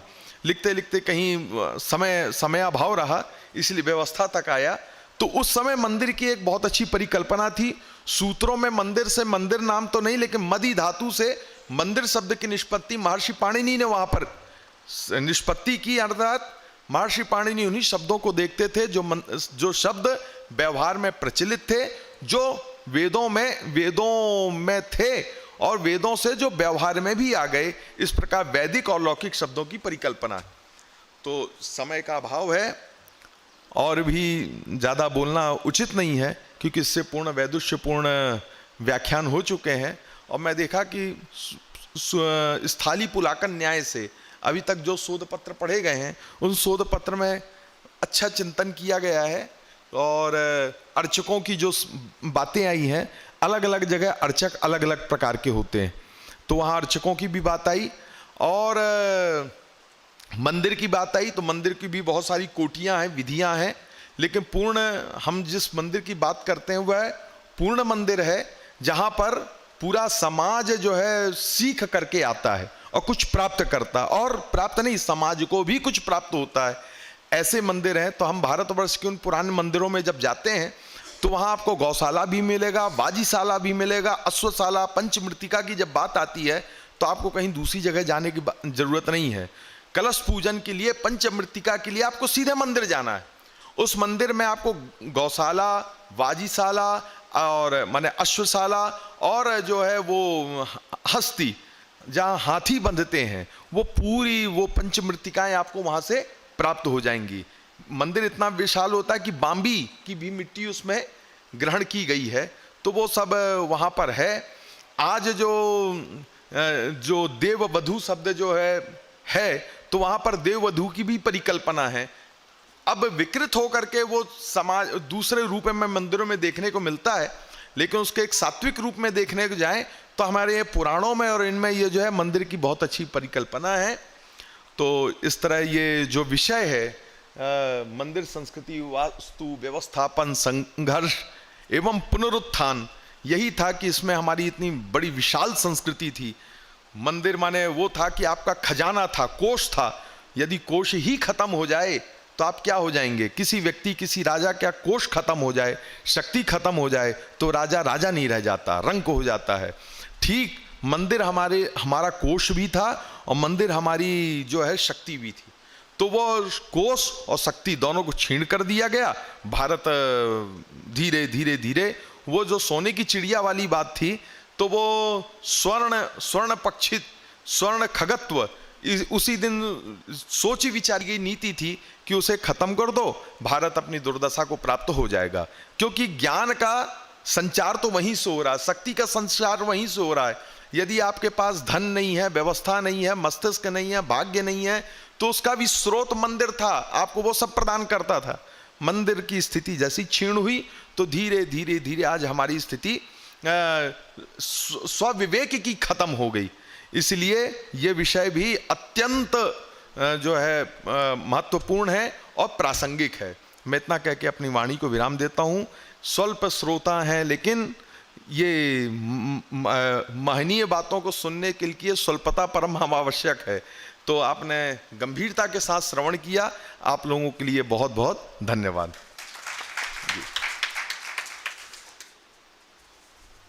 सादर धन्यवाद सर। अपने महनीय उद्बोधन में आपने मंदिर की व्यापकता और प्राचीन से अर्वाचीन तक उसके व्यवहार को यहाँ प्रस्तुत किया। गति अर्थ में भी मंदिर की परिकल्पना है, ऐसा पाणिनि कहते हैं। और गति ही जीवन है, ये हम सभी जानते हैं, क्योंकि जो स्थिर है वो तो शव है। ऐसा सारगर्भित आपका व्याख्यान रहा। धन्यवाद सर। मैं अग्रिम वक्ता जो डॉक्टर उमेश दत्त पाराशर जी हैं, मैं आप आमंत्रित करता हूं आपके उद्बोधन के लिए। यह सभा लालायित है आपके श्रवण करने के लिए। हरि ओम। सृष्टि सति विनाशानां शक्तिभूते सनातनी गुणाश्रय गुणमये देवी नारायणी नमस्तुते। नमः सभायै साध्यक्षाय। सभाध्यक्ष के रूप में विराजमान मेरे पूज्य गुरुदेव, मैं आपके चरणों में प्रणतिपूर्वक प्रणामांजलि निवेदित करता हूं और ये कामना करता हूं कि ये वाणी आपके सम्मुख कुछ कह पाए। गुरुओं के सम्मुख शास्त्र का व्याख्यान तो छात्रों का अधिकार नहीं है, किंतु जो कुछ आपके श्री चरणों में रहकर सीखा है वो मैं आपके सामने अब समस्त श्रोताओं के सामने निवेदित करने का प्रयास करूँगा। वैसे तो पूर्व में ही बहुत कुछ कहा जा चुका है। इस विषय की व्यापकता ऐसी है कि इस पे कई दिनों तक निरंतर व्याख्यान किया जा सकता है, किंतु व्याख्यान की वेला अधिक हो गई है, समय अतिक्रांत हो गया है और सूत्र रूप में ही इस विषय की ही विवेचना करते हुए मैं आपसे कुछ निवेदन करना चाहूँगा। हमारी जो सनातन संस्कृति है वो वेद मूलक है और वेद विज्ञान की अगर कोई प्रयोगशाला है तो वो देवालय है, मंदिर है। हमारे संस्कृति वेद मूलक रही है और मंदिरों में वेद विद्या वेदांगों का अध्ययन, जैसा अभी पूर्व वक्ता ने कहा कि समग्र संस्कृति का मार्गदर्शन दिग्दर्शन मंदिरों से ही होता रहा। हमारे यहाँ वेदाध्ययन अध्यापन की प्रक्रियाएं मंदिरों से होती रही। समाज को उत्सव के लिए मंदिरों में एकत्र होने की प्रक्रिया चलती रही। पूर्णिमा अमावस्या पे दर्श पूर्णिमा आदि यागों के माध्यम से यहाँ मंदिरों में लोगों के एकत्रीकरण के द्वारा समाज के अभ्युदय की कल्याण की जो अवधारणा थी उसको शाश्वत रूप दिया गया। मंदिर में न केवल देवार्चन होता था किंतु समाज का दिग्दर्शन भी मंदिरों से ही प्रशस्त किया जाता रहा है। हमारी सनातन संस्कृति में हमारी सनातन संस्कृति में 4 मुख्य पुरुषार्थ हैं। धर्म उनमें प्रधान है और धर्म के निर्वाह की यदि कोई मूल केंद्र है तो वो मंदिर है। हमारे अंतःकरण में जिस भी उपास्य की हम परिकल्पना करते हैं, वो देवी हों, वो गणेश हों, पंच देवताओं की हमारे यहाँ मूल रूप से पूजा क्रम भगवान आदि शंकराचार्य जी ने बताया है। उसमें वैष्णव भी हैं, सूर्य भी हैं, उसमें देवी भी हैं, गणेश भी हैं और हमारे यहाँ शैव शाक्त वैष्णव नाना प्रकार की विधियाँ उपासना के लिए प्रयोग की जा रही हैं आदिकाल से ही और उनकी उपासना विधि के अनुरूप ही देवालयों का स्वरूप भी हमारे यहाँ निर्मित होता है। पहले यंत्र आदि पर देवालय के निर्माण की प्रक्रिया का उल्लेख वैदिक वाङ्मय में मिलता है और किस देवता का मंदिर बनना है उसके अनुसार ही समग्र व्यवस्था का चिंतन किया जाता है। आज जैसा कि अभी हम इस चर्चा के मध्य में सुन रहे थे कि भूमि को अधिग्रहण करने की अपेक्षा से लोग नाले के किनारे भी मंदिर बना दिया करते हैं, तो ये दुर्भाग्य है कि हमारा चिंतन आज देवार्चन से हटकर भूमि अधिग्रहण की ओर लग गया है और ये शायद कलयुग का प्रभाव ही है।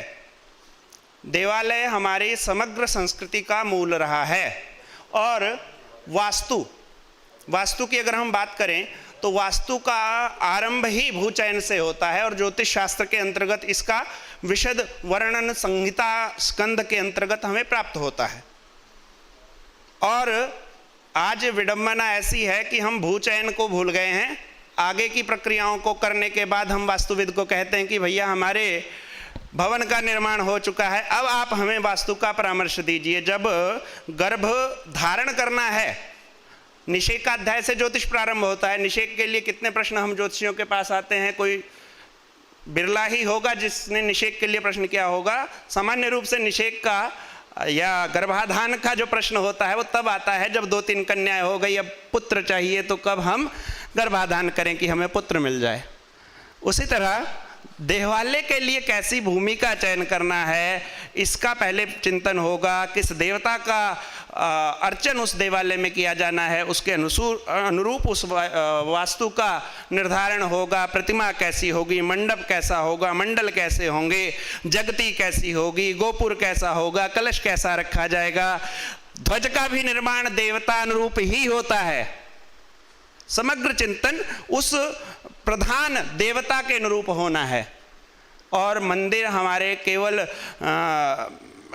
एक वैभव प्रदर्शन का या केवल धर्म को लोक में व्याप्त करने का साधन नहीं है। इस वेद मूलक संस्कृति को जीवंत रूप प्रदान करने का अगर कोई साधन, अगर कोई केंद्र रहा है, वो देवालय ही रहा है, मंदिर ही रहा है। हमारे मन के अंतर में जिस ईश्वर का हम नित्य वंदन करते हैं, उसको साकार रूप में देखने के लिए ऐसा नहीं है कुछ काल के अंतर में जैसे आर्य समाज आदि ने व्याख्याएं की, मंत्रों की विकृत व्याख्या में उसे कहूँगा, क्योंकि हमारे यहाँ सहस्त्र शीर्षा पुरुषा सहस्राक्षा सहस्त्रपात की अवधारणा रही है। तो यदि सहस्त्र शीर्षा है वो, तो वो स्वरूप तो मंत्र दृष्टा ऋषि ही बता रहा है। ऐसा नहीं हो सकता कि केवल ज्योति रूप कह दिया और काम खत्म हो गया। उस हम भगवती का जब अर्चन करते हैं तो क्या कहते हैं? अक्षत परशु पद्मम धनुष कुंडिकाम। तो स्वरूप तो शास्त्र ने निर्दिष्ट किया है, उस स्वरूप के अनुरूप ही उसका मूर्ति के विग्रह का महाकाली का भिन्न स्वरूप है, माँ लक्ष्मी का भिन्न स्वरूप है, सरस्वती वीणावादिनी वाग देवी का अलग स्वरूप है। तत्त देवताओं के स्वरूप का वर्णन हमारे शास्त्रों में विशदता से किया गया है। और व्यवस्था की जहाँ बात है तो प्रसादादि व्यवस्थाओं से लेकर, अर्चना की व्यवस्था से लेकर, सज्जा की व्यवस्था से लेकर और दान आदि की व्यवस्था से लेकर, धन की व्यवस्था से लेकर, समग्र व्यवस्था में संपूर्ण समाज का समवेत योगदान मंदिरों के लिए सदा सर्वदा से अपेक्षित रहा है। और कालांतर में जब मैकाले शिक्षा पद्धति का आगमन हुआ तो हम लोगों में इतना विकार उत्पन्न कर दिया कि जो इस मंदिर के कर्म क्षेत्र के, मंदिर के जो मुख्य अर्चक हम ब्राह्मण वर्ग कहे जाते हैं, आज स्थिति ये है कि अनुष्ठान संपूर्ति के उपरांत धोत वस्त्र को धारण करना भी हमारे लिए लज्जा का विषय हो गया है। तो ये चिंतन करना पड़ेगा हम किस दिशा में जा रहे हैं। यदि आजीविका का विषय ज्योतिष है, यदि आजीविका का विषय मंदिर है, यदि आजीविका के लिए वास्तु करना है, तो हम कहीं दिग्भ्रमित हो रहे हैं। ये हमारा उद्देश्य नहीं है।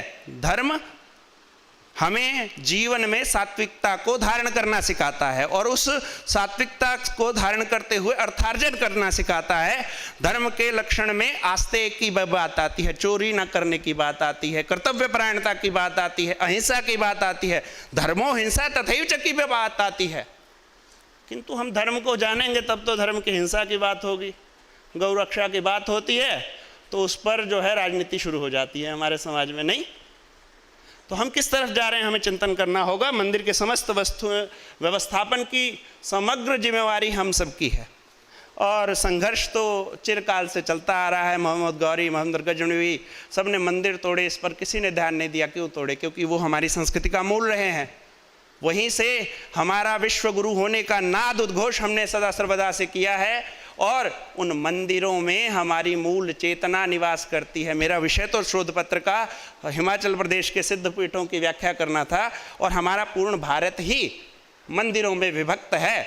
चाहे वो चार धाम हो, चाहे वो सप्तपुरियाँ हो, या फिर वो द्वादश शक्तिपीठ हो, द्वादश ज्योतिर्लिंगों की अवधारणा हो, जिसमें अवंतिका क्षेत्र में हम हैं। यहाँ महाकाल बाबा भूतनाथ भूतेश्वर शिव की दक्षिणावर्ती मूर्ति की भस्माभिवंदन से पूजा की जाती है। हर जगह तो उत्तर की ओर जलधारा होती है। अग्नि सोमात्मकम जगत की बात होती है। हर देवालय के सन्निकट जल है। रुद्र अग्नि का स्वरूप है, नहीं?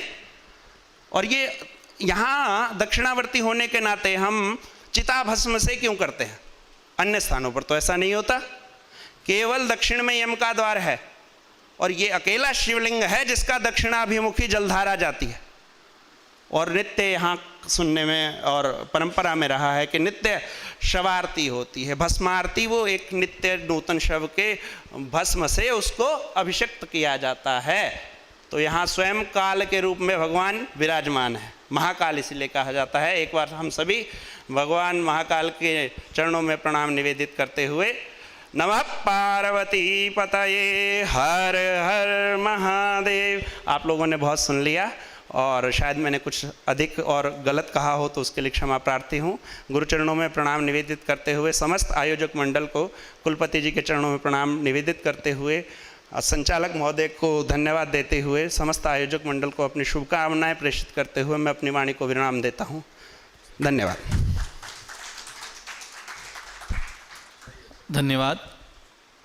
आपने वर्तमान में मंदिर के उद्देश्य को लेकर, अर्थात उद्देश्य मंदिर न होकर के अधिग्रहण हो और उस पर और भी विस्तृत चर्चा की, हम सभी ने सुना। सादर धन्यवाद। अब आदरपूर्वक हम निवेदन करते हैं आज के सत्राध्यक्ष डॉक्टर मनोज श्रीवाल जी का।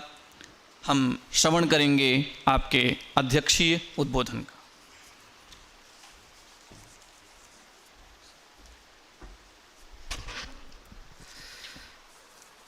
राधासाध्यं साधनं यस्य राधा, मंत्रो राधा मंत्रदात्री च राधा, सर्वं राधा जीवनं यस्य राधा, राधा राधा वाच किं तस्य शेषम्, नमामि शमीशान निर्वाण रूपं, विभुं व्यापकं ब्रह्म वेदस्वरूपं, निजं निर्गुणं निर्विकल्पं निरीहं, चिदाकाशमाकाश वासं भजेहम्। भूत भावन भगवान महाकाल के श्री चरणों में नमन करता हूँ, सभा को नमन करता हूँ, सभा में विराजित सभी आत्माओं को नमन करता हूँ। मंच पर आसीन व्याकरण धुरंधर डॉक्टर अखिलेश द्विवेदी जी, आयुष्मान वास्तुविद डॉक्टर होमेश दत्त पराशर जी, इस आयोजन के सफल संयोजक डॉक्टर शुभम जी और सह संयोजक आयुष्मान डॉक्टर विजय जी और सफल संचालक जी को श्रद्धापूर्वक नमन। वस्तुतः जो ये संगोष्ठी है,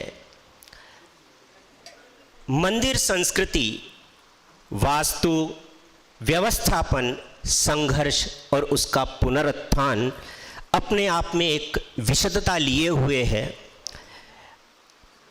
जितने भी पूर्व वक्ताओं ने मंदिर संस्कृति और वास्तु से संबंधित अपने व्याख्यान को इस सभा में रखा, वो अद्वितीय थे। स्थाली पुलक न्याय के अनुसार सभी वक्ताओं ने में थोड़ा थोड़ा अंश स्पर्श करते हुए अपने उद्बोधन को रखा। मेरा जो विषय है वह है राजस्थान मंदिर संस्कृति में वास्तुकला। वस्तुतः राजस्थान में जो भी मंदिर हमें प्राप्त होते हैं वह राजस्थान की मंदिर संस्कृति नागरी कला का एक उत्कृष्ट उदाहरण है।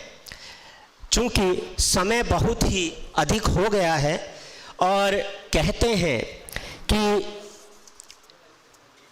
जब समय हमें आक्रांत कर रहा हो तो हमें समय को ज़्यादा दूर तक नहीं ले जाना चाहिए। इसलिए मैं भी स्थाली पुलक न्याय के अनुसार कम शब्दों में, अल्प शब्दों में राजस्थान में जो प्रमुख मंदिर हैं उनमें जो वास्तुकला, उसमें जो शास्त्रीयता, उसमें जो ऐतिहासिक और वैज्ञानिक अध्ययन किया गया है उसके बारे में मैं कहना चाहूँगा कि राजस्थान की जो मंदिर संस्कृति है वो भारतीय स्थापत्य परंपरा का एक महत्वपूर्ण अध्याय है। यहाँ की वास्तुकला में नागर शैली की प्रमुखता, जैन स्थापत्य की सूक्ष्मता, राजपूत कालीन संरक्षण, मरुस्थलीय भूगोल का प्रभाव, शिल्प परंपरा की निरंतरता और वास्तु शास्त्रीय सिद्धांतों का समन्वय रूप परिलक्षित होता है। यह जो आलेख है, वस्तुतः मैंने जो ये शोध पत्र लिखा, संपूर्ण 30 पृष्ठों में शोध पत्र लिखा है और इस 30 पृष्ठों के शोध पत्र का वाचन करने के लिए न्यूनातिन्यून 2 घंटे अपेक्षित है। राजस्थान, जिसे आप जानते हैं मरुस्थल की भूमि कहा गया है, केवल ये वीर वसुंधरा ही नहीं है अपितु मंदिर स्थापत्य की दृष्टि से अत्यंत समृद्ध प्रदेश है। मंदिर वास्तुकला का यहाँ पर वस्तुतः 3 प्रमुख शैलियों में मंदिर वास्तुकला का उद्घाटन हुआ है। पहला है नागर शैली में जो उत्तर भारत में है, द्रविड़ शैली जो दक्षिण भारत में है और वैसर शैली जो आपके इस मध्य क्षेत्र में मध्य प्रदेश में है। राजस्थान में नागरिक शैली का प्रभाव सर्वाधिक विस्तृत रहा है, किंतु स्थानीय परिवेश के कारण इसमें विशिष्टता उत्पन्न वस्तुतः न्यून हुई है। प्रारंभिक काल में यदि देखा जाए तो ये कहा जा सकता है, एक मयमतम का श्लोक है, शिल्पम नाम नरस्य लोके धर्मार्थ काम मोक्षदम शिल्पहीनो नरह लोके न सुखम समवाप्नुयात्। तो शिल्प मनुष्य की प्रतिष्ठा का साधन है। राजस्थान के मंदिर इसी शिल्प प्रतिष्ठा के सजीव उदाहरण हैं। प्रारंभिक काल यदि लें तो 6वीं से 8वीं शताब्दी है, जिसमें राजस्थान में गुप्तोत्तर जो काल में विकसित होती परंपरा है, इस काल में मंदिर जो थे वो अपेक्षाकृत छोटे होते थे, सादे होते थे और शिखर युक्त होते थे। नागर शैली का प्रारंभिक स्वरूप इनमें दृष्टिगोचर होता है। ये वर्गाकार गर्भगृह एवं साधारण मंडप के रूप में है एवं शिखर अपेक्षाकृत अल्प विकसित है। ओसिया का मंदिर समूह आपने सुना होगा, जो कि 8वीं शताब्दी में निर्मित ये मंदिर है। यहाँ वैष्णव और जैन मंदिरों का उत्कृष्ट प्रारंभिक स्वरूप दृष्टिगोचर होता है। वस्तुतः द्वितीय, अगर आपने मेवाड़ गए हो, उदयपुर में एक लिंग जी का मंदिर है, जो कि ये मंदिर मेवाड़ के शासकों की आराध्य देवता का प्रतीक है। वस्तुतः इस काल में राजकीय संरक्षण मंदिरों को प्राप्त था और राजकीय संरक्षण प्राप्त होने के साथ साथ भी स्थानीय समुदायों का संरक्षण भी इन्हें प्राप्त था। इसी प्रकार मध्यकाल आया। 9वीं शताब्दी से लेकर के 13वीं उदाहरण है। जटिल मंडप योजना थी, जिसमें सभा मंडप थे, नृत्य मंडप थे, भित्तियों पर देव मूर्तियों की बहुलता प्राप्त होती थी, शिल्प में सूक्ष्म नक्काशी थी और इनका ज्योमेट्री संतुलन इनमें बहुत अत्यधिक मात्रा में प्रयोग में हुआ है। इसका उदाहरण राजस्थान का जो सास बहू का मंदिर है, यह मंदिर 10वीं से लेकर 11वीं शताब्दी में बना, जो विष्णु परंपरा का प्रमुख उत्कृष्ट नमूना माना जाता है। इसी प्रकार से दूसरा मंदिर है सूर्य मंदिर, जो झालरापाटन का है। यह 10वीं शताब्दी का एक भव्य स्थापत्य कला का प्रतीक है, जिसे राजस्थान का खजुराहो भी कहा जाता है। इस काल में मंदिर केवल पूजा स्थल नहीं थे, वरन वे सांस्कृतिक, शैक्षिक एवं सामाजिक गतिविधियों के केंद्र भी थे। वस्तुतः मंदिर शब्द बहुत ही ज़्यादा व्यापक है। जैसे कि हमारे व्याकरणाचार्य ने इसकी व्युत्पत्ति कहा, मंदिर केवल पूजा का स्थान नहीं था, मंदिर केवल धर्म का स्थान नहीं था, यह हमारी शिक्षण पद्धति से भी जुड़ा था, ये हमारी दान पद्धति से भी जुड़ा था, ये हमारी संस्कृति से भी जुड़ा था, ये हमारी कला से भी जुड़ा था, ये हमारे साहित्य से भी जुड़ा था। सर्वांगीण समृद्धशाली विकास का एक नमूना था मंदिर। इसीलिए प्रारंभिक काल में हमारे राजा महाराजाओं ने एक मंदिर निर्माण की जो परंपरा प्रारंभ की, जिसे गुप्त शासन में स्वर्ण युग के काल माना जाता है। दक्षिण में देखा जाए तो एक मंदिरों की विस्तृत परंपरा है, उत्तर भारत में देखा जाए तो मंदिरों की विस्तृत परंपरा है, और यही परंपरा आज विगत 10 वर्षों में इसके पूर्ण जीर्णोद्धार के रूप में, इसके वास्तु के रूप में, इसके पुनर्व्यवस्थापन के रूप में प्रतिस्थापित हुई है। चूंकि जो मंदिर है वह संघर्ष के प्रतीक भी रहे हैं मुगल काल के दौरान। मुगल काल में जो मंदिरों का विध्वंस हुआ है, आज वही मुगल काल के विध्वंस को पुनर्स्थापित किया जा रहा है। समय समय पर हम देख रहे हैं, चाहे यहाँ पर भगवान भूत भवन महाकाल के चरणों में महाकाल लोक का निर्माण हो, विश्वनाथ जी के प्रांगण में एक पूरा का पूरा कॉरिडोर का निर्माण हो, केदारनाथ के प्रांगण में संपूर्ण मंदिर का निर्माण हो। अभी तो अयोध्या हुई है, अभी मथुरा काशी बाकी है। तो बहुत ही जल्दी ही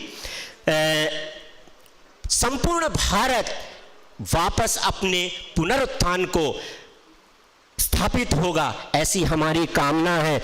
दिलवाड़ा का जैन मंदिर मध्यकाल में 11वीं से लेकर 15वीं शताब्दी में जैन स्थापत्य कला का एक भव्य हमें दृष्टांत देखने को मिलता है। इसमें दिलवाड़ा का जैन मंदिर, रणकपुर का जैन मंदिर शामिल है। दिलवाड़ा का जो जैन मंदिर है 11वीं से लेकर 13वीं शताब्दी में संगमरमर की अनूप शिल्प कला का एक अनुपम उदाहरण है। इसी प्रकार से भी रणकपुर का जो जैन मंदिर है जो 15वीं शताब्दी में 1444 स्तंभों का ऐसा अद्भुत मंदिर है जिसमें अद्भुत नक्काशी देखने को मिलती है। अजंता एलोरा की गुफाएं आपने देखी होंगी। चित्रकला के एक बहुत ही अच्छे सज्जन ने चित्रकला के ऊपर कहा है। वैसे जो पूर्व में वक्ता थे उनमें बीच में उनके बारे में भी मैं बोल दूं, क्योंकि मेरा वक्तव्य रह जाएगा, उन वक्तव्य के बारे में कुछ कहने का अवसर नहीं मिलेगा। शिव नारायण जी ने जो भूकंप आधारित जो एनालिसिस किया था महाकाल मंदिर पे, सच में एक बहुत अच्छा टॉपिक है। और ये सिर्फ महाकाल मंदिर पे ही नहीं है, ये वरन भारतवर्ष में जितने भी मंदिर हैं वो आप देखिए कि वो भूकंप से रहित हैं। नेचुरल है, भूकंप आते हैं, लेकिन उनकी जो आधारशिला है, उनका जो जगती है, जिनका जो वह एक जुड़ाव के कारण, क्योंकि एक बहुत ही सुंदर पद्धति है एंटी लॉकिंग सिस्टम, क्योंकि उस लॉकिंग सिस्टम से कहीं पे भी चूने का प्रयोग नहीं है। आप वही एंटी लॉकिंग सिस्टम अधिकतर जो बड़े बड़े मंदिर हैं उनमें आप देखेंगे, चाहे वो जगन्नाथ जी का मंदिर हो, चाहे आप केदारनाथ जी का मंदिर हो, जहाँ पर इतनी बड़ी प्रलय आने के बावजूद भी पिछले वर्षों में एक भीमशिला का नाम लेकर के वो मंदिर यथा स्थान पर वैसे के वैसे विराजमान है। तो ये कोई चमत्कार से कम नहीं है, ये भगवान का चमत्कार तो है ही, साथ में हमारे विज्ञान का चमत्कार भी है, जो पूर्व काल में इतना समृद्ध था, इंजीनियरिंग हमारी इतनी विकसित थी कि आज हम उस इंजीनियरिंग की था पाना बहुत ही ज़्यादा कठिन है। हाँ, हम इमारतें बना रहे हैं, इमारतें बना तो रहे हैं, लेकिन आज वो कला वापस से पुनर्जीवित हो, ऐसी सिचुएशन शायद मेरी दृष्टि में अभी तक तो नहीं आ रही है। क्योंकि जो मंदिर हजारों वर्षों तक ऐसे के ऐसे खड़ा है, आज देखते हैं हम पुल धराशायी हो जाते हैं, सड़कें हर 6 महीने बाद में बदल जाती हैं, इमारतें अभी से ही होनी शुरू हो जाएंगी। तो उसके बाद में सुनीता जी का चित्रकला एवं मंदिर संस्कृति आध्यात्म पे बहुत अच्छा उन्होंने संदेश दिया। बौद्ध की जातक कथाओं का निर्दर्शन उन्होंने किया, राजपूत शैली, कांगड़ा शैली, जगन्नाथ परंपरा, और उन्होंने बीच में एक बहुत ही अच्छे चित्रकार का नाम लिया जिसे हम भूल गए हैं, लेकिन उन पे एक बहुत अच्छी मूवी भी पिछले दिनों आई थी, राजा रवि वर्मा। बहुत अच्छे चित्रकार थे और सही मायने में देवताओं को मानसिक दृष्टि से हमें साकार रूप चित्र के रूप में देने की जो परिकल्पना थी वह राजा रवि वर्मा की बहुत अच्छी उत्कृष्ट परिकल्पना थी। गजानन जी का मंदिर निर्माण एवं जीर्णोद्धार पर उन्होंने उद्बोधन दिया। वस्तुतः वास्तु एवं ज्योतिष के परिप्रेक्ष्य में यह उद्बोधन बहुत ही अच्छा था। राजेंद्र गुप्ता जी ने बहुत ही हथेली को लेकर के, हस्तरेखा को लेकर के उन्होंने बहुत अच्छा जैनोलॉजी में, जैन ज्योतिष में बहुत अच्छे हस्तरेखा विशेषज्ञ हुए हैं। मेघ विजय गणी जी, उनकी हस्त संजीवन पे उन्होंने, हस्त संजीवन में भी शुरू के जो पाठ हैं उसमें पंचांगुली देवी की साधना भी लिखी हुई है। और इसी जैन ज्योतिष से संबंधित, हस्तरेखा से संबंधित एक कर लक्षण उसका शुद्ध रूप है कर लक्षण, वह बहुत ही अच्छा उन्नत ग्रंथ है। और जो हस्त संजीवन है, इन वत्थु सार पयरण एक बहुत अच्छा ग्रंथ है जैन ज्योतिष का। वस्तु सार प्रकरण, वो प्राकृत में लिखा गया है वत्थु सार पयरण, तो उसमें भी मंदिर को लेकर के बहुत अच्छा चिंतन किया गया है। इसी के आधार पर अभयकांत मिश्र जी ने मठ मंदिराणाम समन्वयम कृत्वा सार गर्भितम व्याख्यानम प्रदत्तम बहु सम्यक उचितम। और हमारे व्याकरणाचार्य जी ने जो मंदिर संस्कृति एवं व्यवस्थापन को लेकर के आगमों के माध्यम से, व्याकरण शास्त्र के माध्यम से उन्होंने जो उद्बोधन दिया वह अपने आप में उत्कृष्ट था। वस्तुतः एक नई पंक्ति, सवा सेर का भोग हमारे देवताओं को लगाया जाता है। ये प्राचीन काल से ही परंपरा रही है कि सवा मणि हमारे, शायद यहाँ पर भी होती होगी, हर कहीं होती होगी, राजस्थान में तो बहुत है कि सवा मणि जब भी भगवान को भोग लगाया जाता है तो सवा मणि की जाती है। और मंदिर की व्यापकता पे उन्होंने प्रकाश डाला। मेरे अनुज आयुष्मान डॉक्टर होमेश दत्त पाराशर जी ने स्थाली पुलक न्याय से वास्तु व्यवस्थापन और संघर्ष और पुनरुत्थान को उन्होंने बहुत ही संक्षिप्त रूप में और बहुत ही उत्कृष्ट रूप में यहाँ प्रस्तुत किया। तो अपने आप में इन श्रोताओं के उद्बोधन बहुत ही ज़्यादा उत्कृष्ट थे। स्थापत्य जो हमारी योजना है, वो जो उसकी संरचना है, वह मंदिर के गर्भगृह में, उसके अंतराल में, उसका ग्राउंड प्लान, मंडप, अंतराल, उसका जगती मतलब ऊंचा चबूतरा, उसके ऊपर मंदिर का निर्माण होना, जिसमें ओसियाँ का मंदिर, सास बहू का मंदिर है।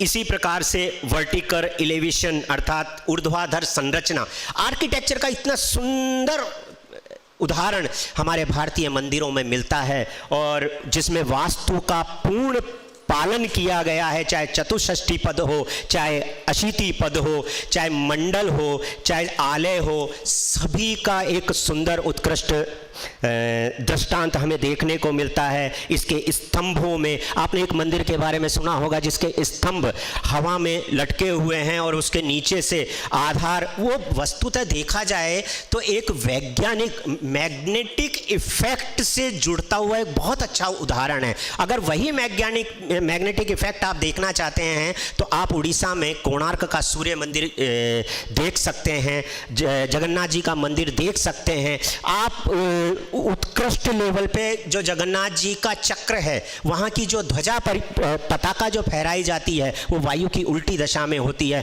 और आप उस चक्र को जिधर से भी देखेंगे वो ऐसा दिखेगा कि वह आपकी तरफ देख रहा है। तो इस सुंदर आर्किटेक्चर का उदाहरण नहीं है तो क्या है। तो आज आवश्यकता है पुराने जितने भी मंदिर हैं उनका पुनरुद्धार हो, उनका जीर्णोद्धार हो, उनकी पुनर्स्थापना हो, क्योंकि अगर ऐसा नहीं हुआ तो धीरे धीरे, वैसे तो हस्ती मिटती नहीं हमारी, सदियों रहा गुलामे हिंदुस्तान हमारा, लेकिन चाहे कोई भी आए कोई भी जाए, हम शाश्वत थे, हम शाश्वत हैं और हम शाश्वत रहेंगे। यह भारतीय संस्कृति की परंपरा है, उसकी वैज्ञानिकता है। इसी के साथ मैं अपनी वाणी को विराम देता हूँ।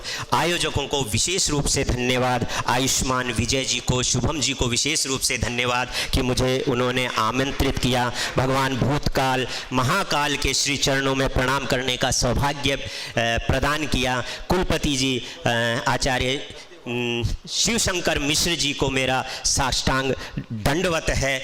वस्तुतः देखा जाए तो शिव और शंकर दोनों का मिश्रण यहाँ पर है और पूर्व में विजय थे, अब साक्षात शिव शंकर हैं, तो दोनों का सम्मिश्रण इस विश्वविद्यालय को एक उन्नति प्रदान करेगा, ये ज्योतिषी वाच है। बहुत बहुत धन्यवाद।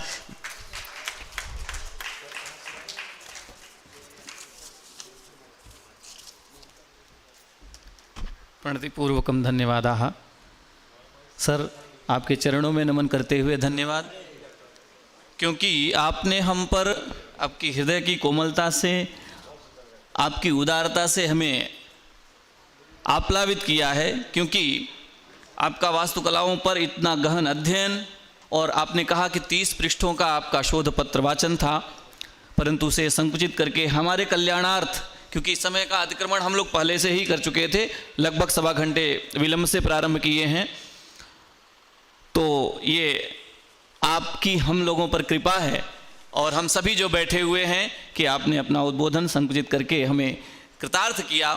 मैं एक धृष्टता मैंने की थी आपके ही क्योंकि अतिथि परिचय देना था डॉक्टर पवन कुमार मिश्र जी को और कृतज्ञता ज्ञापित करनी थी विवेकानंद लक्ष्मण जी को।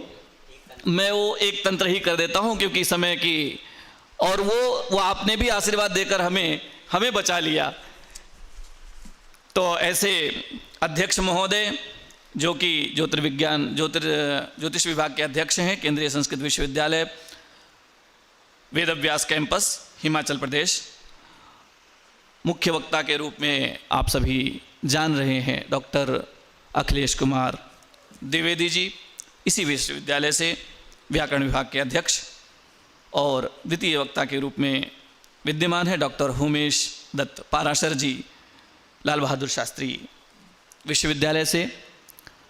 आप सभी उन्मुक्त कंठ हो और धैर्यवान हो, इस संगोष्ठी में अपनी उपस्थिति दर्ज की है। इस हेतु आप सभी का और हम सभी का मैं यहाँ हृदय के अंतर मन से आप सभी को धन्यवाद करता हूँ। एक तंत्र से धन्यवाद, शांति मंत्र से समापन करेंगे। सर्वे सन्तु निरामया, सर्वे भद्राणि पश्यन्तु, मा कश्चित् दुःखभाग् भवेत्। ओम शांति।